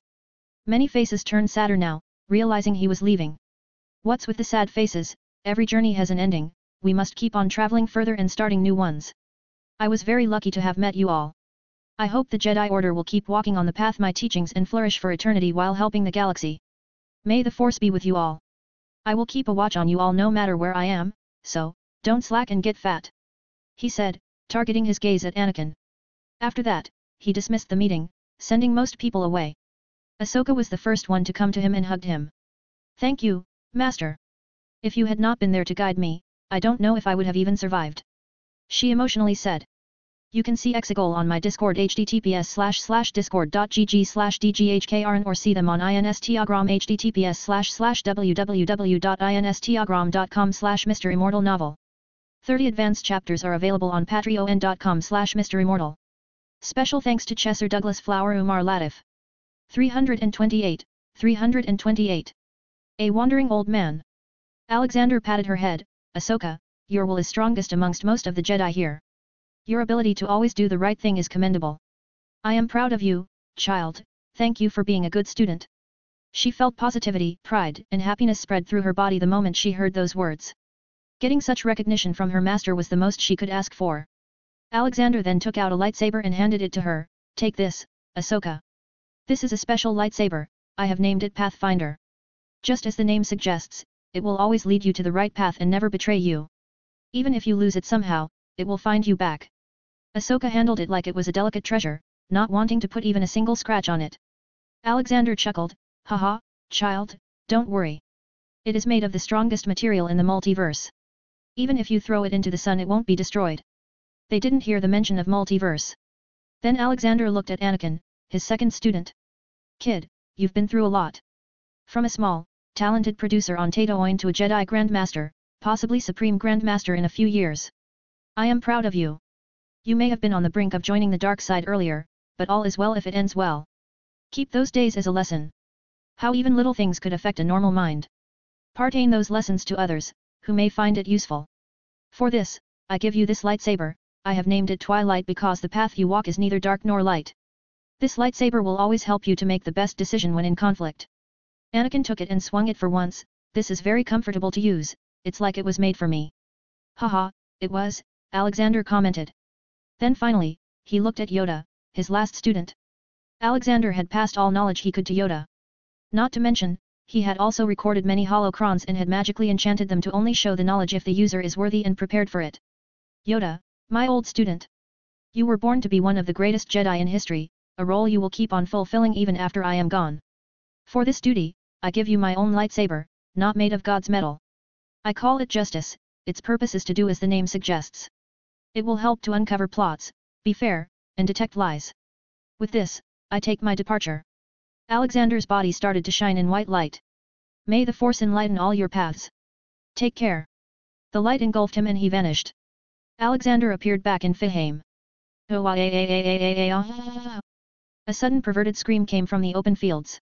Alexander turned towards it and saw Deadpool running away from a horde of unicorns and one of them was able to stab its horn into his butt. Sigh. Alex, send him back. He is a bad influence on Yalo. Olivia came to him and complained. She had the cute Yalo in her arms. This kid will be a kid even after 30 years. Well, at least Olivia will always have something to do now, he thought. Okay, Oli. He said and walked to Deadpool.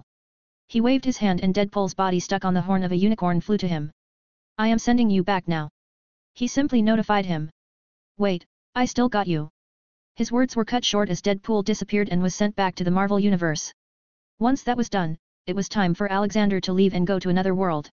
Soon the time came and he was again thrown through the multiverse and kept on crossing many universes. Then finally he felt like a baby coming out of the birth canal and white light blinded him for a second. He appeared near a rocky cliff. The world around him looked weird, cartoonish to some extent. This had never happened before, even if he went to the animated world there was still a sense of realism.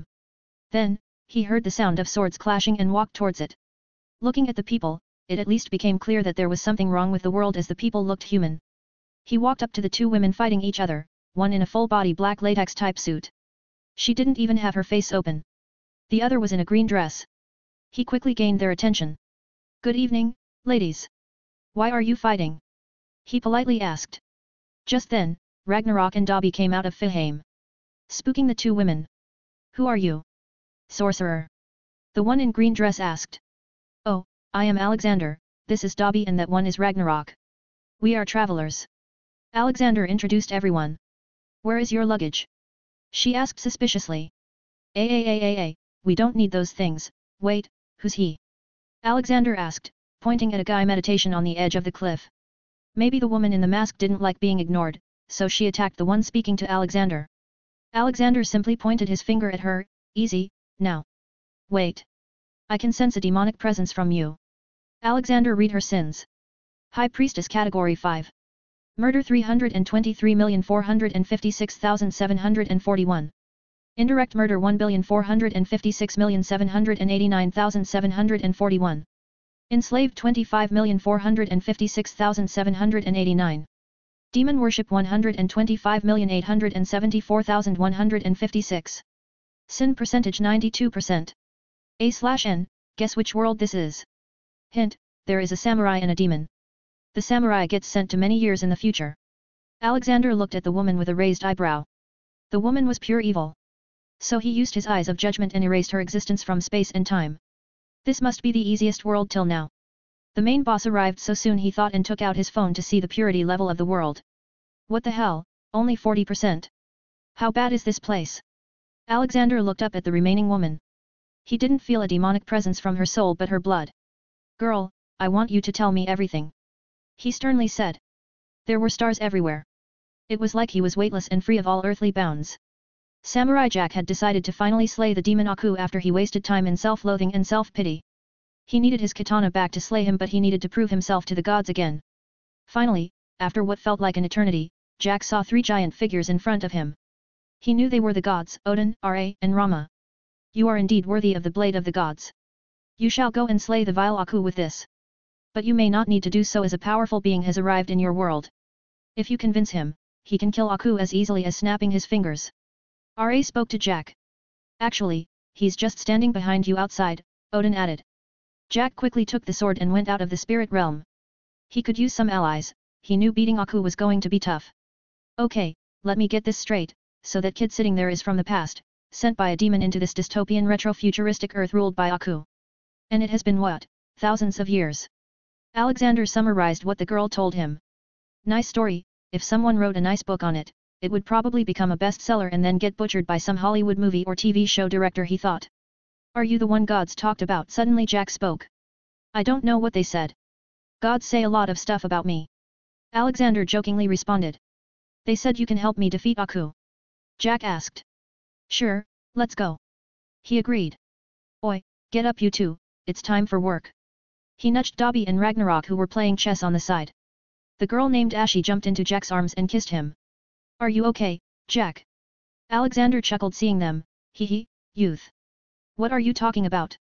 The way you treat Olivia still makes you two look like a newly wedded couple. Ragnarok pointed out. Alexander ignored him and walked away. Alexander and the party came to Aku's dwelling. Alexander simply kicked the door down and entered. They blasted through all the guards and reached the place the demon was hiding. Oh, you got no manners, I was busy. The supposed demon spoke from his long dining table. Jack didn't give him any time and simply went to attack him. Alexander also gave 1 or 2 punches. In the end, Aku was reduced to nothing but a small dark shadow. Who are you? Aku fearfully asked. Alexander smiled at him and said, just a wandering old man. Then Jack swung his sword at Aku and killed him. Then they returned to Jack's past. A time that was still feudal Japan. Alexander couldn't guess how far they were in the future as he didn't know how long a shape-shifting demon would take to change the world. In the past too, they attacked Aku. This time Aku was weaker because he had just fought the Jack he sent to the future. Jack swung his sword to kill him. Clank. Alexander caught the sword midway. Don't kill him, Jack. At least not if you love Ashy. Jack was confused. What do you mean? If you kill him, then there will be no future Aku, that means Ashy will never be born. He revealed. Jack's eyes widened. Then he heard Alexander continue. But if I kill him, I can make an exception and let Ashy live as a special existence, he offered. That is not possible, you cannot mess with space and time like this. Aku barked from the ground. Oh, but I can. Alexander walked up to him. Aku was a 100% sinner as he was already a demon, so there was only one option. Aku got erased from space and time. Jack kept on looking at Ashy. How do you feel? Ashy checked herself. I feel normal. Haha, and you forever will. You are now in an alternate timeline. Okay then, my work here is complete. I gotta go. Where are you going? Come to my kingdom, you can live peacefully there, Jack offered him. Alexander gave him a thankful smile. I appreciate it, kid, but did you forget, I am a wandering old man. Take care. Alexander flew up in the air with Ragnarok and Dobby. When they were gone, Jack noticed that flowers were growing where Alexander was standing a while ago. Then it expanded and covered the whole country and beyond, growing many types of plants in its way. The once desolate earth became green again. Jack then later married Ashy and lived a happy fulfilling life. On a sandy and rocky planet somewhere in the multiverse. Whoa, this place looks dead. Where is everybody? Ragnarok exclaimed. I think we landed in the wrong place, boss. Dobby pointed in the sky. Alexander looked up and sensed Earth far away. You can see lightsabers, High Priestess, Samurai Jack, and Aku, and the sandy planet on my Discord https://discord.gg/dghkrn or see them on Instagram https://www.instagram.com/MisterImmortal novel. 30 advanced chapters are available on patreon.com/MisterImmortal. Special thanks to Chesser Douglas Flower Umar Latif. 329. Aliens. Well, I think we are on Mars right now. But there should be a reason why we are here. Alexander concluded. Boss, look, there's a man. Dobby pointed at a distance. Normal eyes could not see that far away but they could. Yeah, that looks like a pretty advanced rover there. Let's follow him and see if there is a colony of humans that has been established. Alexander said. Looks like he's digging something, Ragnarok added. Soon the human did whatever he was doing and left. Alexander followed him to his dwellings. Okay, I was wrong, humans have not advanced enough. It's just a small housing unit. Let's go and give him a visit. Alexander said. Alexander also had a slight idea now about where he was. Inside the housing unit, a man was listening to some disco songs and digging potatoes that he grew with his big brain knowledge and some poop. Knock knock. Mark Watney was just minding his business when he heard the knocking on the entry hatch. He ignored it initially, thinking it was sand as the wind was quite strong outside. Knock knock knock. Now, it felt more like knocking. Knocks of equal intensity and an equal gap in between. He knew he was alone on Mars and no mission was currently ongoing either. So, he decided to check what it was that was making such noise. There was no window to see outside so he had to wear his suit back and then open the door. After a few minutes, he went and opened it. There he saw 3 people standing in robes and they weren't even wearing spacesuits. So, one thought came to his mind, I am hallucinating. But the next moment the 3 people talked, Hey, kid. I am Alexander. Mind if we come in? I mean, you are just hallucination so I don't see any problem with that. Mark shrugged and let them in and closed the hatch. He was now worried about his mental health. Once Alexander was inside, he saw Mark's makeshift farm. He knew he was in the Martian movie world right now. He then took out his phone and searched for what his mission was. After all, it couldn't just be saving the man who was already going to get saved. He read the message and it said the Earth was normal Earth and needed normal cleaning. Meaning that there was no supervillain this time. Just normal Earth. Ragnarok and Dobby went ahead and sat by the table and started taking food out from Fihaim. They were having a nice steak. Soon the mouth-watering smell shrouded the whole place. Mark was still dismissing it all as hallucination and cooked his potatoes for himself. Alexander also went and joined Dobby. Mark came to him and asked. You want some of my potatoes? You mean the poopy potatoes? I appreciate it but I'd rather not eat that. Here, you try some steak too. Alexander said and gave him a plate filled with meat. Alexander was still surprised how easily Mark had accepted then, without even asking any questions. Mark felt like eating the steak because of its aroma but he knew it was a hallucination so it was not going to fill his stomach. He still took a bite and his eyes widened. This is real. He exclaimed. Of course it is fresh out of a meat tree. Ragnarok scoffed. No, I mean, you 3 are mere hallucinations. How can this thing have a real taste? Mark clarified. Whoa, we are as real as you, kid, Dobby said.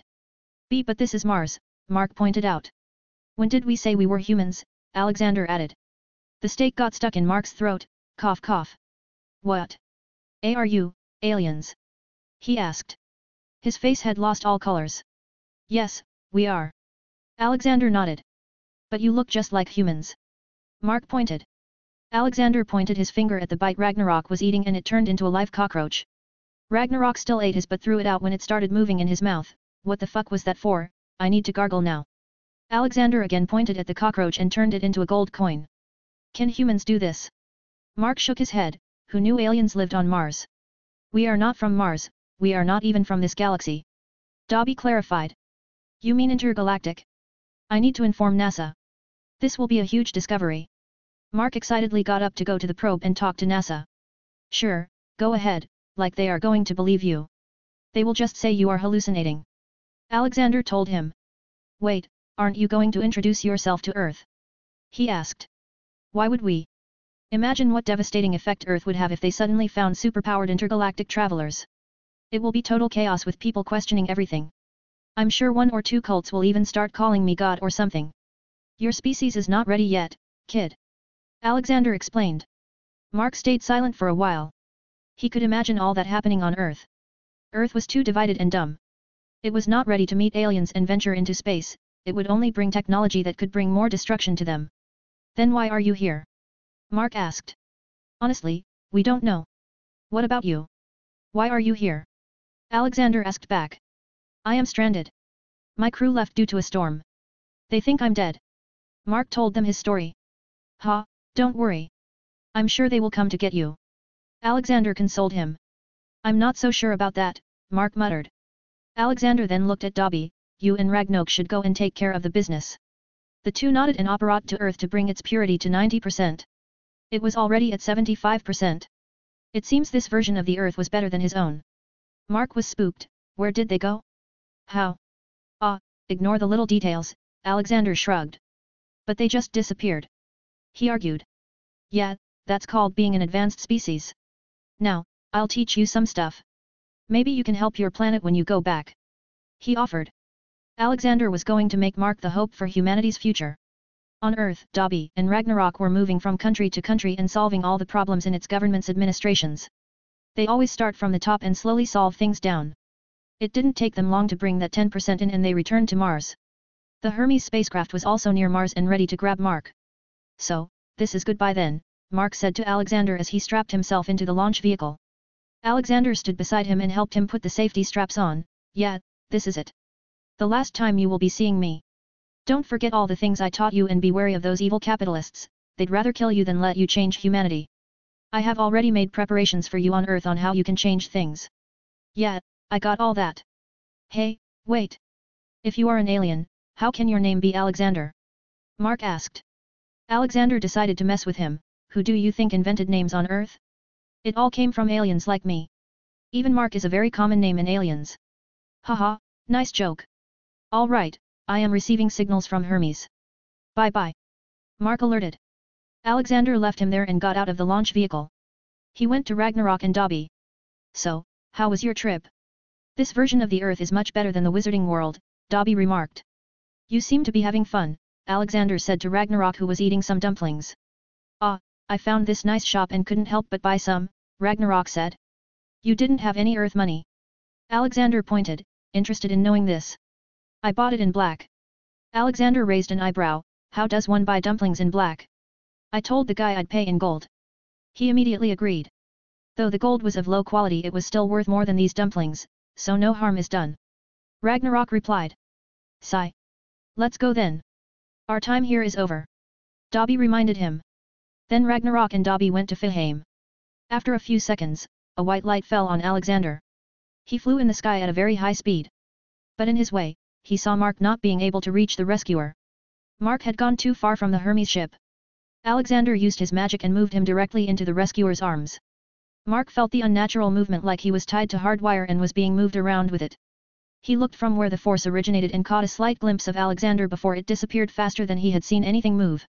He was having an adrenaline rush so he couldn't think of anything except reaching the safe space of the spacecraft first. Thanks, old man, he muttered. Who are you talking to, Mark? His commander asked. Nothing. It's finally good to be back. You can see screenshots from the movie on my Discord https://discord.gg/dghkrn or see them on Instagram https://www.instagram.com/MisterImmortal novel. 30 advanced chapters are available on patreon.com/MisterImmortal. Special thanks to Chesser Douglas Flower Umar Latif. 330. Sage of Beasts. Mark had no idea if the 3 people he saw on Mars were real or not, but he had his doubts that they were real. 1. Because when he reached Earth, he felt like it had changed a lot. It had become much nicer. The plans he learned on how to make 90% efficient solar panels, and large, efficient ocean water desalination plants were still in his head, and he knew such things could not come into his head out of thin air. He was just a botanist after all. He also found a large company registered under his name and also a team of special bodyguards whom he suspected weren't humans but robots. It had been 5 years since that fortunate encounter and he had finally started changing the world for the better with his invention. Many times he would still look up in the sky whenever he was alone, wanting to imagine what a truly advanced civilization from where the old man came from was like. He had tried to share this secret with his wife but he knew she didn't believe him. No one in their right mind would. But not wanting to take all the credit to himself, he just wrote a book about his time on Mars where he added Dobby, Ragnarok, and Alexander as his hallucinations who taught him and kept him sane. After the book was launched, he was permanently grounded for any missions by NASA because they were doubtful about his mental stability now. But for him, it was all worth it. Alexander opened his eyes and found himself sitting cross-legs in a rundown wooden building. His beard and hair had overgrown like he had been sitting like this for a long time. His clothes were also weird. He was wearing a white robe on which golden cloud patterns were made. Near him were a bamboo hat and a staff with yin-yang sign as its top part. Why haven't Dobby and Ragnarok come out yet, he asked himself. He looked into Fahame for them. Olivia, where are Dobby and Ragnarok? I don't know, I haven't seen them in a while. She answered. Yeah. Yalo came up to him tippy-toed. Haha, how are you, son? Let's go, we will go on our adventure this time. He said and put him on his shoulder. Oh, hey, old man. Mind if I join you? I got nothing to do in here. Douglas asked him. Well, you have been training hard all this time, I think you deserve a small gap. Okay, come along and bring hats too. It's time I teach him how to work correctly, he's a living walking box of uncertainty. Alexander said. Douglas happily went to find the fat cat. Alexander meanwhile took out his phone to check what kind of past he had in this world. He opened the message and saw the memory. Memory starts. Alexander found himself in front of 9 weird animals. They were all huge and yet looked like babies. Ji-chan, come play with us. The cute chubby fox with 9 tails shouted at him. Alexander already knew their names. He had found them wandering in the forest when he appeared on the planet. They were initially wary of him but after his continuous show of some love and care, they got too attached to him. Alexander smiled at them, haha, okay Kurama-chan. Let's play tag. Alexander went ahead and played with all the tailed beasts. They had told Alexander that their old man had gone and had told them to be good kids and maintain peace in the world. But they were too small right now and just wanted to play and have fun. Alexander stayed with the beasts for a long time while exploring the world. He couldn't find many humans there, it seemed like civilization was still in its initial stage. But from what the tailed beasts said, their creator was not from the planet. Their creator was also the ones who started something called ninchu. It was the use of chakras to perform unimaginable feats. Alexander already had an idea of what the chakra was. It was like the Force in Star Wars. But in this case, the Force was only limited to the planet and nearby space. It was called chakra and was in many ways different from the Force. It was a lot more complex, though there was no dark and light side crap, however, his knowledge was limited so he wouldn't bet on there not being something about 2 fated sides meant to fight. The biology of people was different on the planet. Chakra flowed through people's veins. Some had more, some had less. Those with a decent amount can become something called a shinobi and those with not a lot stay civilians. There were no countries as of the moment and only loosely tied villages. The tailed beasts also told him that they had their places to live in 9 different temples spread around the world. Though they said they don't like living there as they feel lonely. They had also tried befriending humans but nobody played with them and only attacked. Alexander felt very bad for the big cuties. So, for the next few hundred years, he lived with them while watching how the world changes. He would rarely go among the people and help here and there. Little by little, he became a sort of legend and they dubbed him, Sage of Beasts. But he still had the thought about there being life in the space. So, once the tailed beasts got big enough to take care of themselves, he decided to go to space and find where Sage Hago Romo Otsutsuki came from. Okay, as long as you stay together no one can hurt you. Together you are strong, you are a family, never forget this, okay? I will return soon. He instructed the tailed beasts and left. His journey went on for many years. He did find some alien life in places far away from where he came from. But he was still not able to find the ones he was looking for. So, he decided to return and just have some fun with all the beasties. But when he returned, he couldn't find them and the world had also changed a lot, now divided into various factions, countries, and already 2 big wars under their belts. The place he used to live with the beasts in the jungle now had a huge abandoned shrine with his statue too. Memory ends. Sigh. I have no idea where I am or where I should find Kurama and everyone else. I hope they are fine, he thought. He understood that if he was really here in the past physically and not just as a memory then he could have done many things differently. But the memories were just so his identity could be integrated into the world, so he had no control over what happened in the past. Soon a fat cat with a huge bag on its back came to him. Its huge wide grin really takes away all the cuteness his shape brings. But Alexander knew hats was not bad in the heart. What's in the bag, hats? Alexander asked. Oh, there is food and drinks. Douglas said we are going on a secret mission. Hats answered. Douglas was messing with you, we are just going on an adventure and just look around for a few sentient beasts I know. You don't need the bag, we can come and go to Fahame whenever we want. Alexander clarified. Then suddenly Barry flew in with a huge backpack too. Alexander sighed. Barry, come with me, we got an angel to beat. Hats took Barry to find Douglas. Fire Country, Kanahagakur aka Hidden Leaf Village. What is this I am hearing about the disturbance in the forests near Tanzaku town? Hiruzen Sarutobi, the current Hokage of Konoha asked Elder Kohara Udaten, one of the 3 members of the Konoha Council. Oh, ignore this, it's just myths and tales.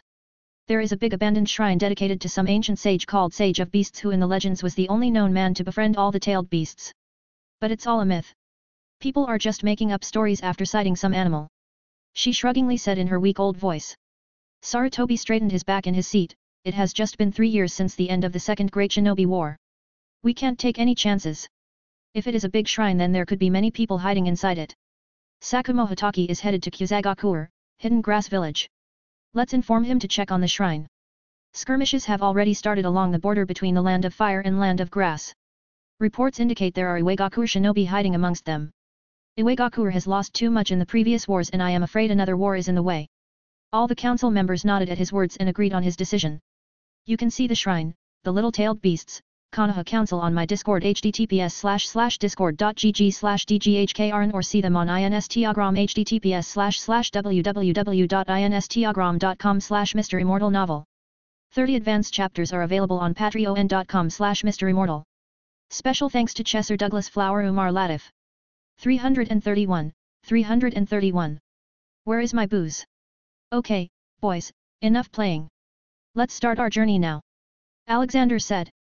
He had Hats and Barry caught in 2 hands. They had been after Douglas the whole time and had run around in the forest. He had to knock them up because they were even seen by normal people. But he lied to us, punish him too. Barry pointed at Douglas. I'm gonna regret bringing these 3 with me.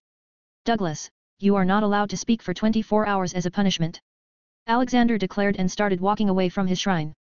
Yalo was on his shoulder, happily looking around. The kid had a really slow growth. But Douglas protested.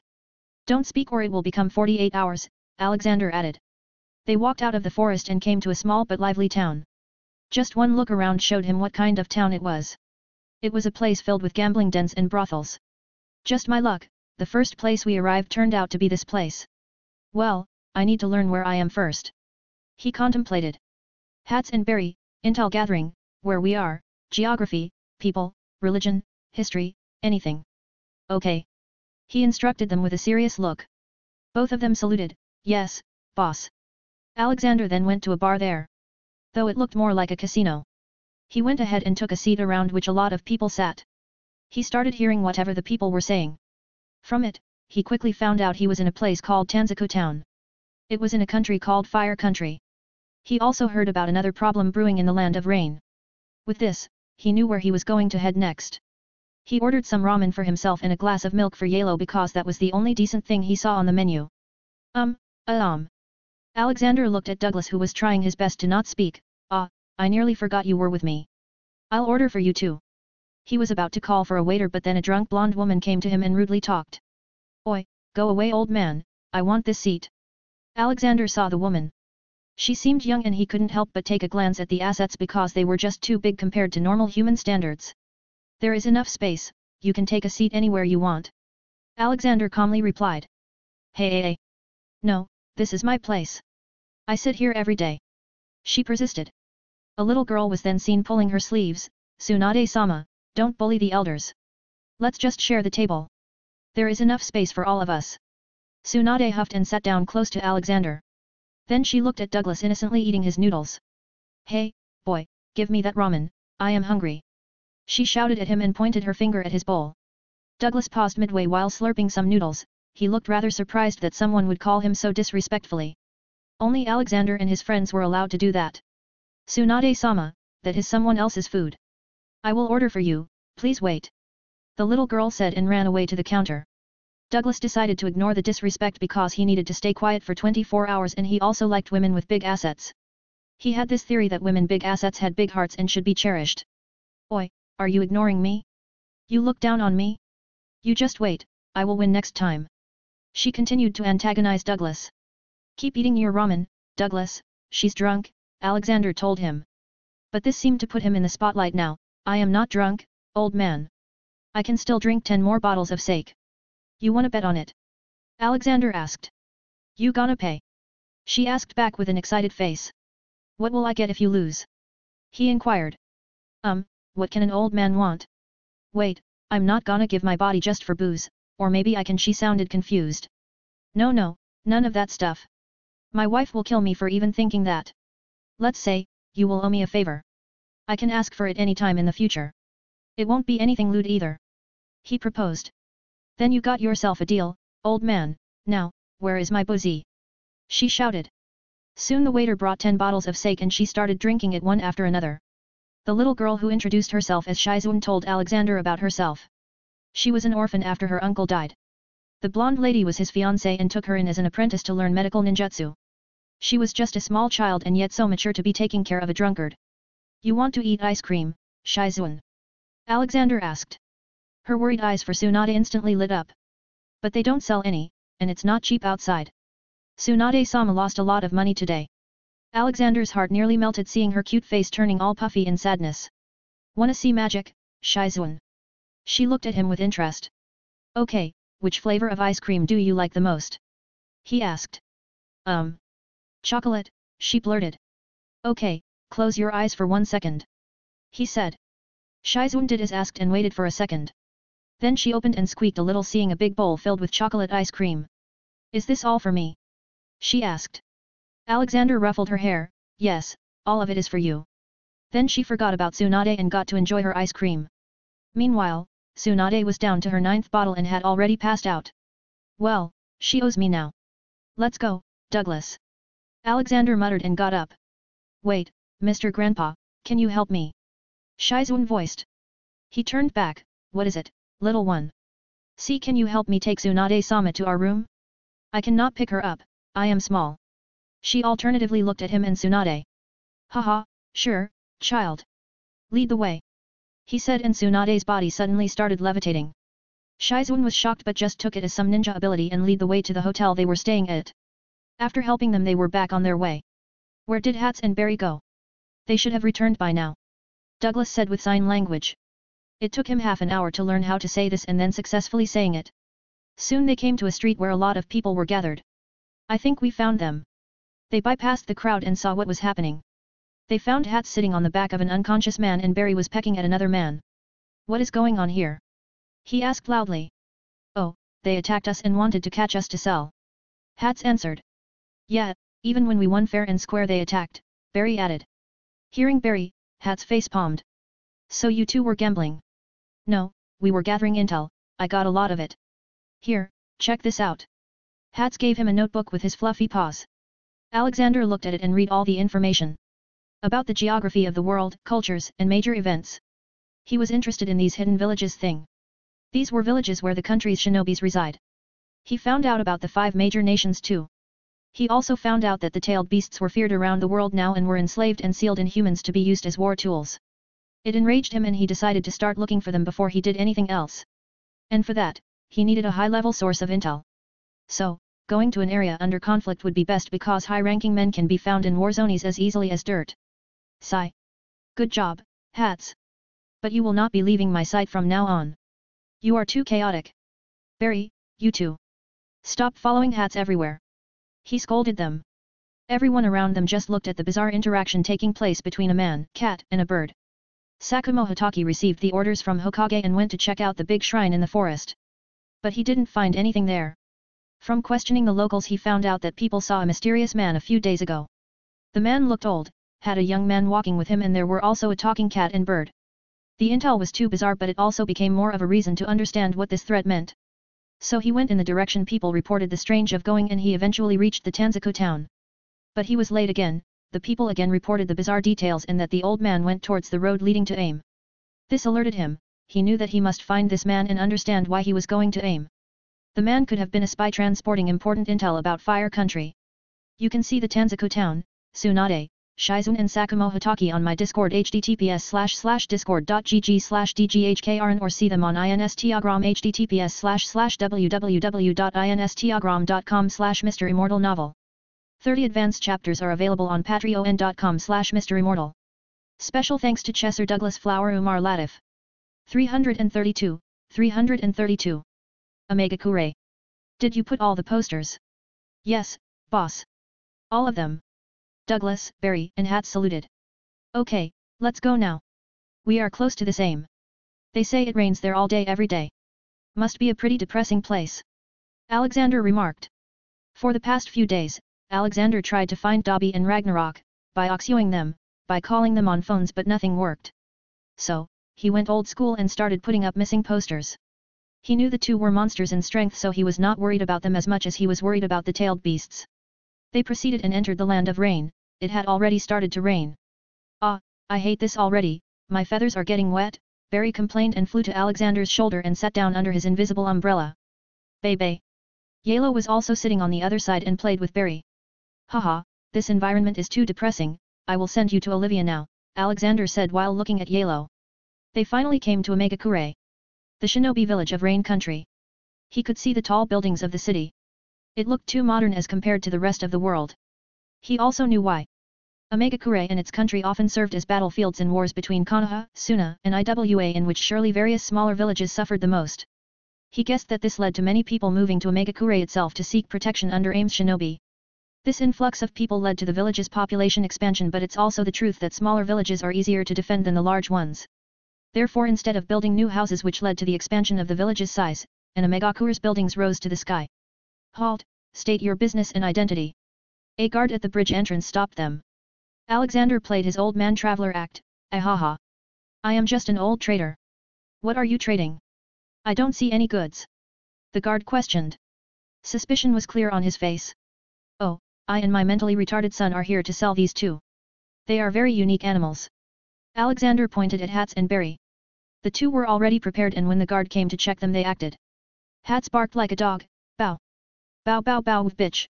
Aim shinobi scratched his head wondering if he really heard the cat barking and called him a bitch. This is the lowest I could ever fall to. What has my life turned into? Hats self-loathed for barking.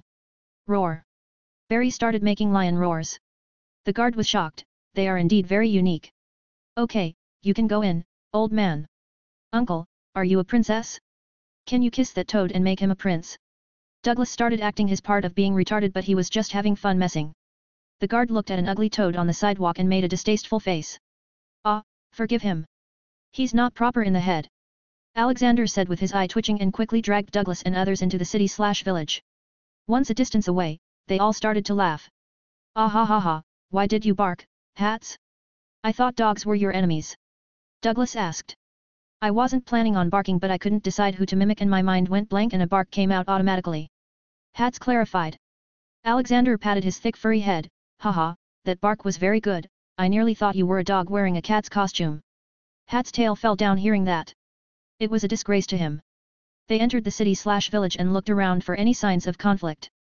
But except poverty, disease, and sadness he couldn't find anything. This is what constant war does, the city is pretty developed but the population is too big for it to efficiently manage.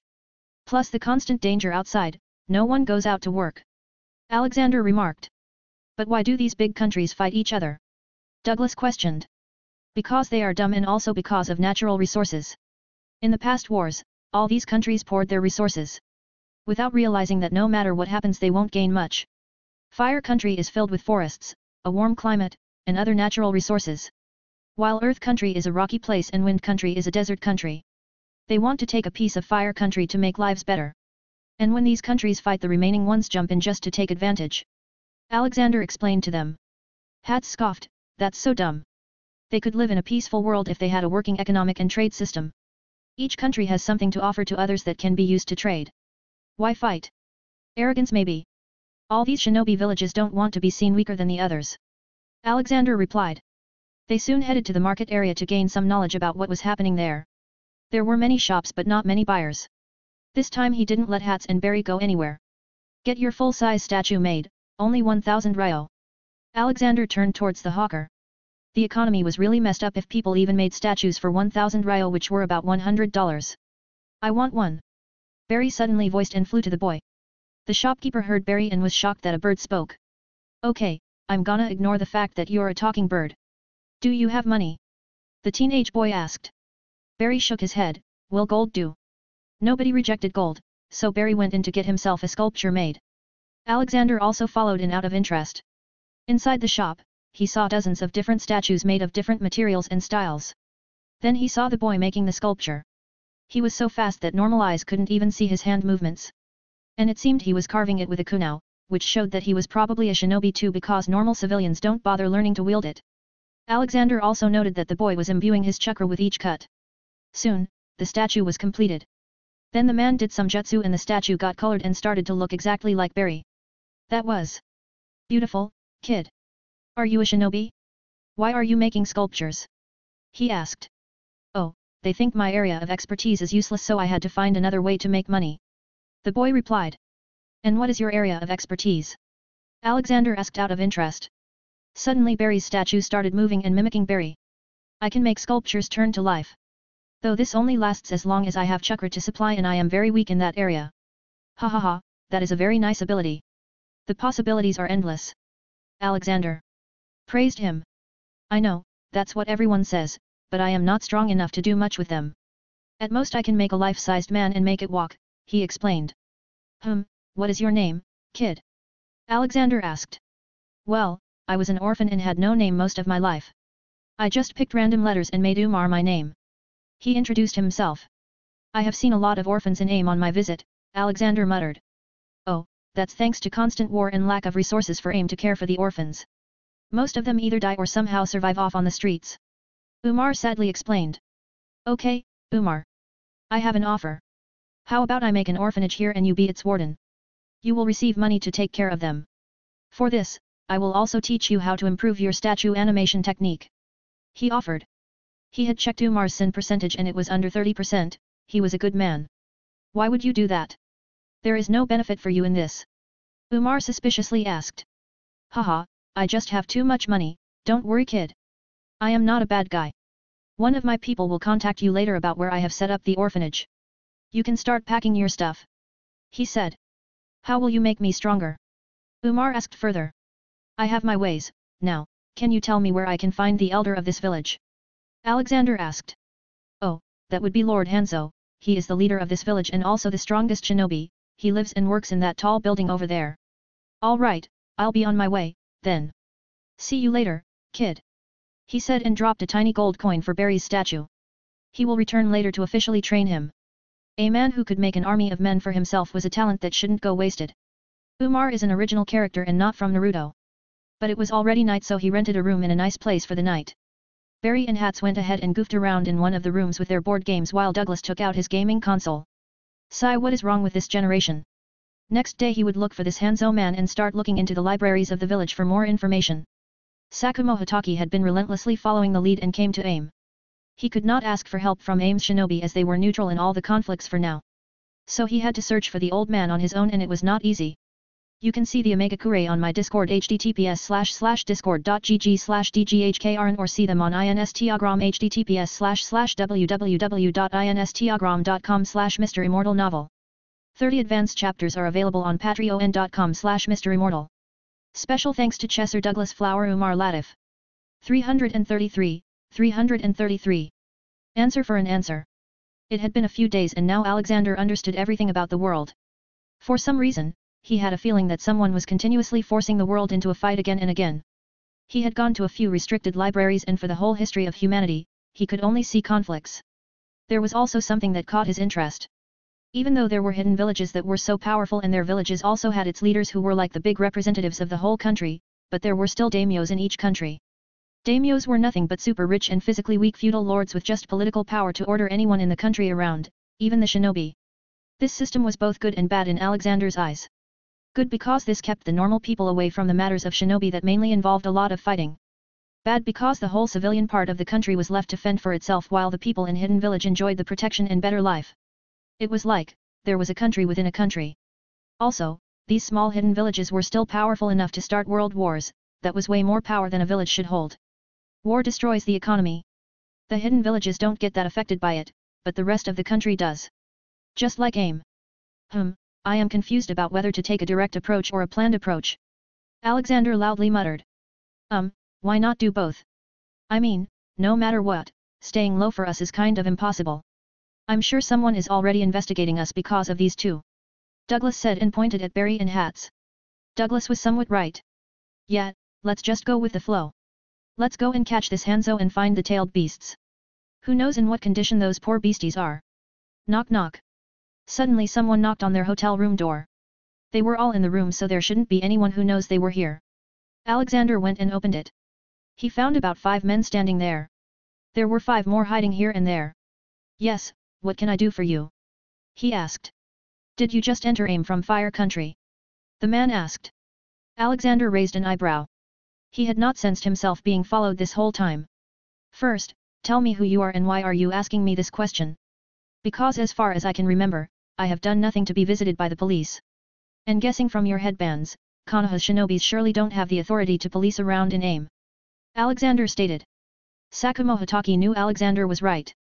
AIM was neutral in all the conflict going on till now, that is why they were able to come here but they could not take any provocative action while they stayed here, lest they might start a war. We received the report about a disturbance in the forest near Tanzaku town, people reported about weird animals there. We are investigating who it was. Sakumo honestly told him. Oh, so you want to check if I am some kind of spy? Well, I am just an old merchant. The animals you are talking about are them. Alexander pointed to Barry and Hats back in the room, playing chess with each other. Sakumo looked at them and confirmed that they were not tailed beasts but normal animals. Maybe not that normal after he saw them playing some sort of game. Can I come inside? Sakumo asked. Sure, but only you can. Tell your boys to grab a bite from downstairs, the bill is on me. He shrugged and led Sakumo in. Hats, Barry, make way for us to sit. He ordered them and the 2 furries carefully took their game to another room.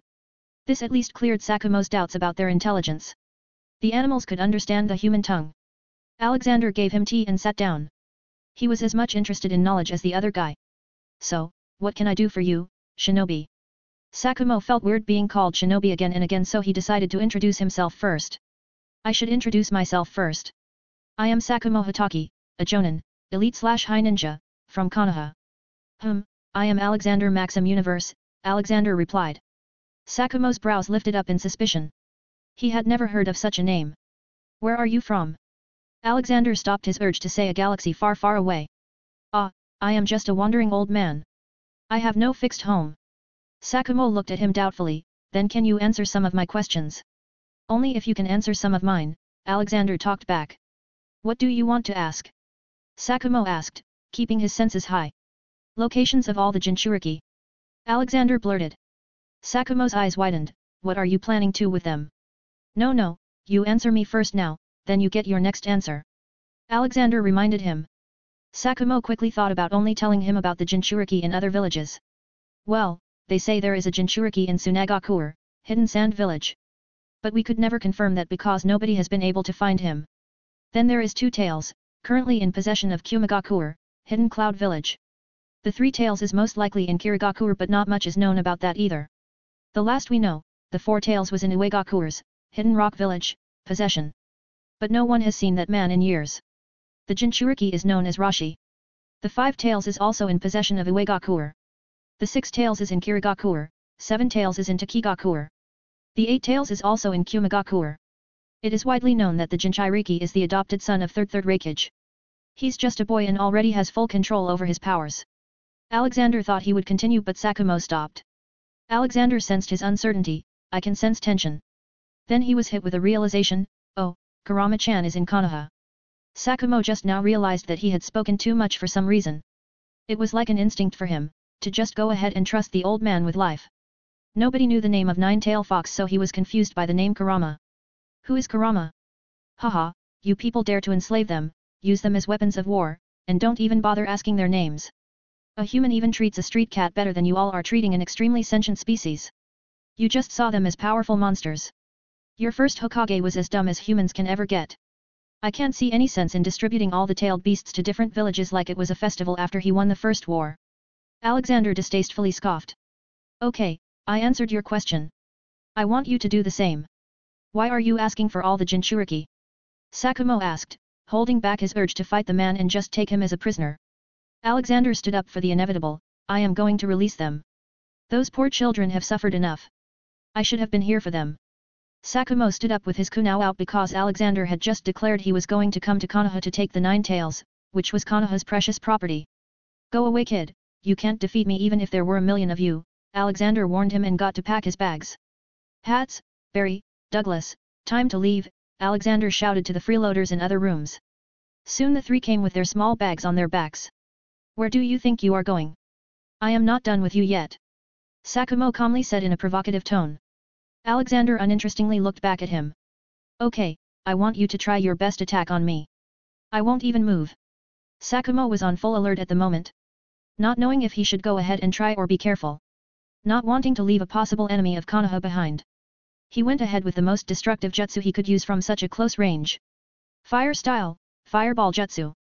Sakumo used the fire jutsu that was very efficient at short range. He knew that it would make a big boom and the room might even blow up and damage a big part of the building, but he still did it. He was ready to talk to Hanzo later. You can see Daimyo on my Discord https://discord.gg/dghkrn or see them on Instagram https://www.instagram.com/MisterImmortal novel. 30 advanced chapters are available on patreon.com/MisterImmortal. Special thanks to Chesser Douglas Flower Umar Latif. 334. 7 tails, Kome. Sakumo blew out fire from his mouth and it spread around the whole room. It engulfed everything, from Alexander to Barry and Hats. Sakumo stayed in his place and waited for the fire to dissipate. But then he heard a voice. This is animal abuse. Hats commented. Then slowly the fire started reducing around a concentrated point in the center. In a matter of seconds, the fire was reduced to be nothing but a small pin-sized flame in Alexander's hand. Sakumo was shocked by this. Not even a small burn was there on Alexander. His clothes were still neat and tidy. Young man, you had your fun. Now I need to go. Thank you for entertaining me. Alexander threw the small flame towards Sakumo, who instinctively caught it. But then he realized the flame was like a ticking time bomb as it started rapidly expanding. He quickly threw it out of the door and into the empty street. Boom! An ear-piercing explosion occurred where the flames landed. A few window glasses also shattered in nearby buildings. He understood that the old man was too dangerous to be left unchecked and looked back to confront him, but there was no one now. He understood they had gone away. I should report this to Hokage. If his target is after all the tailed beasts, then this is probably not the last time we will be hearing from him. I should be on my way to Takigakure now.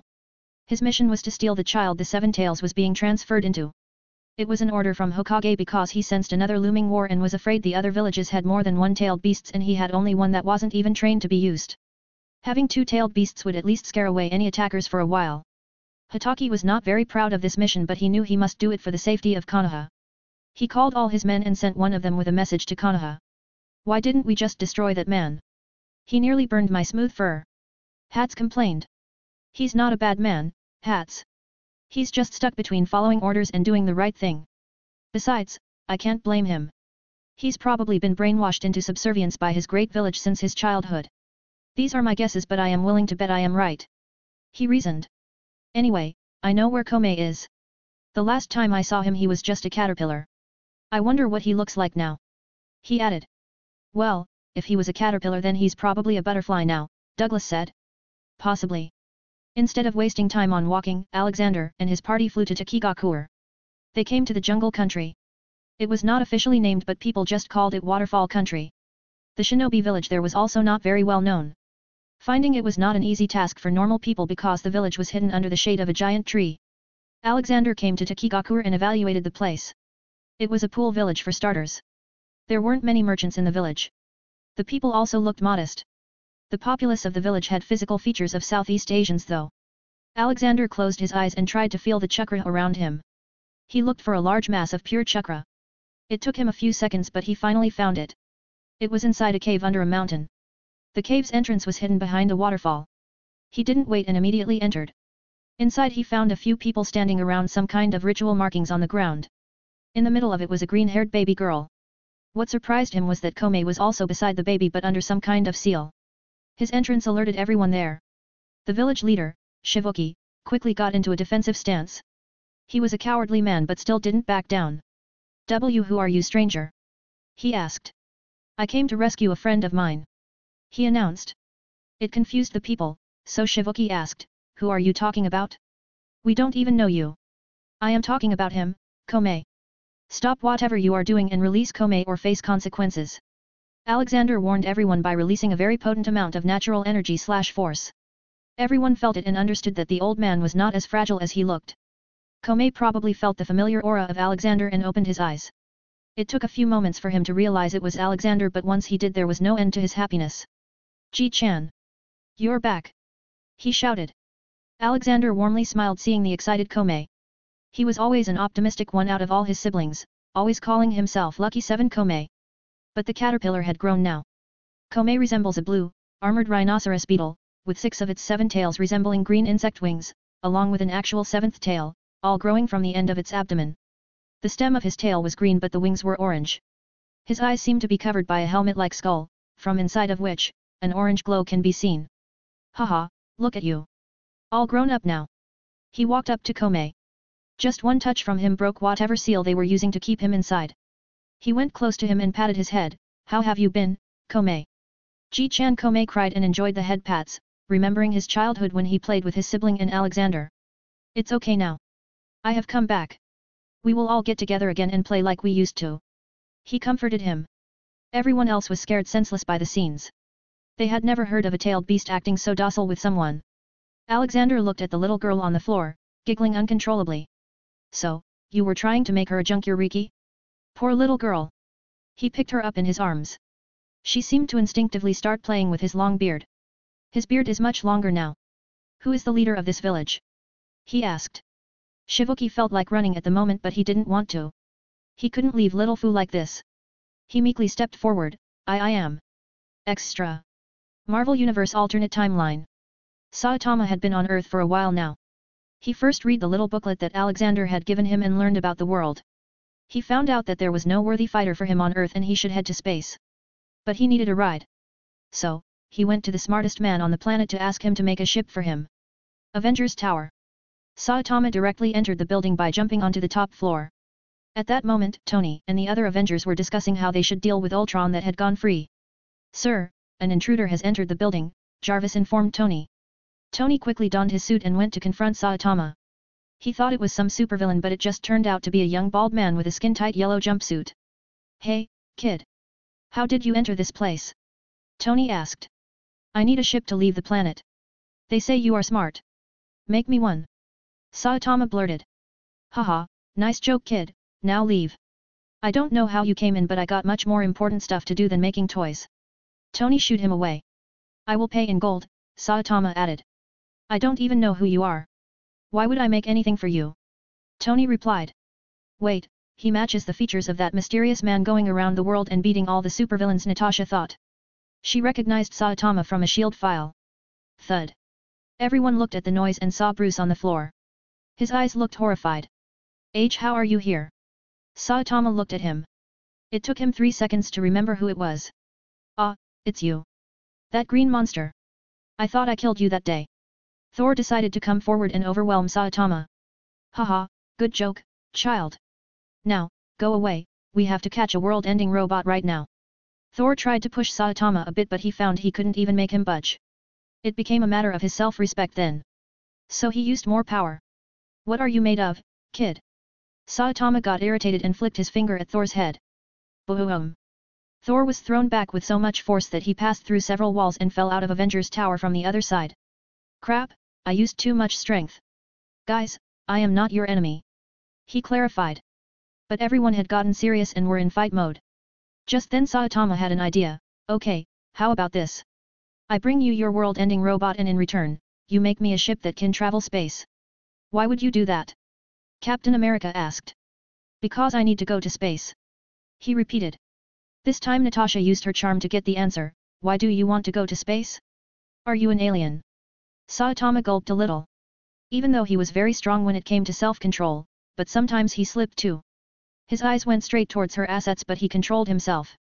"Ah, I am bored on Earth. Nobody is strong enough to fight me. There is a reason I am called One Punch Man. I want to find worthy opponents in space," he clarified. "Okay, you guys wait, I'll be back in a minute." He just said that and jumped out of the building. He used a few abilities he learned from the old man and found Ultron in Sokovia. He went there and one-punched Ultron into a piece of junk. WandaVision was also there. She tried to mess with his mind but she showed him illusions of him being defeated by someone. Something that actually made Saitama too happy and it made him come out of the dreamlike state. Saitama realized it was all a dream and got angry. He super light punched Wanda, which still broke a few of her ribs. Then finally, there was a speedster that he saw. Pietro thought Saitama couldn't see him and went to throw a punch at Saitama. But it seemed like a bad habit of Saitama.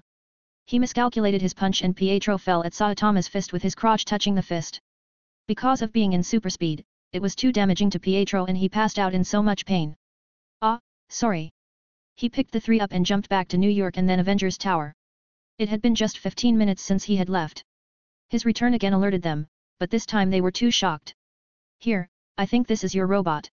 These two people were also helping the robot. Be careful, that girl can mess with the mind and that boy can run at super speed. Everyone blinked their eyes in shock and surprise. How did you find them so fast? Tony asked. I have my ways, so, can you make me a ship now? Saitama asked again. But before Tony could say anything, Natasha chimed in. She was a super agent after all and knew what was best. If Saitama was really as strong as he said he was then he could be a huge asset for Earth. Yes, he will. But it will take time, so why don't you come with me? Let's have a drink. Saitama looked at her face for a second and finally nodded. Okay. Before leaving he handed a bag filled with gold to Tony. This should be enough to cover the expenses, thanks in advance. Once Saitama and Natasha left, Tony sighed, poor guy doesn't even know what he's gotten himself into, but first, we need to deal with these three. To be continued. You can see Takigakuer, Komei, and Saitama on my Discord https://discord.gg/dghkrn or see them on Instagram https://www.instagram.com/MisterImmortal novel. 30 advanced chapters are available on patreon.com/MisterImmortal. Special thanks to Chesser Douglas Flower Umar Latif. 335. Brewing trouble. We were doing it to protect the village, elder. Shivuki fearfully said. From whom? He asked back. From other big nations. We don't want to become the next AIM or the current Kusa. The big countries use us smaller ones as a battlefield and destroy everything. They have their big-tailed beasts to fight for them and nobody dares to attack them. So, if we also had a tailed beast, we could also enjoy a bit of peace. He blurted. Alexander understood their fear. With such an unstable world, no one could know when trouble would come their way. How were you able to catch Komei? He asked. We didn't catch him. We just found him asleep here. Shivuki answered. Alexander looked at Komei who himself looked embarrassed. Hehe, I am a heavy sleeper, Ji-chan. Does this little one have parents? He asked while looking at the little baby in his arms. No, but I have adopted her. She is like a sister to me. Shivuki confidently said. He was answering everything truly in the hope he would be able to come out of this alive. Dobby, stay here and set up an outpost for our droids, damn it, I forgot Dobby is missing. He muttered. He had grown too dependent on his elf sidekick. I have an offer, I will grant your village protection. As long as you stay out of trouble yourself. Besides, even if you had successfully made the little girl a Jinchuriki, it would have only forced you to the big leagues as the other big countries would start seeing you as a threat instead of an insignificant country. Do you want that to happen? He brought them to the realization. Alexander knew they wouldn't agree to his proposal so easily because they didn't know if they could rely on him, so he had to exert a lot more of his power. Everyone suddenly fell to their knees except Komei, Hats, Barry, and Douglas. I can bring this village under my protection if you want. He offered. What will we have to do? Shivuki fearfully asked. Nothing, just be good and follow the instructions. I promise your lives will change for the better. Now, I've got to go somewhere. A wolf-faced man will come here soon and set everything up. He informed. Blue Fang had nothing to do as of now so Alexander called him. Brian could have been better for this job but he was still a bit depressed after getting rejected by the Togruta woman he liked in Star Wars World. He thought she liked him but then he found out she just had another baby with her husband. None of the villagers questioned him. Alexander gave the little baby to the village leader. Take care of her. After that, he went out of the cave. Komei followed him behind. Komei-chan, make yourself smaller and sit on my shoulder. It won't be good if people see you roaming around. We will be going and freeing all your siblings. Assume that the tailed beasts have the ability to shrink themselves. Whoa, lucky. But do you know where everyone is? Komei asked. Yes, we are going to Uegaku now. There are Son Goku, 4 tails, and Kokuo, 5 tails, in that country. Alexander told him. Suddenly Barry flew close and sat on Alexander's other shoulder, trying to look good in front of Komei. Barry threw blue flames out of his mouth. Whoa, so cool, Komei exclaimed. Barry puffed his chest out, haha, you can call me Big Brother Barry. But I am 1,000 years old, Komei argued. I am thousands of years old, Barry replied. Komei looked at Barry like he was a senior, yes, Big Brother, Barry. Alexander ignored their theatrics and continued moving to Uegakure. Konoha. The council met again with Hokage. This time it was an emergency. Hokage had just received the scroll from Sakumo. This is unsettling. Someone is targeting all the Jinchuriki and has made his intentions clear. Sakumo Hatake also wrote that this man is very powerful and was able to handle a full-powered fireball to his face without any injury. He made it clear that this man is extremely dangerous and powerful. His name, too, is unusual, Hokage briefed. I can send my root ninjas, they are good at intel gathering, Danzo suggested. No, we can't take the risk. Not yet. Sakumo said that this man is unlikely to come to Konoha anytime soon. His last position was AIM and he was seen heading towards Kusa. He will most likely go to IWA to get their Jinchuriki. Hiruzen denied him. Then you should give Konoha's Jinchuriki to me. I can keep her protected in my root base. I can assure you no one can infiltrate it. Danzo added. It was his long-time dream to be able to do tests on Jinchuriki and understand the power of a tailed beast. Hiruzen thought for a bit. He could allow Kushina to be sent to root but he doubted Jiraiya and Minato would be happy about it. Except for him, no one seemed to appreciate Danzo's hard work for the village. And Minato was one of the strongest ninjas in the country right now and also his next favorite choice for the Hokage position. He couldn't afford to anger him and in the worst case let him become a missing nin if Danzo did something to her. No, Konoha is already very safe. I will just not send her on any missions now. Hiruzen decided, much to the frustration of Danzo. This is interesting. Koharu Yudin mumbled. What is it, Koharu? Homura Mitokado asked. The reports said that this man called the Nine Tails, Kurama. Nobody in the world knows the names of tailed beasts. Not even the Jinchuriki. So how does this man know? Could he be the real sage of beasts? She wondered. Danzo scoffed, since when did children's bedtime stories about a man befriending the beasts and playing with them become real? They are just beasts. Uncontrollable and powerful beasts. They don't make friends. I heard the stories of this sage from my mother when I was small and she heard it from her mother. Are you saying a man has been alive for hundreds of years? When it was put like that, nobody believed that sage of beasts was real. Then it is most likely someone who found some hidden knowledge about the past and found out about the name. But we can't even make sure that this is the Nine Tails' real name. He is very hostile to his Jinchuriki. The best case, for now, is to just keep an eye on this man. Homura Mitokado pointed out. Hiruzen agreed, yes, for this we will need someone with extensive spy network and skills. I will send words to Jiraiya. He should be somewhere around AIM. All of them agreed to this plan. Sakumo Hatake reached to Kigakure to find the seven-tailed Jinchuriki.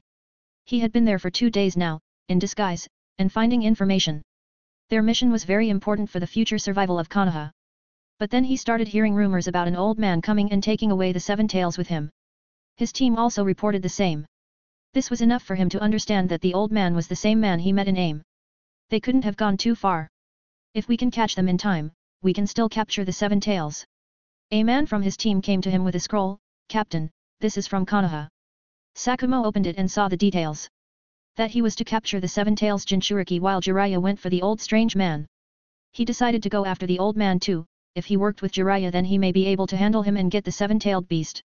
It had been a few years since the Second Shinobi War ended. The big nations were still very weak. AIM had closed itself and had decided to stay neutral from now on. On the other hand, Kusa was planning to nab some land from the Fire Country. Through using Kusa, Earth Country's Uegakure was also eyeing an opportunity to start a war with Konohagakure of Fire Country. There were skirmishes going on between Uegakure and Kumagakure as well. Tsunagakure, Hidden Sand Village, was also having some disputes here and there. It all showed everyone that a war was imminent and each village was preparing for it. 30 advanced chapters are available on patreon.com/MisterImmortal. Special thanks to Chesser Douglas Flower Umar Latif. 336, 336. Kokuo and Sangaku. Alexander and his party had come to Uegakure, Hidden Rock Village. They entered with the same trick they used in AIM. Though this time Hats was prepared and instead of barking, he made the elephant's trumpet. Uegakure had a cage as its leader known as the Tsuchikage, of which there have been 3 in its history. The rocky mountain ranges that surround the village provide a natural stronghold that it was very proud of. The village's infrastructure was built from much of the surrounding rock and stone, shaped into tower-like structures that were interconnected by a network of bridges. The Tsuchikage residence seems to be the tallest structure with a cone-shaped roof. Iwa's close proximity to Suna has led to numerous conflicts over the years, enough that the enmity between its shinobis had become deep-seated. Whoa, look, that stone tower is so big. Komei gawked at the structures for some reason. Komei, can you feel your brothers here? Alexander asked. Komei stayed silent for a second, and then shouted, yes. I can sense them, they are under that building. There are two of them, Kokuo and Son Goku. Haha, don't get too excited and run away, Komei, we will go there and get them out soon. For now, I need to learn why this planet has technology such as electricity and stuff and is yet so backward. By the way, why did you all disperse around the world? I told you all to stay together. Alexander asked. Hey, it's all that Foxy's fault. He started acting like he was the boss around us and ordered us to do stuff. Nobody liked his cocky manners and we left one after another. Komei told him. It seems I will have to give Kurama-chan a fist of love. He mumbled, making Komei giggle. Alexander heard some rumors that Uegakuer was in a proxy war with Konohagakuer. So he decided to check those rumors. Alexander infiltrated the Tsuchikage office and lazily went through all the documents there. It showed a few things. 1. Tsuchikage was a crazy stubborn man. Konoha had sent him many trade deals offers but he didn't agree to it. Uegakuer was also in a proxy war with Tsunagakuer. And they were indeed sending their shinobis to skirmishes with Konoha. And from the casualty reports, it seemed the Konoha was losing. Konoha was like a cake that everyone wanted to have a piece of. He came to this conclusion because in the plans of possible allies if full-out war breaks, Uegakuer had named Kumagakuer and Kirigakuer both. Ji-chan, look what I found. Komei came flying to him with a big box. He opened it and found a lot of gold bars in it. Haha, this must be the emergency money of Uegakuer. He decided to do something to it. He wasn't going to steal it but he wouldn't let Uegakuer have it either. The money was there for war. He put charms on it that made the box indestructible and not openable. Gold wasn't a currency, IWA would have to sell the gold if they wanted to use it and what good would it be if they can't show it? It would only open if the open had the intention of using the money for a good purpose. Good job, Komei. Now, let's go and free your brothers. He praised him. Komei happily came and sat on his shoulder. Outside, he had told Douglas and Barry to keep an eye on people entering the Tsuchikage's building, and the building where the Jinchuriki were kept. Meanwhile, Hats was sent to infiltrate the underground layer and find out what was happening there. Pop! Hats appeared in front of him. Boss, they are trying to convince one of the Jinchuriki to fight in the war. The other one is ready to fight. Tell me about the people present there. He asked. Hats responded, well there was this tiny man floating in the air. But he just left. Except that, there are a few more guards. Okay, let's go. He announced. They made themselves invisible and went into the underground chamber. They walked to where the action was taking place. A red-headed man was tied to a chair. Rashi, this is the last time you are being asked to do this for the village. After this, you can do whatever you want. Rashi scoffed, ha, you mean to say you will kill me and make a new Jinchuriki? There were two Jinchuriki present. One was Rashi and the other was a man wearing a red bamboo hat. Maybe because being a Jinchuriki heightened their sense they sensed Komei's enormous natural chakra. Han quickly sent an attack towards Komei.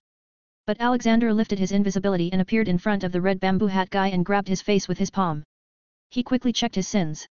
Han Category 3, All Missions. Murder 50. Kidnappings 2. Sin percentage 51%. Alexander decided to give him a chance. Most of the shinobi in the world probably had a similar amount of kills. He couldn't condemn all of them to death. Also, 51% of sin borderlines with Category 2. Not to mention, the world purity was just at 50%. He'd end up killing a lot of people if he started a purification spree. I am taking Kokuo away from you. He has suffered enough. Alexander announced. Then suddenly Alexander's hand over Han's face started to shine. It was surely painful for Han as he was screaming a bit. But Alexander made sure he didn't die. Alexander opened whatever seals they had used to keep Kokuo in. Then in a smooth action, Kokuo jumped out of Han's belly button. But Kokuo didn't stop there. He made himself smaller and jumped into Alexander's arms. Kokuo primarily resembled a white horse, but with a dolphin's head. He was a reserved individual since childhood and did not speak much. But Alexander was an exception to all the tailed beasts. They all loved him wholeheartedly. Alexander ruffled his head, sorry, Kokuo-chan, I didn't come sooner. Kokuo shook his head, it's okay, Ji-chan. I knew you would come back someday. Komei was a cheerful one and came to greet his brother. Hey, how are you, little brother? They all were supposed to be older or younger according to their number of tails, though many of them didn't approve of this. Komei was 7 tails and Kokuo was 5 tails. Oh, Ji-chan got you out too? He's going to gather everyone, isn't he? He will probably start a big war if he does this. Kokuo commented. Hehe, Ji-chan is super strong. Do puny wars of humans matter to him? Komei confidently said. Yes, you are right. My father is the supreme being. Barry flew in. He did the same thing he did with Komei and established that he was the big brother Barry. Han had passed out now. But he won't die, that was for sure. The guards there tried to run away but Alexander made them fall unconscious. Now only Rashi was up but he was still tied to the chair. Are you going to kill me? Rashi asked with no fear on his face. No, but I will be taking Son Goku from you, Alexander replied. It's been a long time since I called him by that name. Who are you? That you know not just Son Goku's name but Kokuo's too. And I presume that Komei is the 7 tails. Rashi asked with interest. My real name is Alexander but this world knows me by Sage of Beasts. All the tailed beasts are sentient beings. Enslaving them as tools of war is cruel slavery and I hate that. Besides, look at them, if you give them respect and treat them kindly. They do not need to harm you. He explained. Rashi looked at Barry, Kokuo and Komei talking happily. Sigh. At least I won't have to fight in the war now, Rashi said and surrendered to his fate. Alexander did the same as he did with Han and a monkey came out of his belly button.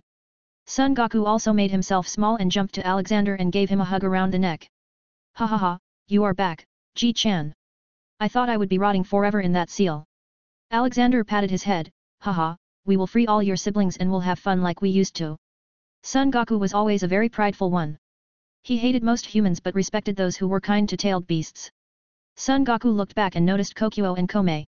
He quickly jumped to them. Ha ha ha, you two are here too. Good, 3 in, 6 more to go. Hey, I'd rather like it if Kurama was left to rot, Kokuo said, but it was out of character for him to say something like this. He is your brother, Kokuo. Don't say that. I will teach him how to be good so don't worry. Now, let's go to our next destination. The 3-tailed beasts made themselves small and jumped on his shoulders. Alexander also cast a notice me not charm on them so even if they talk and have fun, no one would disturb them. Yai, let's continue our Baijiu adventures. Komei cheered. You can see Weigakuer, Han, Kokuo, Rashi, and Son Goku on my Discord https://discord.gg/dghkrn or see them on Instagram https://www.instagram.com/MisterImmortal novel. 30 advanced chapters are available on patreon.com/MisterImmortal. Special thanks to Chesser Douglas Flower Umar Latif. 337. Deliberate misunderstanding. Jiraiya reached Iwagakure in disguise. Surprisingly, he rendezvoused with Sakumo and his team there. Why are you here? Jiraiya confusedly asked.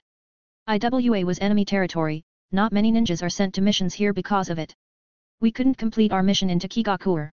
The man you are after was faster than us and somehow took away the tailed beast. We are after him, Jiraiya-sama. Sakumo told him. Jiraiya was surprised by the news. If the man could control a tailed beast then he was surely a huge danger to not just Konoha but the whole world. Okay, let's work together. If he has a tailed beast with him then fighting him may not be very easy. I can maybe capture the tailed beast for a while but I will be open for attacks at that time. Jiraiya told him.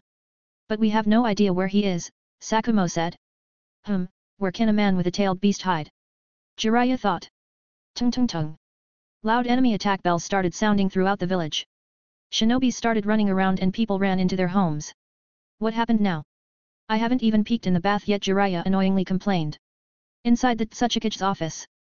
Lord Tsuchikage, the Jinchuriki. They were found unconscious in the underground arena. The shinobi commander of Iwagakure informed. Someone dared to attack. How were they able to defeat 2 Jinchuriki? Are Han and Rashi okay? Can they still fight? The old stubborn Oniki asked. The shinobi commander hesitated to tell further. Lord Tsuchikage, Han and Rashi are in good health but the tailed beasts. They are missing from their bodies. Boom. Oniki instinctively grabbed the commander's collar. What? Are you joking with me? No, Lord Tsuchikage, the medical ninja confirmed it. Han and Rashi had passed out because of the depletion of chakra. Tsuchikage didn't wait a bit and flew out of his building straight to the medical building. He checked Han and Rashi himself and confirmed what was told to him. How is this possible? No one can live after getting a tailed beast pulled out of them. Onaki loudly frowned. The medical ninja quickly told him what he understood. Lord Suchikage, it seems all the seals on them were expertly undone before releasing the tailed beasts. Han and Rashi should have died but someone gave them chakra which sustained them. You mean someone deliberately let them live? Onaki asked. Yes, other than that. I can't think of any reason why they are still alive. Onaki returned to his office and called for a meeting with all the jonin and the elders of the village. Any idea who did this? And where have our men reached? The attacker shouldn't have gone too far away. Onaki angrily roared. Then the head of the Kamaizuru clan spoke. They were a clan of bee users and they used those bees to spy. Lord Suchikage, some suspicious men had entered the village a few hours ago. I suspect one of them is the legendary Sennin Jiraiya and the other is Sakumo Hatake. There was also an old man, but we don't think he had anything to do with it. He looked weak and was just selling some unique cats and birds. He reported. Bam! Onaki punched the table, destroying it with it. Now you tell me that? If Jiraiya was here then we should have tackled him as soon as he came in. Now not only were they able to attack but also took away 2 tailed beasts. Lord Suchikage, we still have time. They are still in Uegakur. We can surround them and catch them. The shinobi commander revealed. Onaki's eye lit up. Let's go. We were going to wait to start this war but it seems we will be doing it sooner. Recall all shinobi to get ready for the attack on Konoha, and where the hell is my granddaughter? Alexander had no idea what had happened because of him. At the moment he was very close to the Wind Country so he decided to deal with it next. There was supposed to be another tailed beast enslaved there. But there was no confirmation as nobody had seen the Jinchuriki. Sun-chan, Kokuo-chan, do you know who is captured in Tsunagakur? He asked the 2 tailed beasts sitting on his shoulders. Behind them, Hats was hovering in the air and sleeping while somehow following them. Barry was teaching Komei some flying techniques. Douglas was cursing at someone in an online game on his phone. Though he didn't know with whom he was playing as most of the people in Fihame were adults. Kokuo cutely nodded, yes, the first one of us to get caught was Shikaku. He was caught by Tsunagakur's Kazekage even before the first Hokage caught us all and sold us to other villages. Alexander caressed Kokuo hearing him getting sadder when he mentioned getting sold. Why do humans hate us, Ji-chan? We never tried to harm them, it was they who always attacked us. Kokuo asked. Son Goku was silently listening to the exchange from the other shoulder. Kokuo-chan, tell me if I wasn't nice to you when I first met you and you saw me destroying human villages as easily as lifting a finger. How would you feel? He asked. Scared, maybe, Kokuo replied. Alexander nodded, correct, just like that, humans don't see you just as you. But they see the things you are capable of doing, which makes them scared. But believe me, there are good people in this world too. Kokuo rubbed his head on his beard, yes, like Ji-chan, right. Ha ha ha, yes. In fact, there are 2 more old men that would shower you with love and care. One of them is a dragon as big as the whole earth and the other is a magical elf who likes nature. He told them. HOH, I would like to spar with this dragon someday. Son Goku chimed in. Ha ha ha, sure, Sun-chan. But don't expect a victory. Alexander laughed. They walked into the huge desert country and headed to Tsunagakur. But on their way, they came across Daimyo's castle and the small town around it. Alexander, Barry, Hats, and Douglas looked at each other. So, are we gonna go in? Barry asked.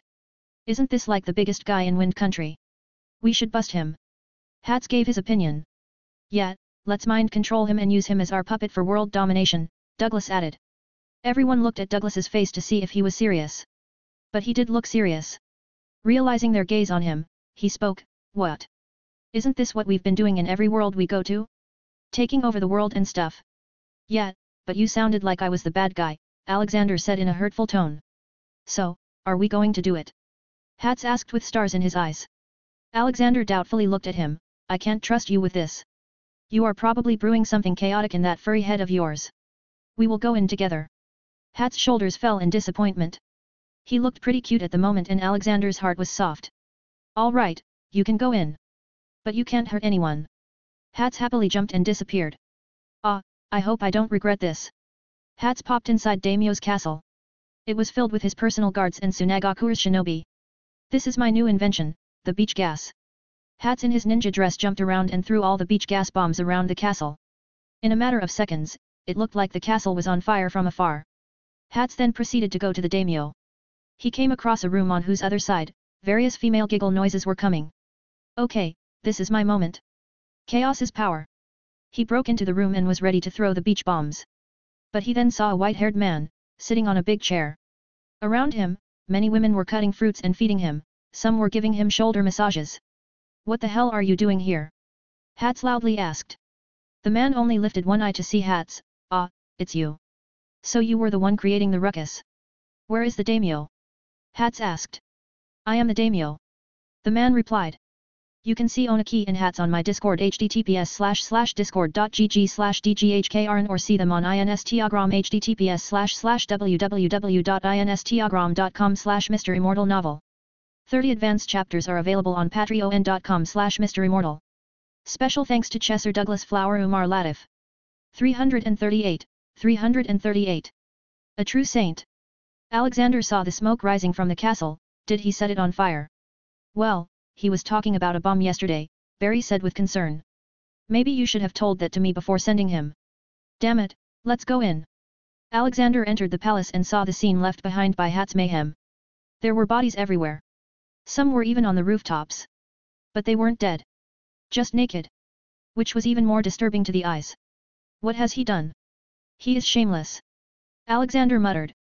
They followed the trail of naked bodies left behind and came to the room upstairs. From inside they could hear women's giggles, a man's laugh, and a cat's purring. Alexander quickly entered and saw Ragnarok sitting on a big chair, getting massaged. Hats sitting on a woman's lap and getting a body massage. Cough. Forgive me for spoiling the mood, but I thought you were on a mission, Hats. And what are you doing here, Rag? I was looking for you. We even put missing posters of you. Alexander scolded them. Boss, just one more minute. Hats lifted his paw and showed one finger. Then melted back into the woman's lap. Hey, not fair. I want a massage too. Barry said and flew to another woman's lap. Soon even the tailed beasts joined and received a massage. Now only Douglas was left. Douglas looked at Alexander, waiting for what the reaction was going to be so he could plan his next step accordingly. Sigh. Go ahead, you get a massage too. Alexander allowed him. After that, they chilled for an hour or so before Alexander started asking questions. So, how did you become the daimyo? He asked. That's a crazy story. When I came to this world, I fell from the sky on a guy. He looked just like me. But he died from the impact. Then a guard came and called me Daimyo-sama because I looked like the guy who died. I knew I was in for an adventure. So, I just burned his body and took his place. And, before you complain, he was not a good man. He was actually out in the middle of nowhere because he was buying a few girls for himself.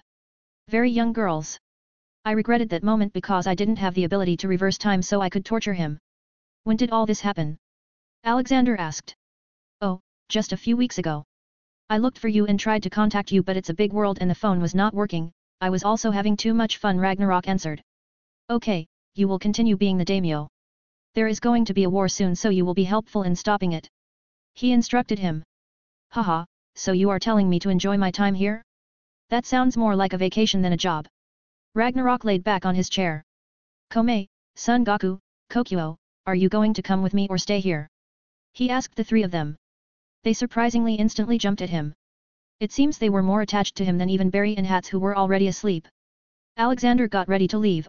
I will be back in a few hours. I got something to do in Tsunagakuer. Need to rescue Shikaku. Ah yes, I heard they have him underground somewhere. Locked behind bars. Ragnarok informed him. This piqued Alexander's interest. You mean they have even locked the Jinchuriki? Ragnarok nodded, yes, though I don't know much. You might as well go and gather information firsthand. Okay, see you later, he said and jumped out of the balcony and flew to Tsunagakuer.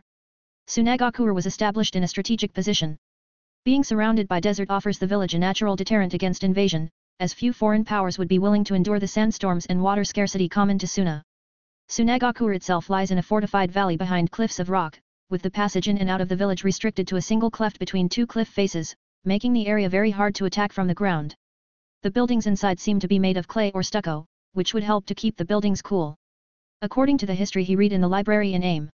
Years ago when the first Hokage, Hashirama Senju tried to sell a tailed beast to Tsunagakuer, their first Kazekage declined. Because they already had a tailed beast, Shikaku, the one tail. The first Kazekage instead tried to negotiate for a percentage of the sale price to the other villages and a portion of the Land of Fire's territory instead. This again led to a small war. The current leader of Tsunagakuer was the third Kazekage. No one knew his real name. They just called him the third Kazekage. Alexander appeared in the Tsunagakur and as always he concentrated and looked for a big amount of chakra. He felt it underground as Ragnarok had said. So he went straight to it. There were 2 guards at the front but he knocked them out easily. He saw a huge prison there. The gates were big enough to hold a tailed beast. He crossed in and went deeper. After a while, he came across a monk-like old man, sitting on the ground with closed eyes. He looked like he was already at the end of his days.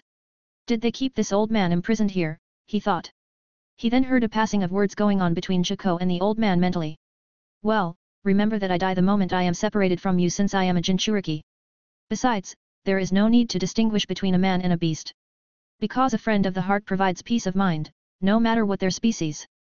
The old man said. I gotta say, you are one strange bastard. I bet there is never going to be another human like you again. Shikaku responded.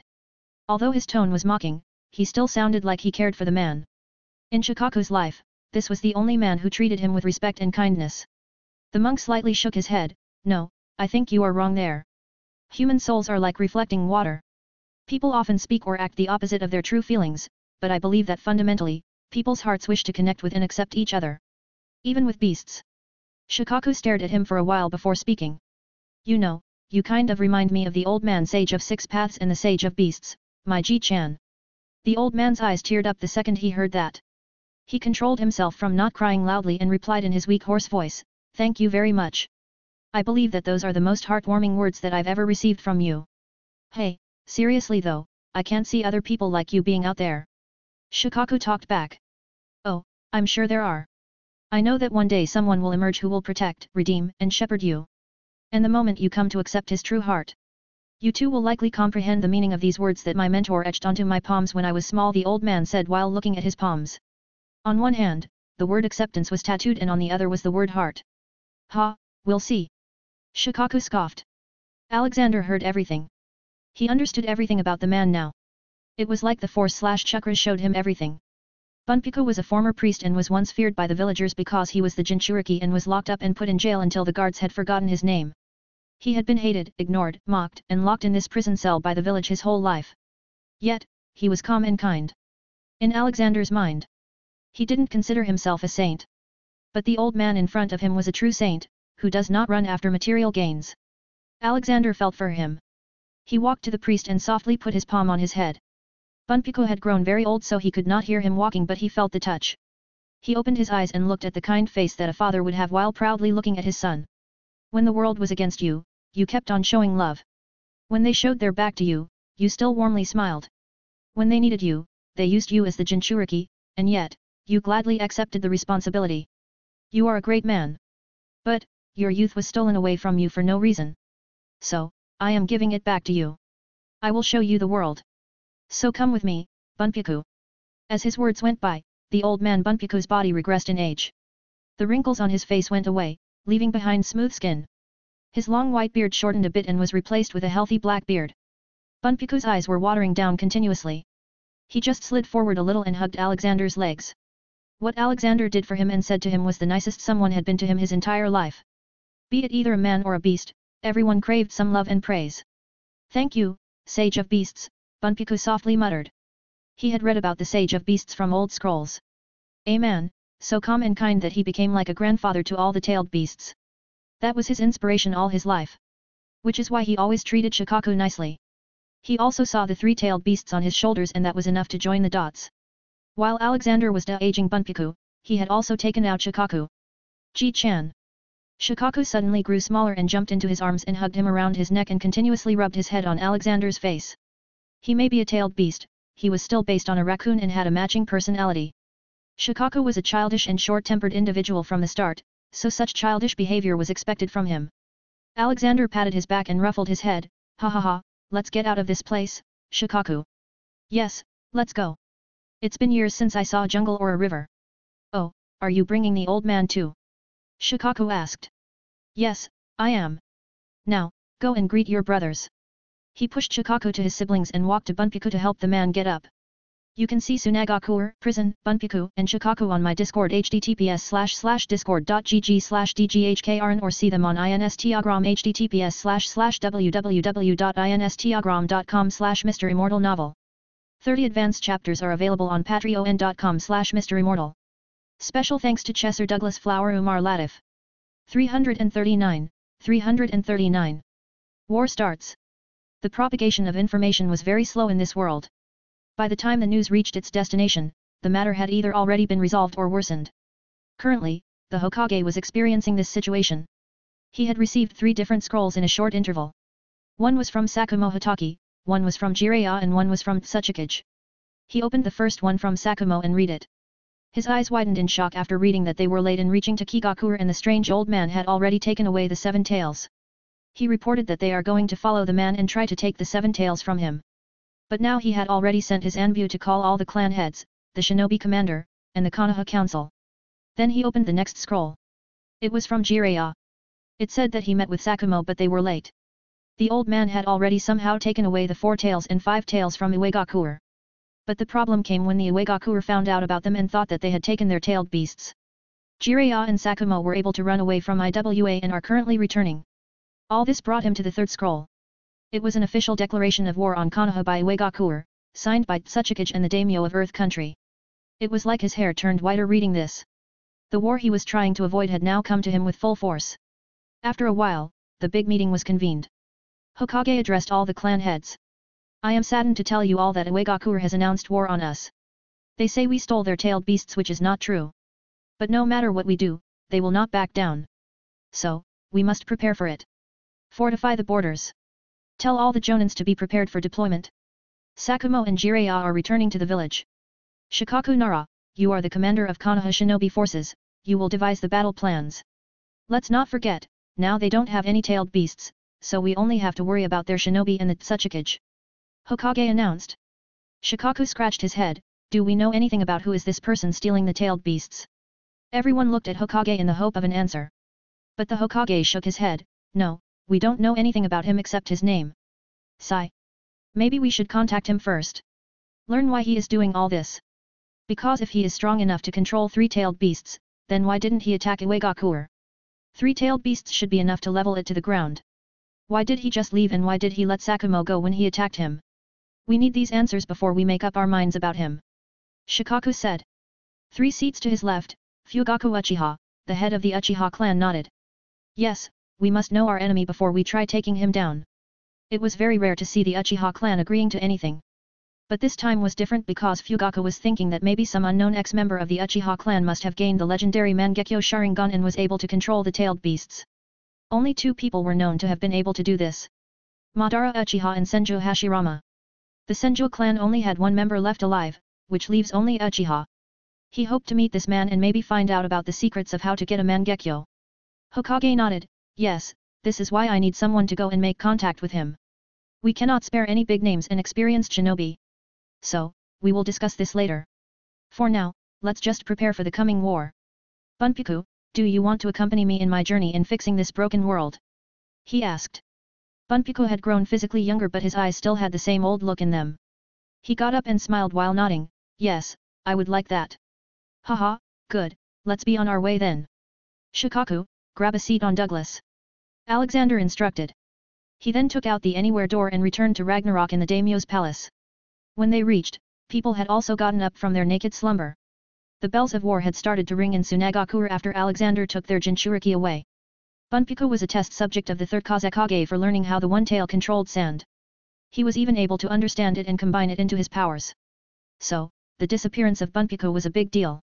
They had already heard about the kidnapping of Iwa's tailed beasts by Konoha. So they came to the conclusion that Konoha wanted to take back all the tailed beasts and make them Konoha's property. This led to them preparing for war. Bunpiku bowed in front of Ragnarok, I pay my respects to the daimyo. Ragnarok scratched his beard, well, thanks I guess. Here, grab a beer. I just brewed it. Bunpiku grabbed the crystal-like bottle in confusion. That is an alcoholic drink, Bunpiku, Alexander explained. But I am a monk, I cannot drink this, he argued politely. Haha, it's all right. I won't force you. But if you want to experience everything in the world then you better not limit yourself. You've been a monk all your life. Maybe it's time to be something else. Alexander advised and downed a beer. Bunpiku looked at the bottle for a second and then drank it too. Alex, the war has started. Uegakure officially declared war on Konoha for stealing 2-tailed beasts from them. Ragnarok informed him. Son Goku and Kokuo turned their heads and looked at Alexander. Haha, don't worry, you two. I will deal with this war. Well, Fire Country is probably going to be our last destination, so let's find the rest of your siblings. Kurama is in Konohagakure and he's not going anywhere. He comforted them. Who are we going to find this time, Ji-chan? Komei asked. Let's find Isabu and Seiken. They are most likely in Kirigakure. He muttered. Yes, Seiken and Isabu were always nice to everyone. Let's go and save them. Team Baijuyu assemble. Komei cheered and posed like he was a superhero. It was something Alexander made them do when they were small.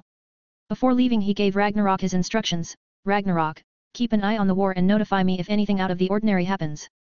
Okay, Hats, Douglas, Barry, vacation is over. Let's go. Konoha tried to tell IWA that it was not them who took their tailed beasts. But no reply from IWA came. In fact, Tsuchikage already knew that Konoha had nothing to do with it. But he now had a justifiable reason to wage the war because Jiraiya and Sakumo Hatake were found in the wrong place at the wrong time. And now, Tsunagakure had also declared war. But they didn't only declare it on Konoha but IWA too. So, three sides had already formed. Now it was to be seen which side Kumigakure and Kirigakure take. A/N, according to the original story, Sakumo should have committed suicide by now, but surely, things have changed here because of Alexander. 30 advanced chapters are available on patreon.com/MisterImmortal. Special thanks to Chesser Douglas Flower Umar Latif. 340. Saving Isabu / a girl. Konohagakure. The war had been going on for a while now. Konoha was being targeted heavily and they didn't have enough people to fight. Hence, even children who were just Chunin were sent to fight as well. Even the 4-year-old, Uchiha prodigy had gone to fight too. But it traumatized him more than it helped him. Fugaku Uchiha saw the distress in his son, it took his eyes. So, he decided to send his son on a different mission, away from all the fighting but still very dangerous. The mission was to find the unknown man who was taking away the tailed beasts and learn from him. He sent Shisui Uchiha with his son as they both knew each other well, and Shisui was a very powerful ninja in his own right. Konoha was on the back foot. Iwagakure was proving to be tough to defeat. So, a plan was devised to disrupt Iwa's supply line of IWA by destroying the Konobe Bridge. Minato Namikaze's Team 7 was sent for it. But during that mission, something regrettable happened and Obito Uchiha died in it. However, Minato was still able to destroy the bridge and also defeat 1,000 enemy ninjas. For this feat, he received the name Konoha's Yellow Flash. Kirigakure, Water Country. Befitting its name, the village was surrounded by a thick mist, with several mountains in the background, making it difficult to be found by foreigners. Kirigakure's architecture was composed of several cylindrical buildings, with the Mizukage's office being the widest and largest. Most of the buildings had vegetation growing on their roofs. Due to the village's high number of missing nin, Kiri had a subdivision of Anbu known as Hunter Nin that are specifically tasked with eliminating these defectors. Kirigakure's society was split into a form of caste system since the founding of the village. The highest-ranking civilians were those whose family lineage originally stemmed from within Kirigakure. The second caste was for members of families who were allied with Kirigakure on the battlefields in the past, while the last and lowest caste consisted of members of the families who were defeated on said battlefields and annexed into the village. From the early days on, the members of the third caste were handled with caution and had to complete the most perilous and dangerous missions for the village, thus keeping them occupied and preventing them from revolting. The village became infamously known as the Village of the Bloody Mist for a cruel reason. In the Kirigakure Academy, students wishing to graduate had to fight to the death, and only those who survived could advance to the ranks of the ninja. Alexander knew what he was getting himself into. This time his task wouldn't be just taking the tailed beasts away. Alexander appeared directly inside the office of the third Mizukage. It was empty at that moment. As standard procedure, he looked through the document. Calling the practices of the village bad was an understatement, it was barbaric. Children being forced to kill each other. Casteism, outright inhumanity. Barry, Komei, go and find Seiken and Isabu. He ordered them. Wait. He suddenly stopped the two from leaving. He came across a document. It was a plan for destroying Konoha with the help of Isabu. They had sealed a tailed beast in a girl named Rin Nohara from Konoha. They expect her to go out of control and destroy the village. Damn it. Plans have changed, find Seiken, and get ready to leave. We can't let your reputation be more smothered by the greedy warmongers. He ordered them. They all started to look for Seiken by trying to sense him. He told all the tailed beasts with him to try to talk with him telepathically. Soon they sensed him somewhere in the village's shinobi barracks. The man who was the Jinchuriki was called Utakata. Alexander appeared near him. The man preferred solitude and was not particularly talkative, so he was all alone at that time. He went ahead and extracted the 6 tails. Soon a slimy Saiken jumped at him as well. Alexander had to use his magic to not get the sticky matter from Saiken's body on him.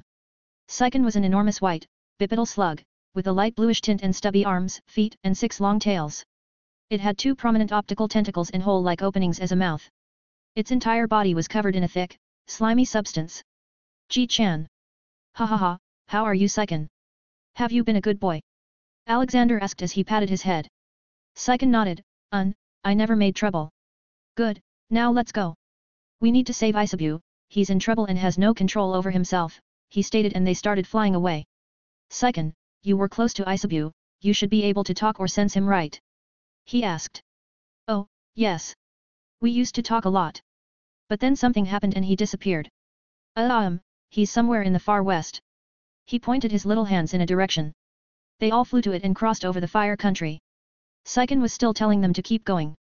After a while, they came upon an open field and saw a white-haired boy and a girl in the middle of encirclement by Kirigakure's Jounin and Anbu. The boy had some lightning-like thing going on his hand and the girl just jumped in front of him with tears in her eyes. Alexander knew that if the Jinchurikli died, then it would take a lot of time for the tailed beast to appear again. Because the tailed beasts were pure chakra, they cannot actually be killed. If they or their Jinchuriki dies, their chakra would just recoalesce in time. Stop! He jumped down in the middle of them and grabbed the lightning with his bare hands. It shocked the white-haired boy. Behind them, Douglas, Hats, Barry, and all the tailed beasts were beating the crap out of all the Kiri shinobi. Alexander looked at the girl that nearly bumped into him at the same time. He put his index finger on her forehead. The seals opened, the curses were removed, and quickly, Isabu came out. But he seemed to be angry and enraged at the moment. The moment he came out, he instantly started killing the Kiri ninjas and destroying the surrounding area. Isabu primarily resembled a large turtle, but with a crab-like shell, was usually timid and reserved, but something must have happened to him that got him so worked up. In an instant, to control Isabu, Komei, Son Goku, Kokuo, Shikaku, and Saiken returned back to their original size. Each held one arm and leg of Isabu. Isabu, calm down. It is me. I came back for you. Alexander shouted. But Isabu didn't even look at him. So, he jumped in front of his eyes. He felt like he was being manipulated, or you can say, he was hypnotized. He quickly entered his mind and undone all the mind control. Then finally, Isabu stopped. Alexander this time enlarged himself and caressed his head. It is all right, Isabu-chan, look, Ji-chan is back. Isabu looked at him for a second and then jumped into his arms with crying noises. Ji-chan, I was so scared. He patted his head. It's okay now, child. I am here for you, no one will harm you anymore. It took a while to bring him back to his usual state. If anyone were to see the state of a tailed beast, no one could say they didn't have feelings or emotions. Soon after, all the tailed beasts shrunk themselves and again took their positions on Alexander and Douglas. He looked down at the 2 children. Who are you two? We. Before the white-haired boy could say anything, a kunao with a white handle came towards Alexander at a high speed. Alexander easily caught it and looked. There was something written on it. Then the next second a blonde man appeared in front of him out of nowhere and threw a blue energy ball at his face. The blonde man was sure that his speed and movement were unpredictable, but while he was throwing the blue spinning ball at the old man, he noticed the old man's pupil moving and following him even at such high speed. But he went ahead with the attack. Boom! You can see Shisui and Ataki, Kirigakure, Saiken, Kanabi Bridge, Kakashi, and Rin, Isabu and Minato on my Discord https://discord.gg/dghkrn or see them on Instagram https://www.instagram.com/MisterImmortal novel. 30 advanced chapters are available on patreon.com/MisterImmortal. Special thanks to Chesser Douglas Flower Umar Latif. 341. Campfire Talks. The spinning blue spinning ball directly touched Alexander's face and an explosion occurred. It covered everyone in a cloud of smoke and dust. Alexander also instinctively punched the man in the guts. The blonde man's body curved a little due to the impact and some blood coughed out of his mouth before he jumped back to cover up the 2 children. Cough! Alexander and the blonde man coughed at the same time. What the hell is wrong with this world? Everyone is attacking each other. I just saved that little child's life. Alexander came out of the smoke while complaining. Minato Namikaze was shocked and shaken. A direct hit of Rei's Nan couldn't even scratch the man, and yet he was injured with just a punch. Of course, he was intimated about what was happening around the world. He had received reports of a man going around and capturing tailed beasts. Sakumo was the only one who had seen him, so he had also given the facial description of him to the village, and Minato had seen the sketch. You are the man going around the world and capturing all the tailed beasts, what is there to say? Minato spoke as if it was a fact. Sigh. Look at them, do they look like captured, enslaved? If nothing, they look happy and free. It was you who had enslaved them as tools of war. Alexander grumbled and pointed at the tailed beasts behind him. Minato looked at the tailed beasts and indeed they didn't look harmed or restrained. Instead, they were hugging Isabu and laughing. Son Goku was patting Isabu's back to cheer him up. They all looked like real siblings. Minato suddenly realized something. It was said that all the tailed beasts were siblings. But not many people believed and just considered them freaks of nature. But, looking at them now, maybe they weren't the freaks they took them for. But, 23 years of brainwashing in Konoha wasn't that easy to undone. Even if the tailed beasts were fine, this still meant the man would come to Konoha someday. And the Konoha's Jinchuriki was his beloved Kushina. This makes everything personal. But he needed to retreat now. Rei's Nan couldn't do anything to him and he wasn't sure of defeating him now, even less so when he had no idea how deep his injury was. He quickly grabbed Kakashi and Rin and teleported far away. Sigh. I will have to do something fast, their mentality is their own enemy. Alexander sighed. A distance away from where all this was happening, a boy who was thought to be dead stood with happiness on his face. His mind had nearly given up when he saw Kakashi try to kill Rin. But then he saw the strange old man appearing and taking out the three tails from inside Rin. He didn't know everything but understood that Rin was a Jinchuriki and something else must have happened. He decided to make his presence known and jumped towards them. But then suddenly, a black shadow appeared behind him and injected something into his body and he lost consciousness. Ah, Madara will be angry, the black shadow said and sank back into the ground with the boy's body. Mount Myoboku. Gamamaru, more commonly known as the Great Toad Sage, was the oldest and most respected toad of all the inhabitants of Mount Myoboku. He was famed for his highly accurate prophecies. But most of the time he stayed asleep and rarely woke up as he was very old. But today was a day he would wake up and make a prophecy. Fukasaku was summoned to hear the prophecy. Gamamara's eyes opened slightly and he started to speak. A dazzling old man, grandpa of the tailed beast will come here and bestow upon us great knowledge about chakra. With him will come a beast, likes of which seen never before, who can destroy the world with a mere slap. A cat who can break the world into chaos. A bird who cries out fortune and a man of God who is lazy. Welcome them well. All previous prophecies are invalid now. Now I sleep. Zzzzzzzzzzzzz. Just as he woke up, he went back to sleep. Maybe his giant body couldn't sustain itself to stay awake for long. Fukasaku on the other hand was confused and a bit worried. He was interested in the people Gamamaru talked about but at the same time wanted the prophecy to be wrong because if it was true then the people will be strong beyond imagination. Ah, I don't even know what is happening in the world outside. Maybe I should send Gamakaki out, or maybe just summon Jiraiya-chan and ask him. He thought and left the giant toad sleeping. Alexander had made a camp on the same spot he saved the two kids. Normal people would be afraid of doing something like this but he wasn't. Even if he wasn't here and someone attacked. All the tailed beasts would be enough to defeat anyone. Everyone around him was asleep. The tailed beasts didn't need to sleep but they had developed a habit of doing it after getting bored in isolation for so long. Currently, all of them were huddled together around Alexander. Each of them was snoring and making a different noise. Hats and Barry were sleeping too. Barry had his claw kicking Hats and Hat's tail was brushing Barry's face. Both of them were making annoying noises every once in a while. It was only Alexander, Bunpiku, and Douglas sitting by the campfire. The crickets were chirping around them, adding a different charm to the night. The world was also clean in terms of pollution so breathing felt very nice. Douglas looked at him and asked. Why do you think people are making so many wars? Not just here, the same mess is going on in heaven. Bunpiku twitched a little, hearing stuff about heaven, but he stayed quiet. He had been told about Alexander and Douglas' status and had accepted it. Alexander was heating a marshmallow. He replied, I don't know, maybe it is the drive to get stronger, better. Or maybe it is just human nature. All the worlds we've been to until now, all of them had wars. But, just like there is the day after night, there is peace after war. It is a never-ending cycle. In each world, I just try to make sure that I can prolong that cycle for as long as I can before I leave because war is inevitable. Maybe in 100 years, 1,000 or maybe 1,000,000. But we must also remember that nobody likes war, because most people have more to lose from it than gain. Life, money, or something else. Just look at this current war. If Oniki had accepted Konoha's proposal for trade then there wouldn't have been a war. But, because of his own agenda, he has brought the whole world into a fiery pit. In all this, normal people live every day in fear, scared of what might happen tomorrow. They hope every day for someone to come and stop the war and help them out of their misery. And that is who we are, Douglas. We are hope.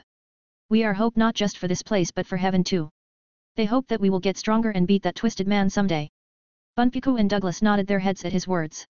Yeah, I guess you are right. Someone needs to stand up and give the people that hope. We can't expect everyone in the world to be like Bunpiku here now, can we? We must punish those that do wrong and help those who can be helped. Douglas agreed with his words. Bunpiku, why don't you go to sleep too? You have just started your training, you don't have monstrous bodies like us. Alexander advised the saint man. Why don't you sleep too, sage? I don't think I've ever seen you sleeping in my few days of travel with you, Bunpiku asked. Ha ha ha, I have not slept in thousands of years, Bunpiku. My body doesn't need to sleep. Alexander told him. Alexander didn't notice but Douglas had his eyes on him when he said that. Why is he lying about such a small thing, Douglas asked himself. As an angel, maybe not as powerful as other big angels, he still had his divine status and that gave him the ability to feel things on a higher level and he just felt Alexander lying right now. Something he had never seen before. But he didn't ask, everyone deserved their privacy. Soon, he also went to sleep as it had been a long time since he did that. Now, only Alexander was left alone, looking at the starry sky silently and thinking who knows what. You can see Obito, Gamamaru, and the camp on my Discord https://discord.gg/dghkrn or see them on Instagram https://www.instagram.com/MisterImmortal novel. 30 advanced chapters are available on patreon.com/MisterImmortal.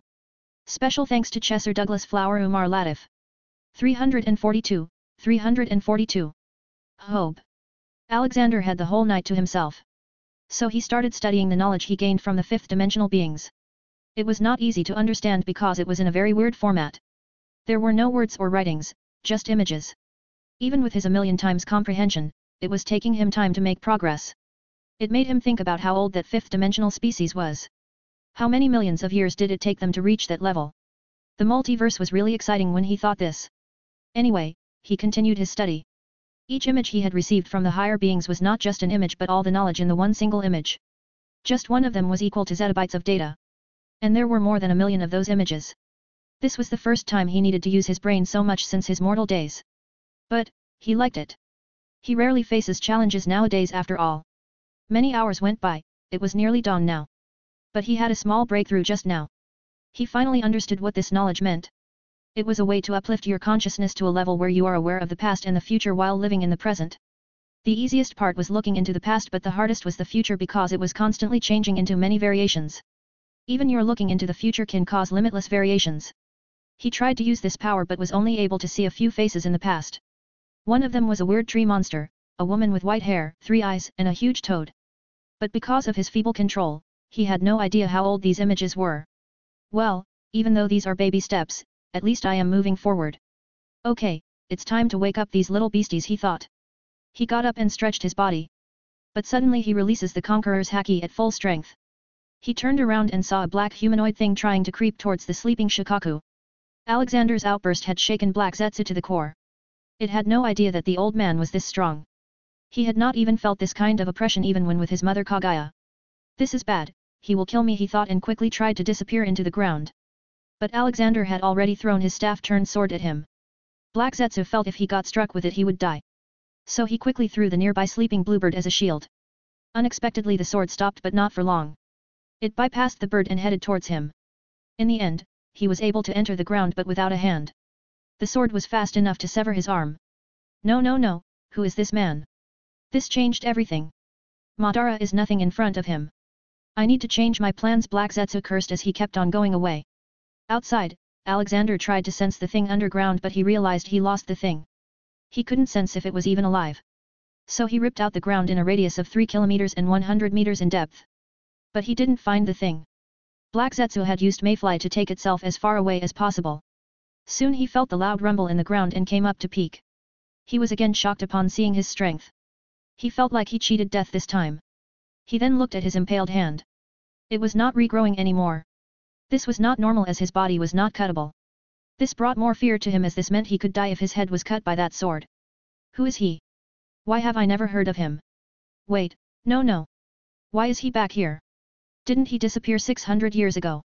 Black Zetsu was confused about why the Sage of Beasts was back. He had thought the man had died. He remembers the sage perfectly because that was the time he stayed hidden like a rat in sewers because of fear. But he couldn't recognize him quickly because of his long beard and different clothes. I was weak at that time, but now I have the world at my disposal. Maybe if I can take over his body, I can bring my mother back much earlier than planned, he excitedly thought, and returned to Madara's lairs. They still had to do their brainwashing on Obito. The boy had lost all his will to work for them after seeing his friends. Alexander looked at the severed hand left behind. He picked it up and instantly felt sins. Too many sins to count. Seeing it was an impure thing to even exist. He destroyed it. He then filled the new hole in the ground with water, making a new lake. He now knew that things weren't as simple as he thought. This world had many secrets that nobody knew. And the oldest people he knew were the beasts, so he went to ask them. He showed them the photo of Black Zetsu that he drew from his memory. Kids, have you ever seen this thing? He tried to attack Shikaku in his sleep. Alexander asked them. All of them had confused faces and didn't know the things. Then Alexander decided to ask them something else. He drew an image of the tree-like beast and the three-eyed woman and showed them. Do you know these two? He asked. Suddenly, all the tailed beasts looked tense. Saiken, being the calmest and level-headed, decided to answer. Ji-chan, that tree thing is the 10 tails and that lady is Princess Kagaya Otsutsuki. The mother of Hago Romo Otsutsuki. Old man sage of 6 paths had told us this story. There was a tree called the God Tree once.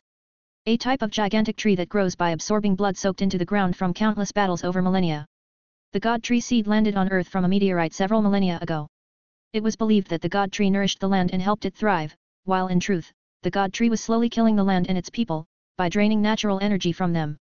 It was believed that anyone who approached the tree was consumed by a demon spirit and died like a withered branch.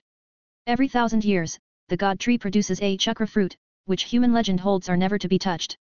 The members of the Otsutsuki clan travel through dimensions in search of God Trees so that they can harvest these fruits and gain their powerful chakra for themselves, producing medicine that grants them their godlike power along with extended youth and longevity. Then came Kagaya Otsutsuki. After obtaining the ability to manipulate powerful chakra from the God Tree's fruit, Kagaya had grown despotic and developed both a God complex and Messiah complex, believing that chakra rightfully belonged to her alone and that only she could protect and unite the world.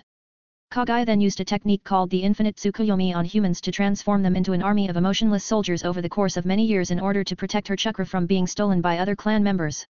Later, her sons found out about her and went against her. She hated her sons for using their inherited chakra against her. So to reclaim that chakra she made the 10 tails by combining herself with the God Tree. But she wasn't able to control it and the beast went out of control, destroying anything in its path. To end the beast's rampage, the Sage of 6 Paths became the 10 Tails Jinchuriki and later split its chakra into 9 of us to prevent it from causing further harm after he died. They had sealed Kagaya inside the center of the moon in the form of the remaining part of the God Tree. This is all we heard from Sage of 6 Paths.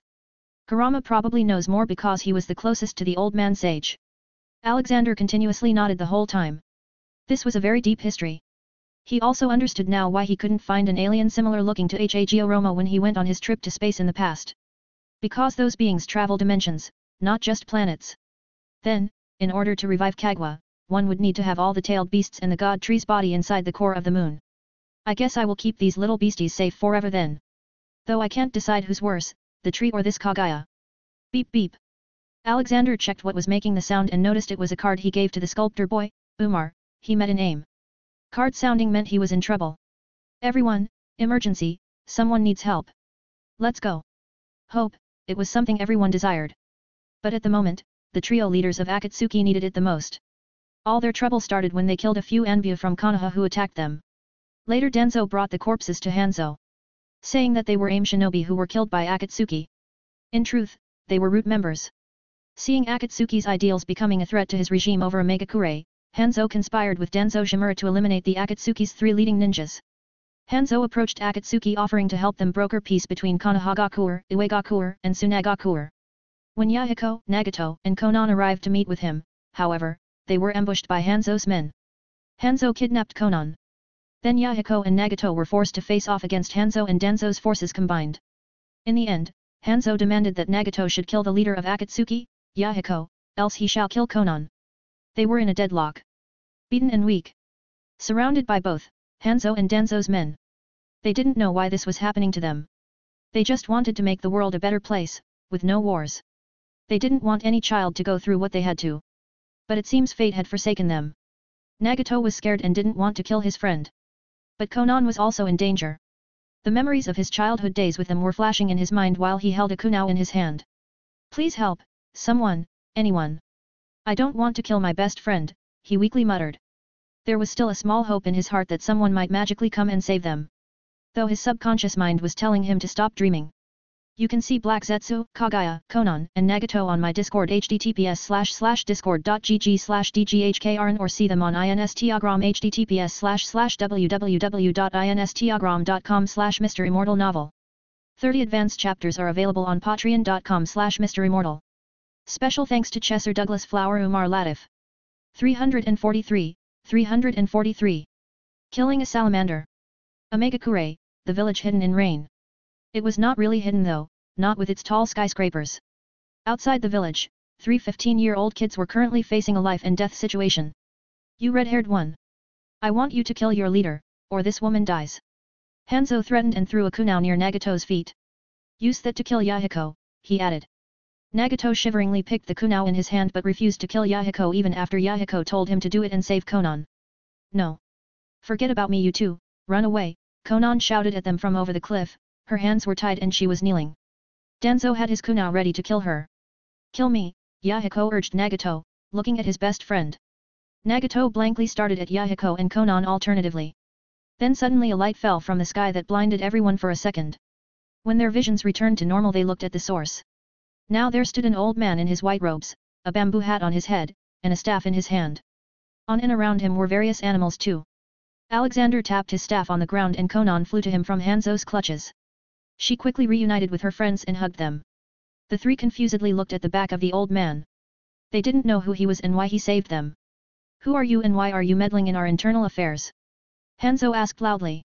Alexander replied with a smile, I am Alexander Maxim Universe, people know me by Sage of Beasts. And, everything that happens in this world is my business, Hanzo of the Salamander. If you want to hurt these children then you will have to go through me first. And us too.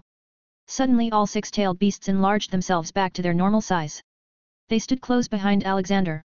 Hats and Berry were hovering in the air close by. The scene shocked everyone, from the AIM and Konoha ninjas to the Akatsuki trio. The three were shocked to see so many tailed beasts together and they were protecting them. Due to the presence of the tailed beasts, the natural energy intensity around the area increased. Everyone started feeling the pressure and they knew they couldn't deal with this situation. Alexander then read the sins of Hanzo. Hanzo of the Salamander Category 4.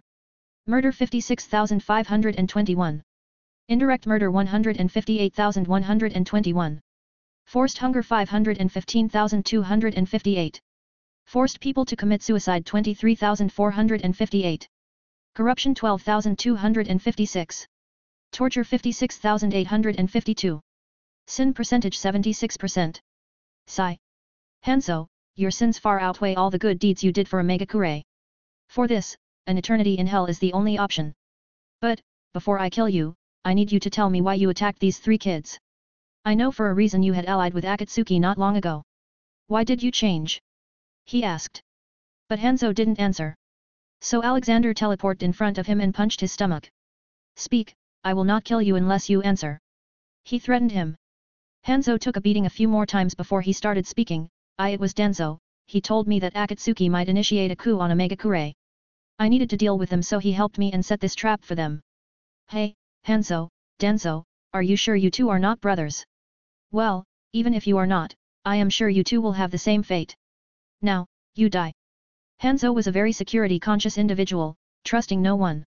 He was guarded 24 hours a day and did not allow anyone in his presence, even children, without being thoroughly searched. He cared greatly about his position as a village leader and dealt with threats harshly. So, as a punishment, his time torture had all his guards betray him one by one and he would die again and again. He would ally with other villages but would get betrayed. He would marry and have children but would get betrayed. Betrayal was his greatest fear and also his greatest punishment. Then when the torture ended, Hanzo found himself dissolving in the rain. He cried and shouted as he melted and died painfully. Time torture wasn't always necessary but Alexander gave it anyway because giving people an easy and quick death was a blessing. Alexander then looked at the Omegakure ninjas. I am the new leader of Omegakure and the country itself. Follow me or face punishment. None of them said no. No one had the guts to do that. Then he looked at Konoha Shinobi. Go back to Konoha, tell Danzo that I'll be coming soon. Tell your Hokage too about everything that happened here and that it was Danzo who has invited me to Konoha. If you don't tell them all this honestly then I will come after each of you. His warning scared them and they quickly dispersed and ran back to Konoha at full speed. Poof!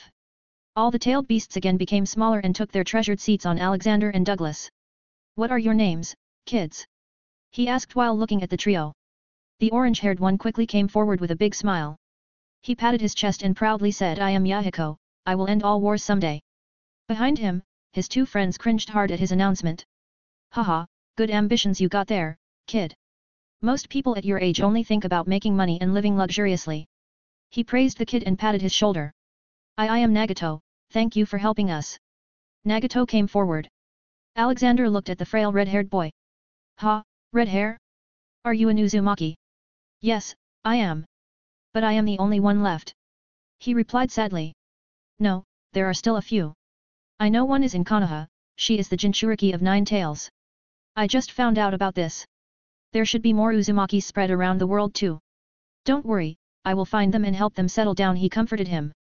Then the girl came and told her name, I am Konan, the only one with a brain among us. Yahiko and Nagato snickered at her words. Sir, are you really the sage of beasts?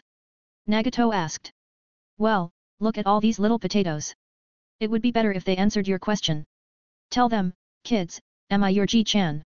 He asked. Each of them jumped cheerfully and shouted, yeah. See, I am the sage of beasts. You three can call me grandpa or old man, I'm sure everyone in the world is eligible to call me that. He blurted. Kome came to him and asked in amusement, even the great toad sage. Who is this toad sage? He asked back. He is an old toad. He was there even before us, so he should be very old. Kome explained. I should go and meet him. Well, I am very old Kome, even older than your sage of 6 paths. He revealed. For some reason, Kome felt proud and boasted, Ji-chan is the oldest. Ji-chan is everyone's Ji-chan. My mother used to tell me stories about you when I was young. I always thought you'd be a made-up person. Nagato commented. Well, every story and rumor has some truth in it. Now, let's go and organize the mess known as a Megakure. You three will be helping me, he said while ruffling all their heads and walked forward. The 3 teenagers looked at his back silently. They had not faced this level of care and kindness in a long time. Even their master Jiraiya had abandoned them and now this seemingly unknown person had shown them more kindness than anyone. They quickly came out of their stupor and followed him. How did you know about us being in trouble, old man? Yahiko asked. Oh, it was Umar. He notified me about all this. You mean that warden of the orphanage? Who would have thought he knew you? He even asked me to be a model for his sculpture once, but I thought he was a pervert. Konan said. Haha, well, his chakra reserves are low, so he uses his ability to make special sculptures. He's a good lad. Okay, now you three tell me all the problems in AIM. He got serious about the work. Well, there is an ongoing hunger crisis. Due to all the wars, not many people were able to farm their lands. Whatever we did farm got stolen. We can't buy food from neighboring countries because they are in a war, and we also lack the money. In short, AIM is a failed state. It is chaos everywhere. Konan explained to him the details. Pop. Did someone call me, the Lord of Chaos? Hats appeared out of nowhere. No hats, we didn't. Not after your stunt at Daimyo's palace. Alexander lectured him. Ah, come on. It was funny. Besides, it was a harmless prank. Hats defended himself. What a fat cat. I don't recall there being a tailed beast like this. Yahiko remarked. Hats had to show his distaste for being called fat and threw a beach bomb at Yahiko. But this was an improved version. This stripped the clothes and didn't make people fall unconscious. Yahiko suddenly found himself naked. He tried to cover his manhood with his hands. Where did my clothes go? He shouted. But he only received laughs from all the tailed beasts. He felt he had really fallen to an all-time low now. Even the tailed beasts were laughing at him. Well, this is why you don't mess with him. He is a walking box of uncertainty. Alexander remarked and gave him his clothes. So cute, Konan exclaimed, looking at Hats. Thank you for your admiring words, beautiful lady. Hats turned into his gentleman self. And he is generally good with females, Alexander added. Soon Hats jumped into Konan's arms and she held him like a teddy bear.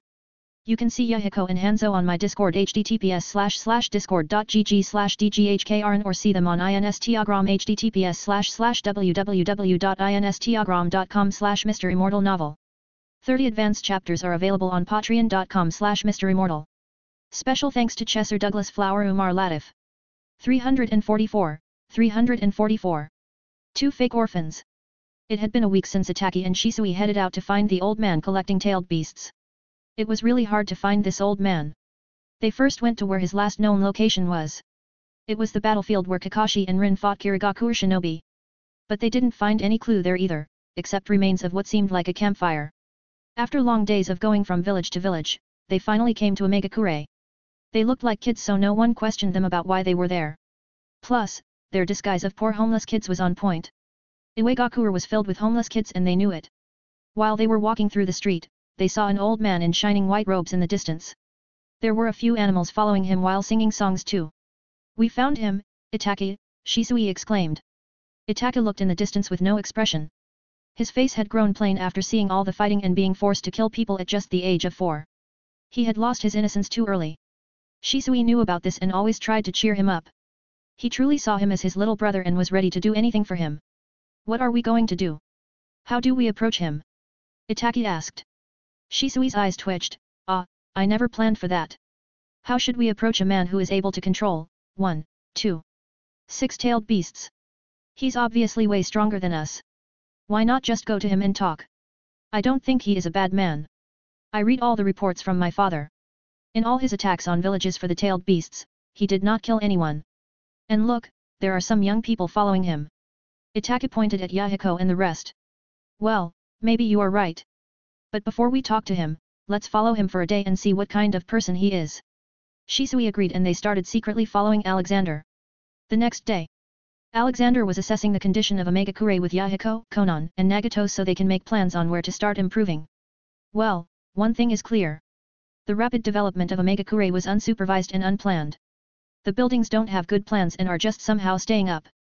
I'm afraid if Shikaku sneezed in his full size all the buildings here will fall. We need to strengthen these. Also, the food will be brought by me for now. But we need to start tending to the fields. This city needs to become self-sufficient. Behind him, Konan was walking with a notepad in her hand and writing everything. She was an intelligent girl and understood what Alexander was saying. Unlike Yahiko who was just following for the sake of it. In the previous 2 days, he had met the whole Akatsuki organization. The 3 created Akatsuki as a way to bring peace to their home country, which too often got caught in the crossfire of the 5 great shinobi countries' many conflicts. Akatsuki's desire for an end to war attracted many fellow AIM ninjas to their cause and, in time, word of their exploits began to travel beyond Omegakure's borders. Akatsuki was still present but not as a terrorist organization anymore. He had made them official police of Omegakure. They were working under him right now. None of them had any problem with Alexander after they heard who he was. Not just that, he gave all of them a makeover in the dress. Instead of black robes with red clouds, they wear the same white robes as him with golden clouds on them. This was a much liked look than the old gloomy look, it gave a hopeful and happy feel. They then headed to the shopping district. In their way, all the citizens were bowing to him as a show of respect. From the moment of his arrival, problems like shortage of food had been solved quickly which made them accept him as their leader quickly.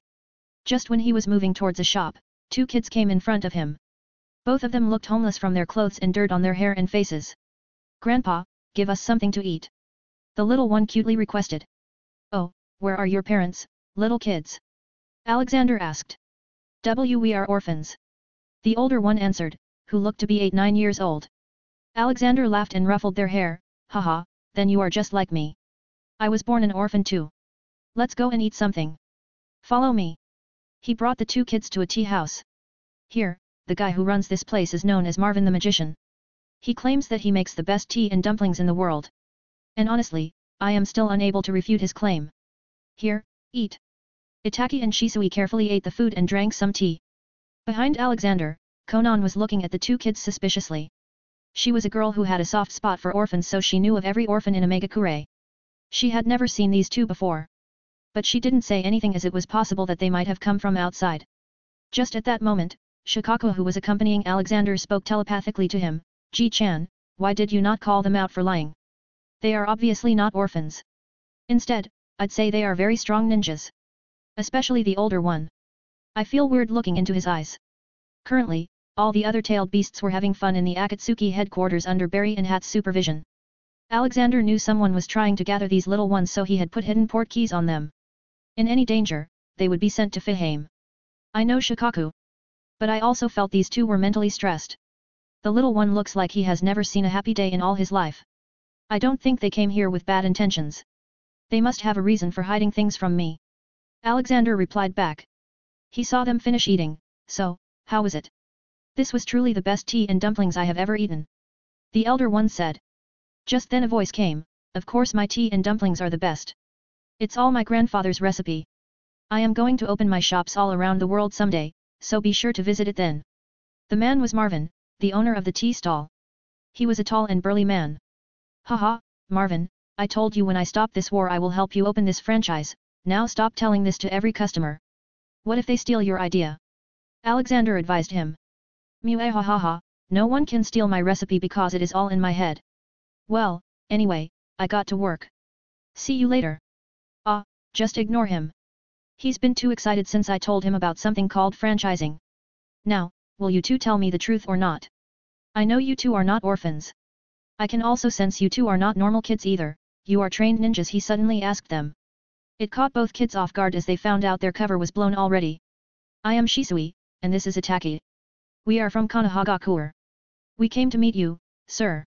Shisui took a leap of faith and honestly answered. Hoping that the old man was really a good man as Itaka said. You can see Shisui and Itaki on my Discord https://discord.gg/dghkrn or see them on Instagram https://www.instagram.com/MisterImmortal novel. 30 advanced chapters are available on patreon.com/MisterImmortal. Special thanks to Chesser Douglas Flower Umar Latif. 345. Omegakure upgraded. From Konohagakure you say? Well, care to tell me the reason? Alexander asked. We want to learn how to use Sharingan from you. Shisui instantly answered. Alexander raised an eyebrow, and why do you think I can do that? Because you are able to control the tailed beasts and there are no Senjo left, this means you are an unknown Uchiha and have the legendary Mangekyo Sharingan that can do this, Itaki answered this time. Alexander looked back at all the tailed beasts in their small form as they looked at him. Then he looked back at the two kids. They all suddenly start laughing. Ha ha ha, kids, I think you just had the biggest misunderstanding of the century. Neither am I an Uchiha nor am I controlling these little potatoes. They are following me on their own because they want to. Alexander explained to them. Both of them looked shocked. Itaka quickly argued, how is that possible? They are ferocious uncontrollable beasts who only destroy. They are known to be violent. Sigh. Alexander picked little Shikaku and brought him to attack his face. Look at this small boy, does he look violent to you? He is the one tail. He introduced the raccoon beast. Shikaku and Itaka first had a small staring contest with each other. Bam! Then suddenly Shikaku slapped Itaka's face with his soft sandy palms. It didn't hurt him at all. Yo, kid, I am Shikaku, the mighty one-tailed beast. Also the weakest of us, Komei interjected. Shikaku angrily looked back, oh really? Your number of tails equals to power theory is false. Come, I'll hoop all your asses and prove you wrong. Okay, no fighting in the streets. Be good. Alexander quickly defused the situation before it escalated. Itaka then looked at the fat cat with a huge creepy grin in the blue-haired woman's arms. What beast is that? I'm no beast. I am the god of chaos, Hats retorted. He's just a messed up cat. Ignore him. Alexander stopped Hats from doing something stupid now. Tell me who told you to find me. I want you to be honest. He confronted them straightforwardly. Itaki answered him truthfully, my father did. He is the Uchiha clan head. And let me guess, he wanted you to do this so you can get stronger and one day become the clan head. Alexander asked. Itaka just nodded his head. He then received head pats from him. How old are you, kid? 4 years old, Itaki replied. That's pretty small. Okay, you two are not going to go back. Welcome to the party, get in line, and follow. He told them and started walking away. Are we hostages? Shisui asked seriously. No, unlike all those so-called great villages, I don't hurt children or send them to fight men's war. We will be going to Konoha soon. Before that, we will be going to Kumagakure. Alexander replied. But why should we follow you? Shisui asked. I may not have Sharingan but I can still do many cool things. Don't you want to learn that? He asked and started flying in the air. Snap. A snap of his finger made a dog cosplay appear on Hats. Hats jumped in shock and tried to take it off. Shisui and Itaka looked at everything like they were seeing a genjutsu. Shisui even used his Sharingan and made sure it was no genjutsu, or maybe the genjutsu was even stronger than his Mangekyo Sharingan. He had not told anyone about his Mangekyo yet. He knew what kind of trouble it would make for him. It would also have put more pressure on Itaka to perform better and also get a Mangekyo. They simply followed Alexander after that. Flying in the air was a tempting ability no matter what age. Iwagakure had stopped sending its forces to attack after the Kanabi bridge was destroyed. Their supply chain was broken now and they had no time to build the bridge again. So, they were out of the war, even though they started it. But this did not mean all problems were solved for them. They still had to deal with Tsunagakure and Kumagakure who were still active at their borders. At the same time, the information about Alexander taking over Omegakure spread throughout all the villages like wildfire. But all of them refrained from provoking him as it was now confirmed that he had 6-tailed beasts. In fact, Konoha had extra intel because Minato personally confronted him. Not just that, most clan heads now didn't want to see Alexander as an enemy after finding out how he saved Rin and Kakashi and also Konoha from destruction by the hands of 3 tails. Minato also told them that the tailed beasts were not under any mind control and seemed to follow him on their free will. He told them that the man was called Sage of Beasts but they still weren't ready to accept that. The war is as good as over right now. Iwagakure is going to send a heavy attack on Kumagakure. We should also do that. Iwa is no threat to us anymore. Tsunagakure doesn't have any tailed beasts left and would not try to find trouble with us. However, Kumo still has 2 tailed beasts left. They will surely bring them to fight this time. Our focus will be to capture or kill these tailed beasts no matter what. I have also removed Denzo from the council for his violation of the chain of command and acting on his own in Omegakure, Hiruzen Sarutobi instructed his men. He didn't want to do this to Denzo but he had no choice as everyone was angry at him for giving so much freedom to Denzo. Who do you want to send to the battle this time, Hokage-sama? Minato asked. Hokage smoked his pipe and said, everyone. We will send every powerhouse of Konoha. Jiraiya, Sakumo, Shikaku, heads of various clans too. What about this Sage of Beasts? We must make contact with him sooner rather than later. We can't wait for him to come to us. Minato voiced. He was concerned for Kushina. Wait, why didn't you say my name? Minato just realized this. Hiruzen got up and walked up to Minato, son, you cannot go. You need to be sworn in as the 4th Hokage of Konoha. Minato was taken aback, did the clan heads agree to this? Hiruzen nodded, yes, they did after hearing what you did at Kanabi Bridge. Nobody doubts your strength anymore and I also believe that you will be the best Hokage Konoha can have. I am too old now, we need a youngster running things so we can adapt to changing times. I will not disappoint you, Hokage-sama. Minato respectfully bowed to him. Jiraiya came to Minato and patted on his back strongly, ha ha ha, kid, keep your wallet open. I'll be coming back for a big party. It had been a week since he had taken over Omegakure. Things had started to change for the better. When a man like Alexander takes control of anything, delays had no chance of happening. He had abundant resources that he put into strengthening the city and making living conditions better. The whole Omegakure had rain most of the time and it made everything very gloomy. To change this, he decided to paint the building in various colors and create lots of street lights, parks, neon signs, and advertisement billboards. Now, it looks like a beautiful cyberpunk city in the rain. A lot more beautiful and cheerful. Itaka-chan, that's not how you make it. You fold it this way. Konan showed Itaka some origami. Itaki also sat close to her with a blush. Shisui was walking around Alexander trying to find a chance to talk about learning to fly. I wonder where Dobby is. Douglas loudly mumbled. Yeah, we found Ragnarok but Dobby is yet to be found. But based on the amount of publicity I have created, I am sure he is aware of me. He's probably lazing around somewhere. Alexander remarked. Wait, I think I have heard this name, Dobby. But I can't remember where. Shisui suddenly interjected. Alexander looked at him quickly. Shisui then started laughing, hee, I was kidding. I don't know Dobby. But now that I have your attention, teach me how to fly. Ha, cheeky kid. Let's go. I'll teach you how to fly, but don't complain to me later. He said in a mischievous tone. It made Shisui shiver. You can see improved Omegakure on my Discord https://discord.gg/dghkrn or see them on Instagram https://www.instagram.com/MisterImmortal novel. 30 advanced chapters are available on patreon.com/MisterImmortal. Special thanks to Chesser Douglas Flower Umar Latif. 346. Tailed Beast Song. Alexander spent a lot of his time teaching all the kids around him. Not just how to fight but how to think right and smart too. The sculptor, Umar, now had enough chakra reserves to make himself some helpers to manage the orphanage. Alexander also gave a lot of attention to little Itaka because he felt the child was broken inside. He took Itaka to many flying lessons and they talked in those times. Shisui had already learned how to fly by using the same technique they used to walk on walls, but this time it was in reverse. But it took a lot of chakra release to thrust oneself into the sky, so he was only able to do it for a minute. Shisui was truly intrigued by how strong Alexander was for being able to fly like it was nothing. Eventually, Shisui also told Alexander about his Mangekyo. Alexander did some tests and told him to not use it as it was blinding him with each use. Okay, Itake, concentrate now. Yes, you are reaching that point. Focus, focus. Soon Itake's small body started to hover a few feet in the air, but he could only maintain it for 3 seconds. Practice makes a man perfect. You are also very small right now and don't have enough chakra reserves, he said and handed him a glass of water. They were currently in the jungle. There was a calming sound of rumbling leaves in the smooth wind. A distance from them, the tailed beasts had gathered and were having a meeting about who knows what. Alexander could only hear their giggles. Itake had gotten much better while being with him all this time. At least he had started to smile again. I need to get stronger fast, I don't want to disappoint father.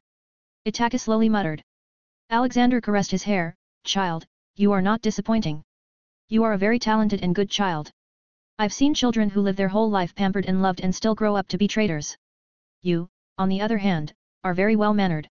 I am sure you will grow to be a very good man that people can look up to. Remember, Itake, never let others dictate your life. If your father thinks you are big enough to kill, then you are also big enough to make decisions for yourself. Besides, even if someday you feel like leaving everything and running away, just come to me because I always have room for more family. Here, take this. If you ever find yourself in a trouble you can't solve, break this card. I will come to you in the blink of an eye. You can always count on me. He gave him a reassuring smile. Itake also cutely smiled. So many complex things went on in his little mind, but he felt at ease after talking to Alexander. He felt that he was not just sage of beasts but a sage of everything.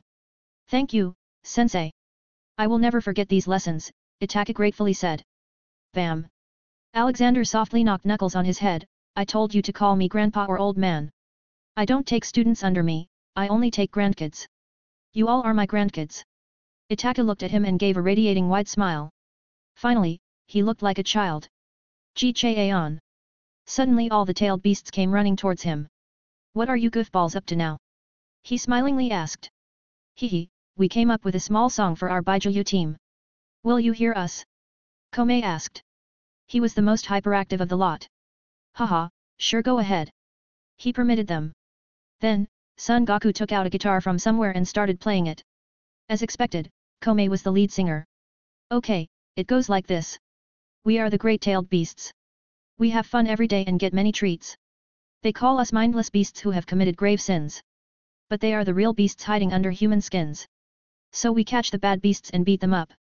Because we are the Baijiu Avengers and we have teamed up. It is fun every day, we play and eat and sleep.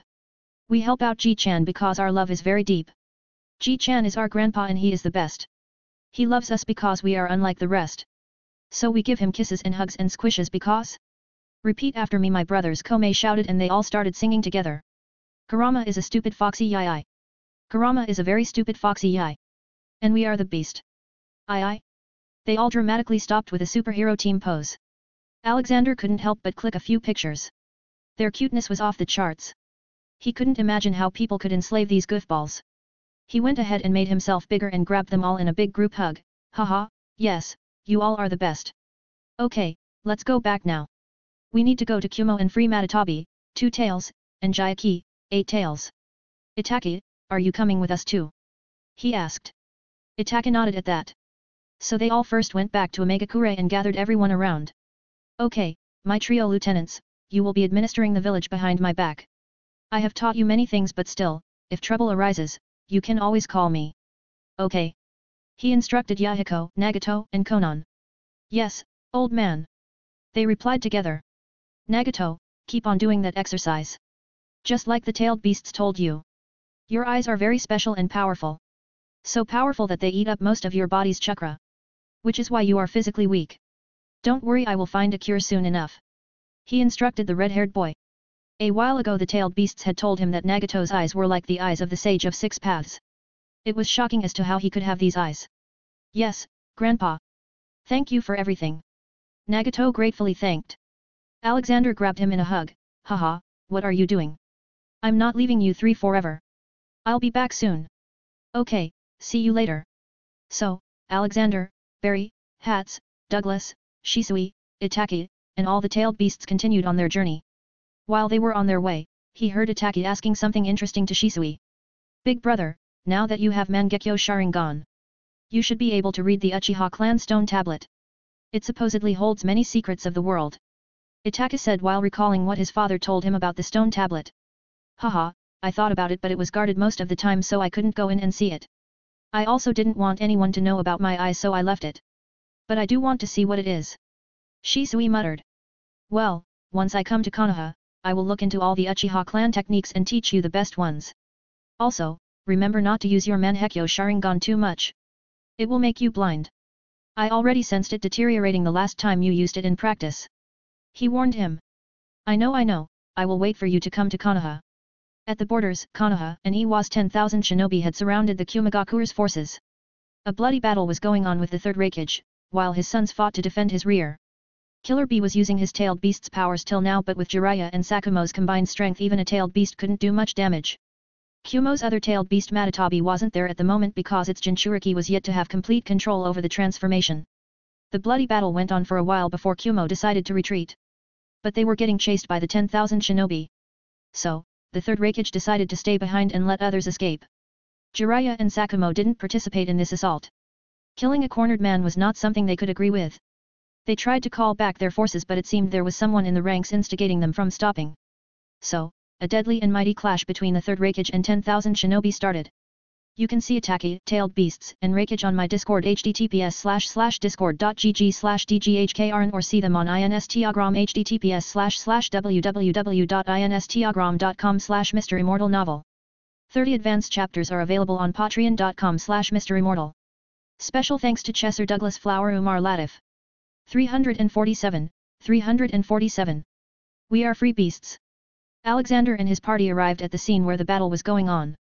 Saying it was bloody was be an understatement. Alexander saw a single man fighting thousands of ninjas. But the exhaustion was clear on his face now. He looked like he would fall down any minute. That is the third Raikage, what is going on here? Shisui recognized the man. Oh, let's ask him then. Alexander jumped beside the third Raikage who was surrounded by his enemies from all sides. Everyone stopped for a second due to his sudden appearance. Well, hello everyone. I need you all to stop fighting. He ordered them. Who are you to order us? We only take orders from Hokage/Tsuchikage, a few shinobi voiced. Good. But I was not asking. Alexander waved his hand and huge cages made of metal fell from the sky over the 10,000 shinobi. Stay silent while you're in it. The more you speak the more cramped it will become. He warned them. Obviously, they were on an adrenaline rush and didn't think from the head and continued shouting.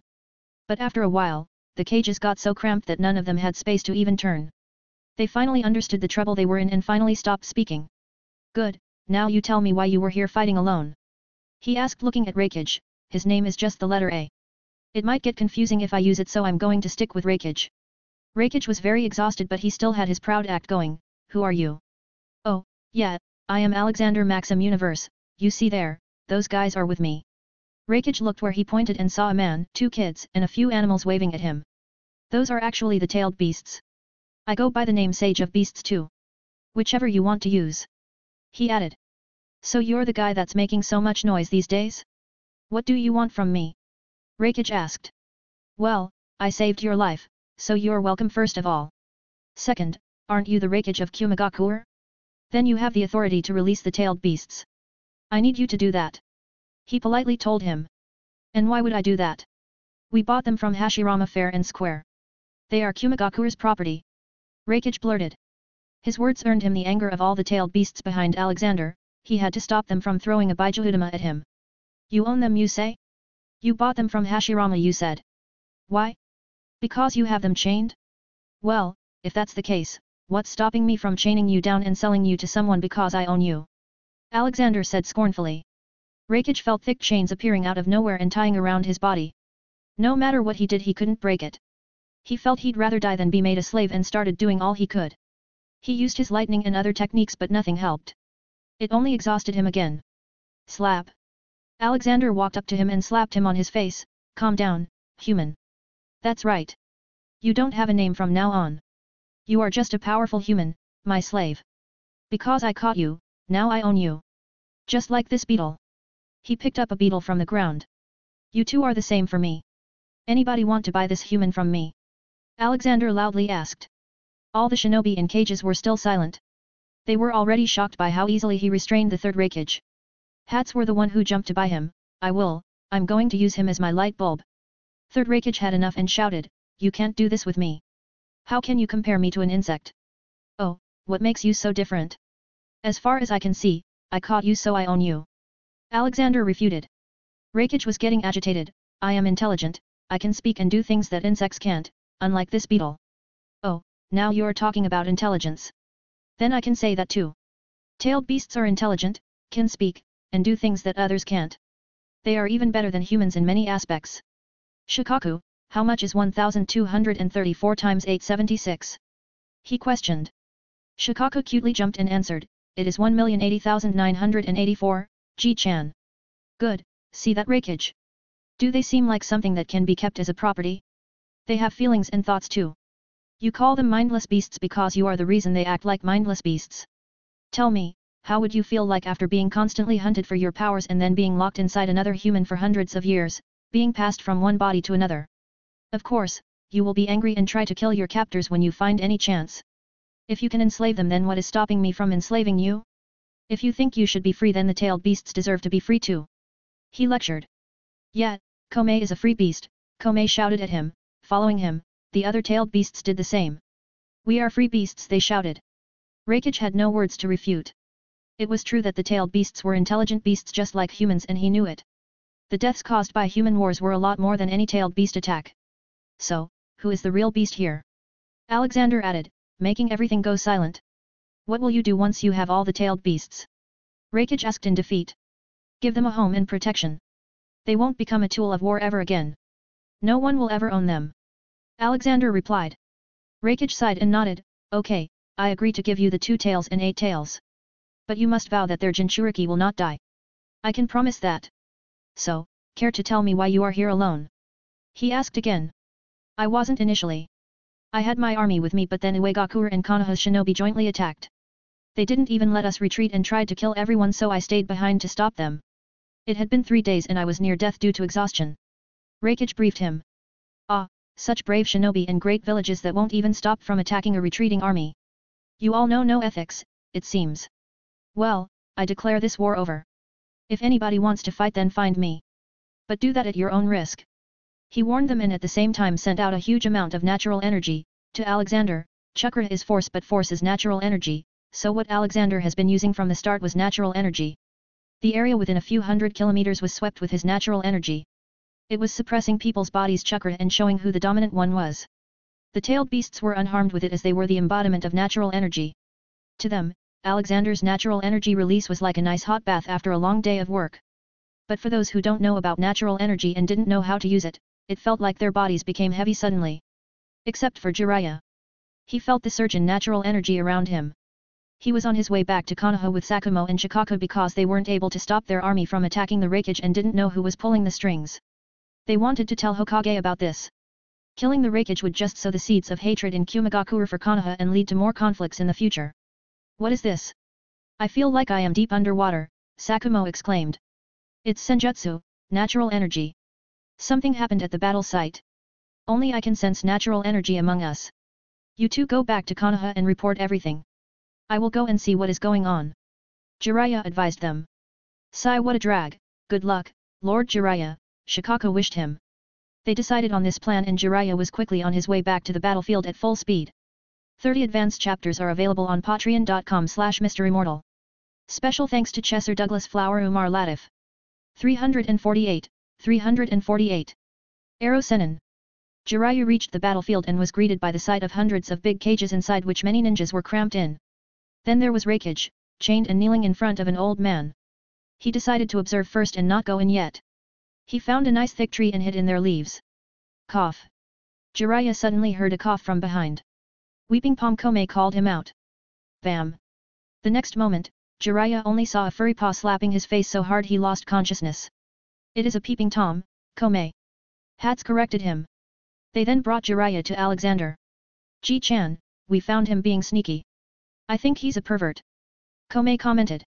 Haha, don't be judgmental now, Komei-chan. So, who is this guy? He questioned. That is the legendary Sennin, Lord Jiraiya. Itaka jumped close to him and answered. Haha, I remember now, they lost a 3vs1 battle with Hanzo and got this name. It is probably irritating to them being called legendary Sennin. Alexander sympathized. Hee, big melons. Jiraiya suddenly started making a very inappropriate face and made gestures like he was squeezing something with his hands. Yeah, he's a pervert. Komei, never let me doubt your character judgment. He disgustedly said. Yeah, he's famous for peeking into women's bathhouses in Konoha, Shisui added. Alexander looked back at the man and lightly slapped his face. Slap. Wake up, Arrow Sennin. Yes, once more. I like this. Jiraiya muttered in sleep. Is he taking pleasure in my beating? Alexander asked himself and this time gave a hard slap. Bam. Jiraiya woke up in shock. What? Where am I, my melons? You were peeping from that tree and got caught. Alexander simply answered. Jiraiya scratched his head. I nearly forgot you had tailed beasts with you. They must have sensed me. Jiraiya loudly thought. Ha, even I sensed you from 100 miles away when you were with 2 more ninjas, one of whom was most likely Sakumo Hatake. Alexander blurted. Jiraiya's mouth fell wide open. How did you sense me so far away? And who are you that can use so much natural energy? I am Alexander Maxim Universe, also known as Sage of Beasts. He introduced himself. So you really are the ancient sage? Well, I had my doubts. I was attracted by your explosion of natural energy. I had not felt such potent natural energy even in Mount Myaboku. Jiraiya excitedly exclaimed. Well, now you know what it was about. You can leave if you want.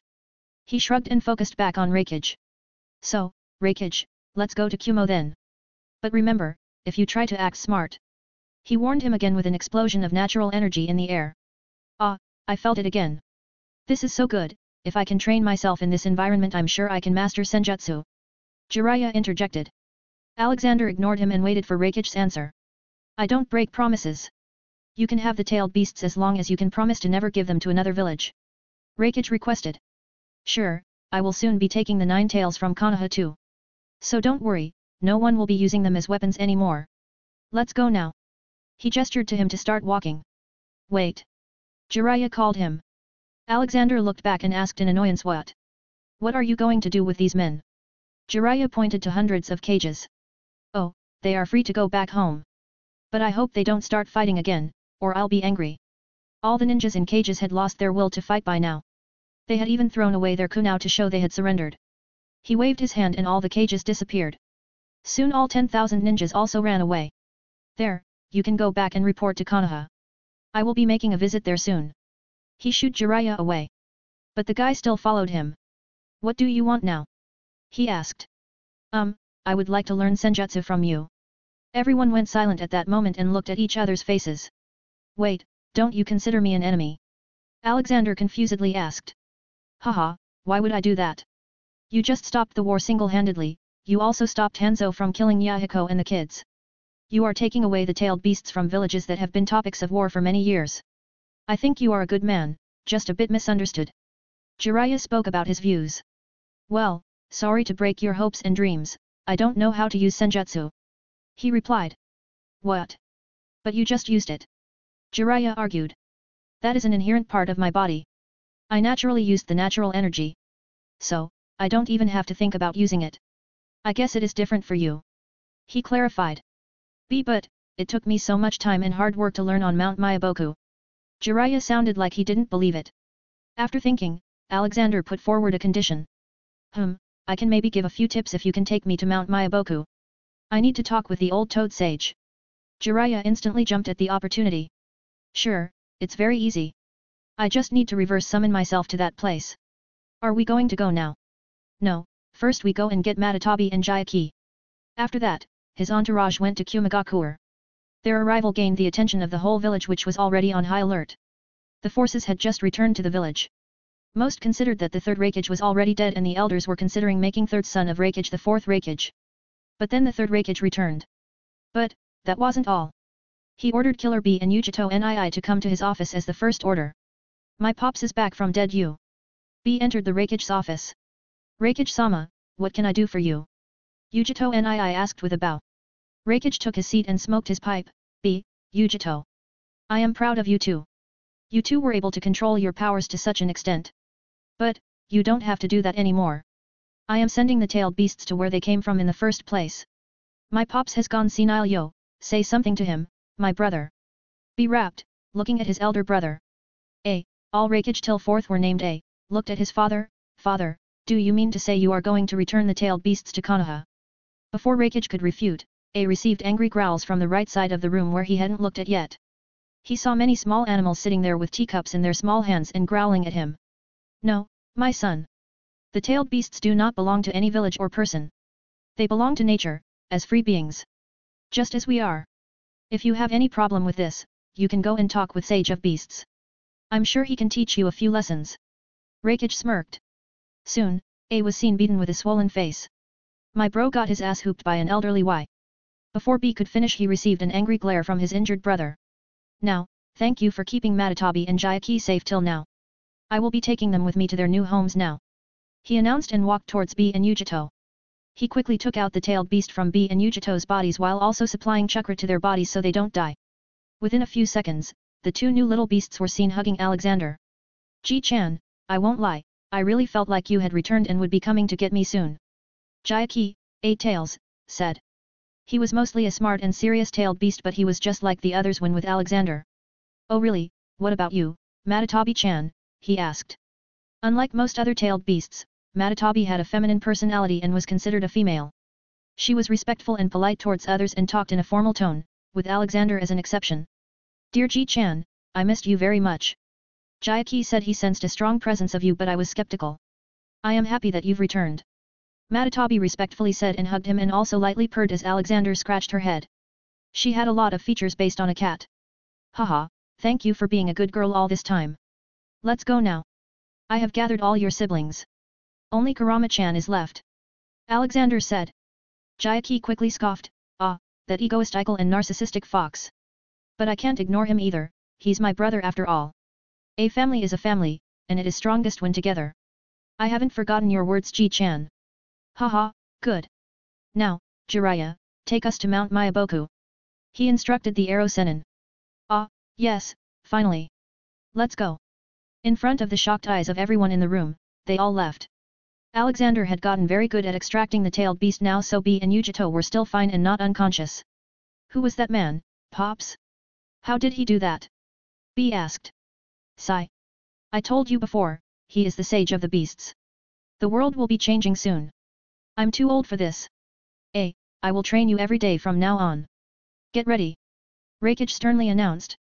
Alexander and his big group popped onto Mount Myaboku. Alexander looked around and felt the air was a lot better than normal land. Then he saw a giant toad hopping towards them. I hope they aren't poisonous he thought internally. A/N, I have drawn a new illustration for this arc. Check out Discord for full resolution. You can see Jiraiya, B, Yujito NII, Matatabi, Jayaki, and A on my Discord https://discord.gg/dghkrn or see them on Instagram https://www.instagram.com/MisterImmortal novel. 30 advanced chapters are available on patreon.com/MisterImmortal. Special thanks to Chesser Douglas Flower Umar Latif. 349. Do you want to fly? Jiraiya, good, you brought the prop-hekized man. I am Gamabuntat, the chief toad of Mount Myaboku. It is a pleasure to meet you, the sage of beasts. Gamabuntat talked in his hoarse voice. What prophecy are you talking about? Alexander confusedly asked. Jiraiya was also as much interested in knowing this. Great Toad Sage made a prophecy about you a while ago. He's never wrong. He said you'd be coming here soon. Gamabuntat explained to them. Then it feels more like a fact than a prophecy if they are so correct, Douglas interjected. Gamabuntat nodded his head, yes, you can say that too. His prophecy has never been wrong. Now, if you will follow me. Gamabuntat brought them to a building. In front of it, 2 small toads were standing. Though the 2 looked old. Once Alexander was near them they lightly bowed, welcome to Mount Myaboku, sage of beasts. I am Fukasaku, the head toad of this place. Come, my wife has set up a nice feast for us. Oh. Alexander noticed Jiraiya making ugly faces like he was going to vomit any moment. He didn't understand the reason behind him and followed him inside his house. They were soon brought in front of a long table with various baskets placed on it. In each basket, Different kinds of insects could be seen. From caterpillars, beetles to earthworms. Now I understand. He just remembered Fukasaku was a toad, so his diet would also be like a toad. Fukasaku quickly took his seat. Come, eat with us. All the tailed beasts sat on their seats and started eating. To them, eating insects was not a big deal as they had eaten them before. But for Alexander, Hats, Barry, and Douglas, it was not a happy sight. Haha, yeah, what a feast. But we are strict vegetarians. I will make food for myself. He took out many tacos from his always ready kitchen in the pocket dimension. Komei, who was chomping on some insects, looked at him, but Ji-chan. You just ate. Before he could complete the sentence, Douglas grabbed his mouth and stopped him from speaking further. Haha, Komei, it is bad to talk while eating, Douglas said wryly and said something in Komei's ear. No one doubted them and they were able to dodge the bullet and eat the meal. During the meeting, the wife of Fukasaku tried many times to make them eat the insects, saying it was her specialty. So, can we go and meet this great toad sage? He asked. Yes, we can. But I don't know if he will be waking up. He is too old now. Fukasaku told him. Just take me to him. I'll see what I can do. He insisted. Fukasaku nodded and asked him to follow. Jiraiya and Douglas followed him from behind. Okay, little ones. You stay here and have fun. I'll be back in a while. Fukasaku brought him to an old palace-like building. They went straight inside and found the old sage sitting on a chair fitting his size. He's sleeping. Meeting with him is all about luck. Jiraiya commented. Well, look at him. Sleeping so happily. Let's wake him up. Alexander sent a small jolt of lighting at the big toad. Toad's eyes instantly opened in shock. Oh I. Oh, he speaks French. Douglas joked. Alexander knew that the old man was very sick and would not be speaking up without help. So he gave the toad some natural energy healing. The wrinkled face of Gamamaru became much better in an instant. Gamamaru's tired-looking eyes opened fully and his face turned cheerful. What a wonderful feeling, I haven't felt like this in so many years. Ah, you are the man I prophesized about. Wait, how long was I asleep? Gamamaru was filled with questions. Fukasaku quickly answered him, you slept for 2 months this time, the great sage. Ah, that was a small nap then. Well, I knew you'd be coming, sage of beasts, but I do not know why. Gamamaru spoke. You can call me Alex, and I came to get some information out of you, Alexander said and took out the sketch of the black humanoid thing he saw the last time. Do you know what this thing is? He asked. Gamamaru's eyes widened as soon as he saw it. Where did you see him? He was trying to kidnap Shikaku, the one-tail. I caught him and was able to cut his arm. He answered. Troubling this is. This thing is called the Black Zetsu. Black Zetsu was created by Kagaya Otsutsuki shortly before she was sealed as the 10 Tails by her twin sons, Hago Romo and Hamura. It is responsible for many troubles throughout history. When Hago Romo later named his younger son, Azura, as the new leader of Ninshu, Black Zetsu tempted Hagoromo's elder son, Indra, to go to war with his younger brother. Over the centuries, it manipulated the two brothers' reincarnations in an attempt to get one to awaken the Rin-Egan, and also recorded many events for Kagaya, including Madara Uchiha and Hashirama Senju's last fight at the Valley of the End. Its main aim is to revive Kagaya. I learned all this throughout my various travels and prophecies. Tell me, this reincarnation thing. Is it still going on? Alexander asked. Yes, the last known incarnations of Indra and Azura were Madara Uchiha and Hashirama Senju. But no new incarnation has been born yet. Though that time is not far away. But nothing matters now as you are here, right? Gamamaru replied. Ha ha ha, yes. You're right. But tell me, why can't I sense this Black Zetsu even when it is so close to me? He asked. That may be because just like the tailed beasts. You as a whole, if not a part, are natural energy. This means that using natural energy is like breathing to you. Black Zetsu is the will of Kagaya, made from the same type of energy. Gamamaru explained. So I will have to lure him out and kill him in one strike. I will have to come up with a plan it seems. Alexander muttered. Wait, who is this Kagaya? What is this whole reincarnation thing? Jiraiya asked. Gamamaru looked at Jiraiya like he just noticed him. Ah, you. I remember your prophecy. But it will be only half valid now. Jiraiya was concentrating on his words now, which part? That I will become a pervert never seen in the world before. No, you will still be the greatest pervert in the world, I was talking about you teaching the child of prophecy who will unite the world. You will still be teaching him but not as a child of prophecy anymore. Just as a grandpa figure. Gamamaru told him. Why? The world doesn't need to be united now. Jiraiya asked. No, it will be united much earlier now. Because of the Seijo. Alex. Gamamaru replied. Cough. Alexander interrupted their talk, so, Gamamaru, did you see the fight between Kaguya and her sons personally? Yes, I did. It was terrifying. I thought the world would be destroyed that day but somehow we are still alive. I hope that Kaguya rots inside the moon forever. Alexander chuckled, well, now that I know most of the history, tell me how do I learn this senjutsu? It is very simple, you just channel the natural energy through your body, Gamamaru said. But I am already doing that. Alexander retorted. Then you have already mastered the natural energy, congratulations. Sigh. Alexander looked at Jiraiya, well, what do you want to learn? I don't break promises. What can you teach me? Jiraiya asked excitedly. Kid, do you ever wish you could fly? Alexander again used his ability to fly as leverage and got off easy. Seriously, flying was an ability that gets people excited by just having the prospect of someday learning and using it. You can see Gameabunta and Fukasaku on my Discord https://discord.gg/dghkrn or see them on Instagram https://www.instagram.com/MisterImmortal 30 advanced chapters are available on patreon.com/MisterImmortal. Special thanks to Chesser Douglas Flower Umar Latif. 350. Give me my trophy. Alexander stayed at Mount Myaboka for a while and taught Jiraiya how to use the magic to fly. It was hard for Jiraiya but easy for all the toads in Mount Myaboku. They learned it pretty easily and quickly. Haha, Jiraiya, focus more, Alexander instructed him while he sat on the side and sipped on some tea. Ah, this is so hard, even more so than the sage mode, Jiraiya complained. Alexander had helped Gamamaru get younger a bit and stronger so he could also walk and talk normally now. He also showed them a few more techniques of Jedi. The toads were very interested in all that. When Alexander was busy teaching, the tailed beasts, Hats, and Barry were busy playing somewhere. Douglas had decided to cut the overgrown grass of Mount Myaboki for some reason. Alexander doubted that because of his harsh punishments long ago, Douglas now had a fetish for cutting grass with small scissors. Itaki and Shisui were sent to Konoha by Jiraiya as they had been missing for a while now and Itaka's father may just declare Itaka dead if they didn't contact him soon. Ah, Gamamaru, how were these special places like Mount Myaboka filled with natural energy formed? Alexander asked. These are natural. It may have something to do with geography. It is always random. Gamamaru replied from his giant recliner chair. Glanpa. Alexander looked from where the noise came from. Ah, my beautiful family. Come here Amy, give Grandpa a hug. He walked up to them. Amy sweetly hugged him and whispered to him she is angry at you. Alexander shivered a little, I'll go and check.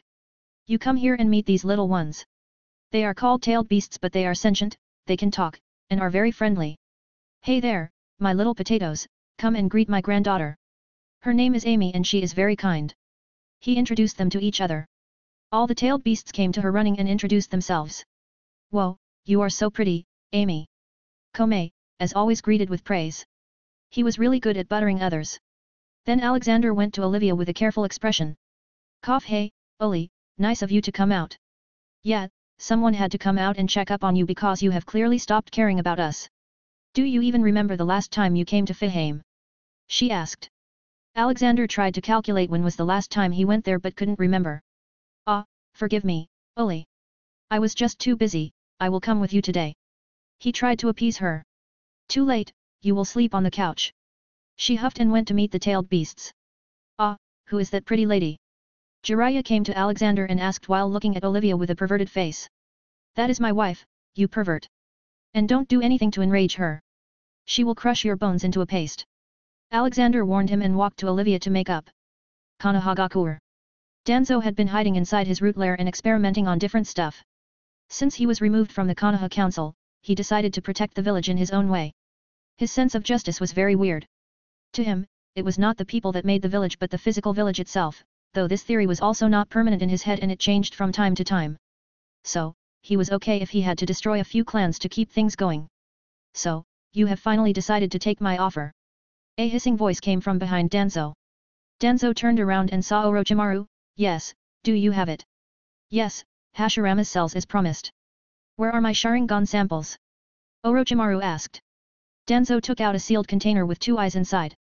Here, remember, if anybody finds out about this, I will pull every string possible to start a hunt for you.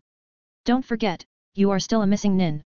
Of course, a pleasure doing business, Lord Danzo, tell me if you ever need me again, maybe we can cooperate more in the future.